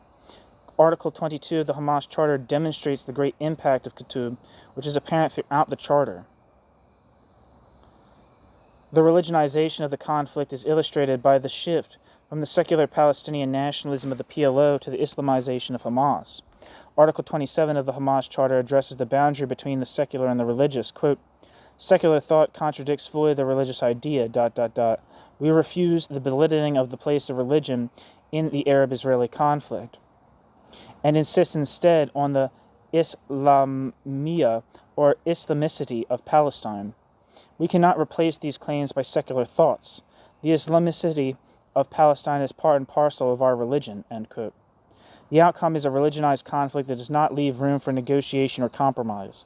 The main implication of this unwavering religionization is the introduction of a politicized form of religion that includes a religionized form of anti-Semitism combined with a firm belief that, quote, the Jews, end quote, control U.S. foreign policy.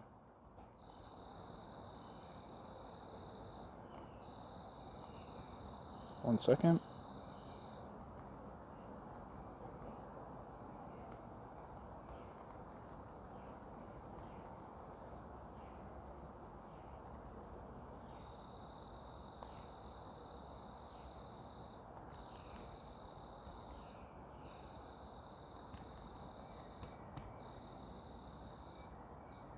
Come on.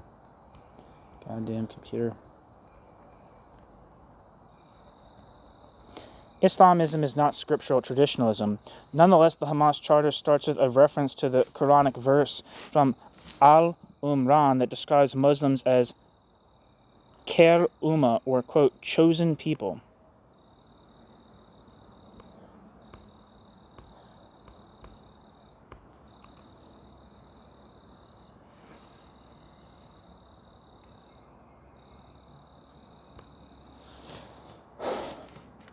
This reference is followed by a quote from Hassan al-Banna, the founder of the Muslim Brotherhood, which reads as follows, quote, Israel stands and shall continue to stand until Islam eradicates Israel, as Islam did under earlier similar entities, end quote. According to Article 6, the goal is to, quote, wave the flag of Allah over every inch of Palestine, end quote. Next, Article 7 quotes the highly disputed hadith alleged to have been transmitted from the Prophet by Bukhari.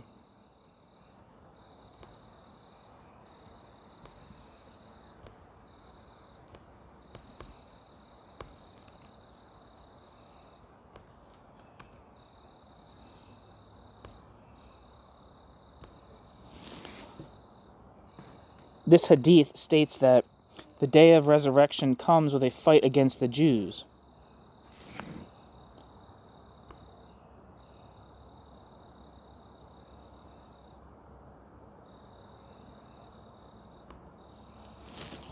It ends symbolically with the hiding of the Jews behind a tree and a stone. The stone and the tree shout, quote, O Muslim, O servant of Allah, a Jew is hidden behind me, come and kill him, end quote. The alleged Bukhari hadith states that only, quote, the Gharqad tree fails to betray the hiding Jew because it is Jewish, end quote. The reference to this hadith is telling, since it prescribes the, quote, killing of the Jew, end quote, as a, quote, religious obligation, end quote, and thus demonstrates the most perilous implication of the religionization of anti-Semitism. Applied to Israel becomes a call for the eradication of the Jewish state, which gives rise to fears of another Holocaust. The deep impact of the political religious thoughts of ʻkuːtəb on the Charter of Hamas is clear. In this line it pronounces, quote, a cosmic war, end quote, against the Jews viewed as a zero-sum game. The contemporary crusaders who do not exist in reality are in the Islamist imagery, the Americans. In the realities of the 20th century, the U.S. embodies the crusaders that political Islam imagines. The Palestinian politician, opinion leader, and writer al-Antabawa rules out, quote, peace with the Jews, end quote, on the grounds that, quote, this violates Sharia, end quote.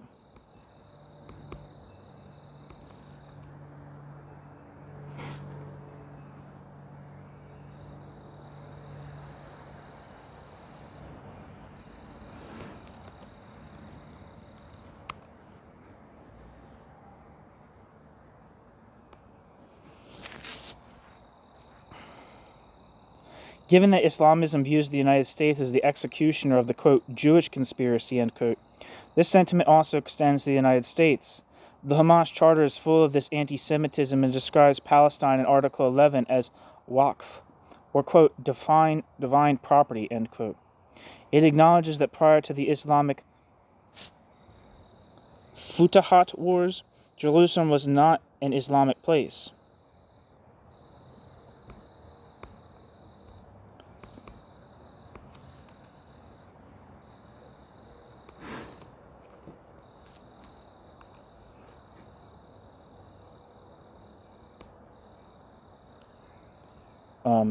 Wikipedia says, in classical Islamic literature, the Futuh were the early Arab Muslim conquest of Egypt, Syria, Mesopotamia, etc., which facilitated the spread of Islam and Islamic civilization. Futuh is an Arabic word with the literal meaning of, quote, openings, as in, quote, liberation.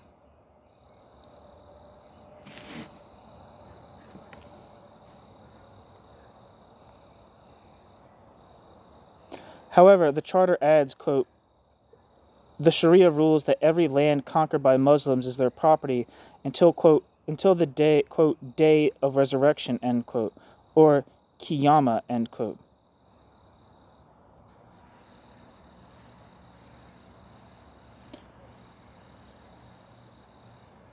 Article 13 goes on to state, quote, peaceful solutions contradict the commitment of Hamas to Islam. The abandonment of any piece of Palestine is an abandonment of the religion itself, end quote. Finally, it concludes, quote, there is no real solution to the conflict over Palestine other than jihad, ... Anything else is a waste of time, end quote. This is strong evidence for the claim that Hamas cannot be appeased. Those Europeans who perceive Hamas positively and simultaneously criticize Israel think that the problem is the fault of the, quote, Jews, end quote. In European polls, Israel is often described as the, quote, foremost danger to world peace, end quote. One explanation for these attitudes is that Europe is also home to a combination of anti-Semitism and anti-Americanism. In an excellent study, Andrei Markovits explains how the appeal of the Islamization of anti-Semitism, as included in the Hamas Charter, also extends to Europeans who are critical of Israel and sympathetic to Islamism.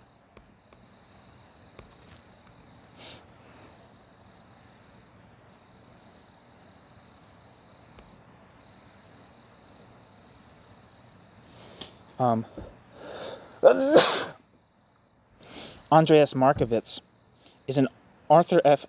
Turnau Professor and the Carl W. Deutsch Collegiate Professor of Comparative Politics and German Studies at the University of Michigan.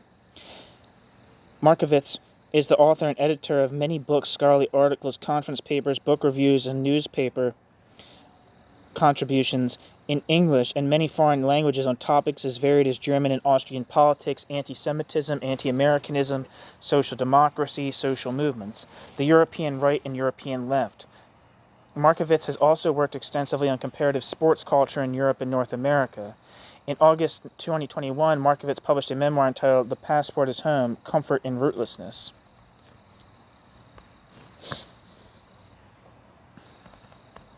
Back to the text. As demonstrated in the Gaza War of 2008-2009, the war of ideas is of great importance to the Islamists of Hamas. The ideology of Ghazu Fikri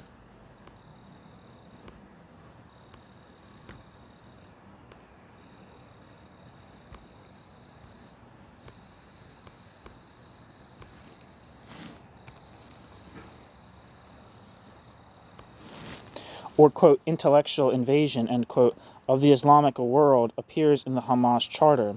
According to Article 15 of the Hamas Charter, this invasion is to be countered by means of a, quote, armed jihad, end quote, carried out in parallel with the war of ideas.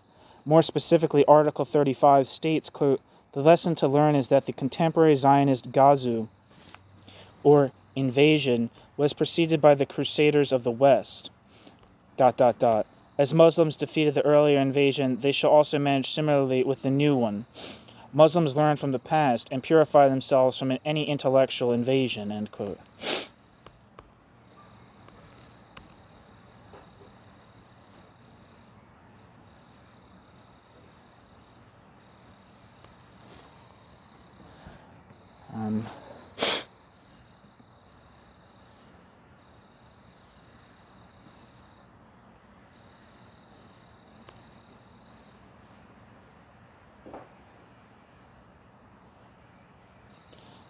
End quote. This quotation evokes the major Islamist theme of purification. In the contemporary writings of political Islam, the search for authenticity in terms of purity assumes the shape of anti-Semitism. This is not merely Jew hatred, but also an exclusionary mindset. It is one of the basic features of Islamism, which not only precludes Jews and Muslims living together in peace, but also alienates Muslims from the rest of humanity.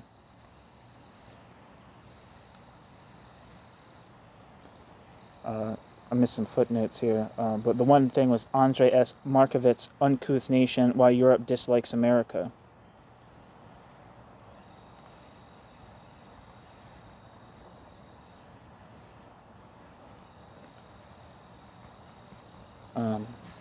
And footnote. Conclusion. This study has provided a source-based analysis of the Islamization of anti-Semitism at issues the phenomenon rooted in political Islam and ideologically based on the ideas of Sayyid Qutb. Hamas has been presented as the practical Palestinian variety of Islamism. Hamas Islamists hold the misconception that the Jews are instigators of a conspiracy against Islam that is being carried on their behalf by, quote, Western Crusaders, end quote. If there were a lesson to be learnt from the history of the Crusades and the Islamic Futuhat wars, it would be that religionized war is disastrous for humanity. The present analysis has dealt with the religionization of the Israeli-Palestinian conflict in the course of the Islamization of anti-Semitism and has revealed how it is combined with anti-Americanism. A key insight provided by this analysis is that religionized conflicts become intractable. In the past, Israel was able to negotiate with the secular PLO and even conclude the Oslo Accords, which unfortunately failed to produce a permanent solution to the conflict.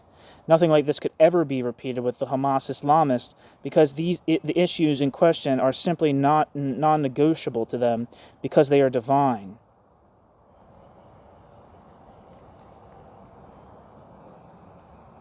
There's a couple of footnotes I missed. On the history of Crusades, see Stephen Runciman, History of the Crusades, 1954, Cambridge University Press. On Jihad Wars of Islamic Expansion, see Bassam Tibi, Kreuzzug und Jihad. Contra, Ephraim Karsh, Islamic Imperialism. And another footnote says, see David Makovsky, Making Peace with the PLO, The Rabin Government's Road to the Oslo Accords, published with Westview, 1996. This peace process is presented from a Palestinian perspective by Mahmoud Abbas. Through Secret Channels, The Road to Oslo, Garnett Publishers, 1995. And from an Israeli perspective by Uri Savir, The Oslo Process, 1,100 Days That Changed the Middle East. I don't know if that's what it's saying is right, but I don't know. If I'm saying that right, I do not know. End footnote. In the West, many academics subscribe to the apologetic view that what is at work here is a theology of liberation. In fact, Islamist anti-Semitism is a right-wing ideology. What is described as, quote, anti-crusaderism, end quote, is actually total anti-Western ideology. It is not a protest movement against capitalism or globalization. It is important to take a fresh look at the issue based on solid factual information. One can and should criticize U.S. and Western policies in the Islamic world, especially in the Middle East, as well as Israel's ongoing occupation of Palestine. But one should beware of endorsing Islamist anti-Semitism, as often happens in contemporary Western debates. It is perplexing to see that anti-Semitism is not prohibited, but rather that those who criticize anti-Semitism are accused of bashing Islam and charged with Islamophobia. U.S. university presses publish books that promote Islamists and sometimes even vilify Muslim critics of Islamism, while Islamist movements in even Iran are praised. Footnote. In 2003, Harvard University Press published Raymond Baker, Islam Without Fear, Egypt and the New Islamists. In 2008, Princeton University Press published Bruce Rutherford's Egypt After Mubarak. Both books provide a positive assessment of the Muslim Brothers. The most outrageous publication is Emran Qureshi and Michael Sell's edited volume, The New Crusaders, published in 2003. Oxford University Press published Tariq Ramadan and appears to take his claim to provide, quote, radical reform, end quote, the title of this 2009 book, at face value. However, based on a close reading, I fail to see any reform, let alone a modest reform.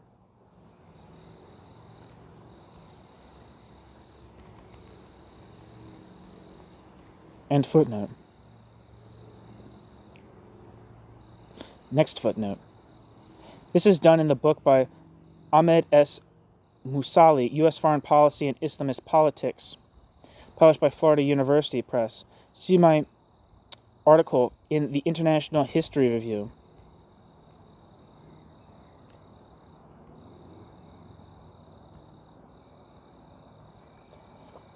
Against these views and against all odds, the analysis provided in the present study demonstrates that anti-Semitic Islamism is no partner in the peace process. Islamism closes the door to all efforts towards a peaceful resolution of the Middle East conflict. The much-needed peace process requires an acknowledgement of the nationhood of the other as an equal. Islamism rebuffs this requirement most vehemently and insists on dehumanizing the Jews as part of its Islamization of anti-Semitism. In the tradition of Karl Popper and his defense of the, quote, open society, end quote, I view Islamism as a major contemporary enemy of, quote, open society, end quote. Also in the tradition of my Jewish teacher, Max Horkheimer, who survived the Holocaust, I, as a liberal Muslim, have chosen to join forces against, quote, all totalitarians, end quote. Max Horkheimer got away pretty quickly. I mean, he did have to leave Germany, obviously, as the entire Frankfurt School did. Not like he was in, like, camps or something like that. Not that that takes away from anything. Just like, I mean, he did survive the Holocaust, but there's different types of surviving the Holocaust, I would say. While studying Islamism over the past several decades, I have come to the conclusion that it is the, quote, new totalitarianism, end quote. In this context, one is also reminded of Hannah Arendt's view that anti-Semitism is a major feature of all forms of totalitarianism.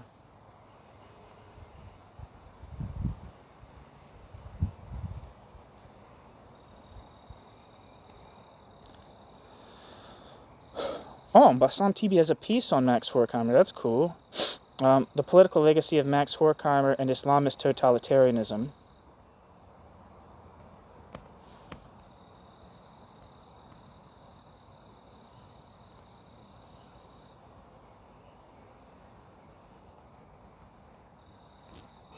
I thank you all for listening. I know I've had to look up a lot of things while reading this, but you know, sometimes I read things and there's a lot of like deep things that are being referenced that are just over my head. And I'm not an expert on any of these topics, so I have to look them up. And hopefully, if you're listening to this, it's helpful to you too. If it's just irritating, I apologize, but hopefully I'll become so acquainted with all the references in pieces such as these that I will no longer need to look things up every other line. But I appreciate your time, and thank you for listening.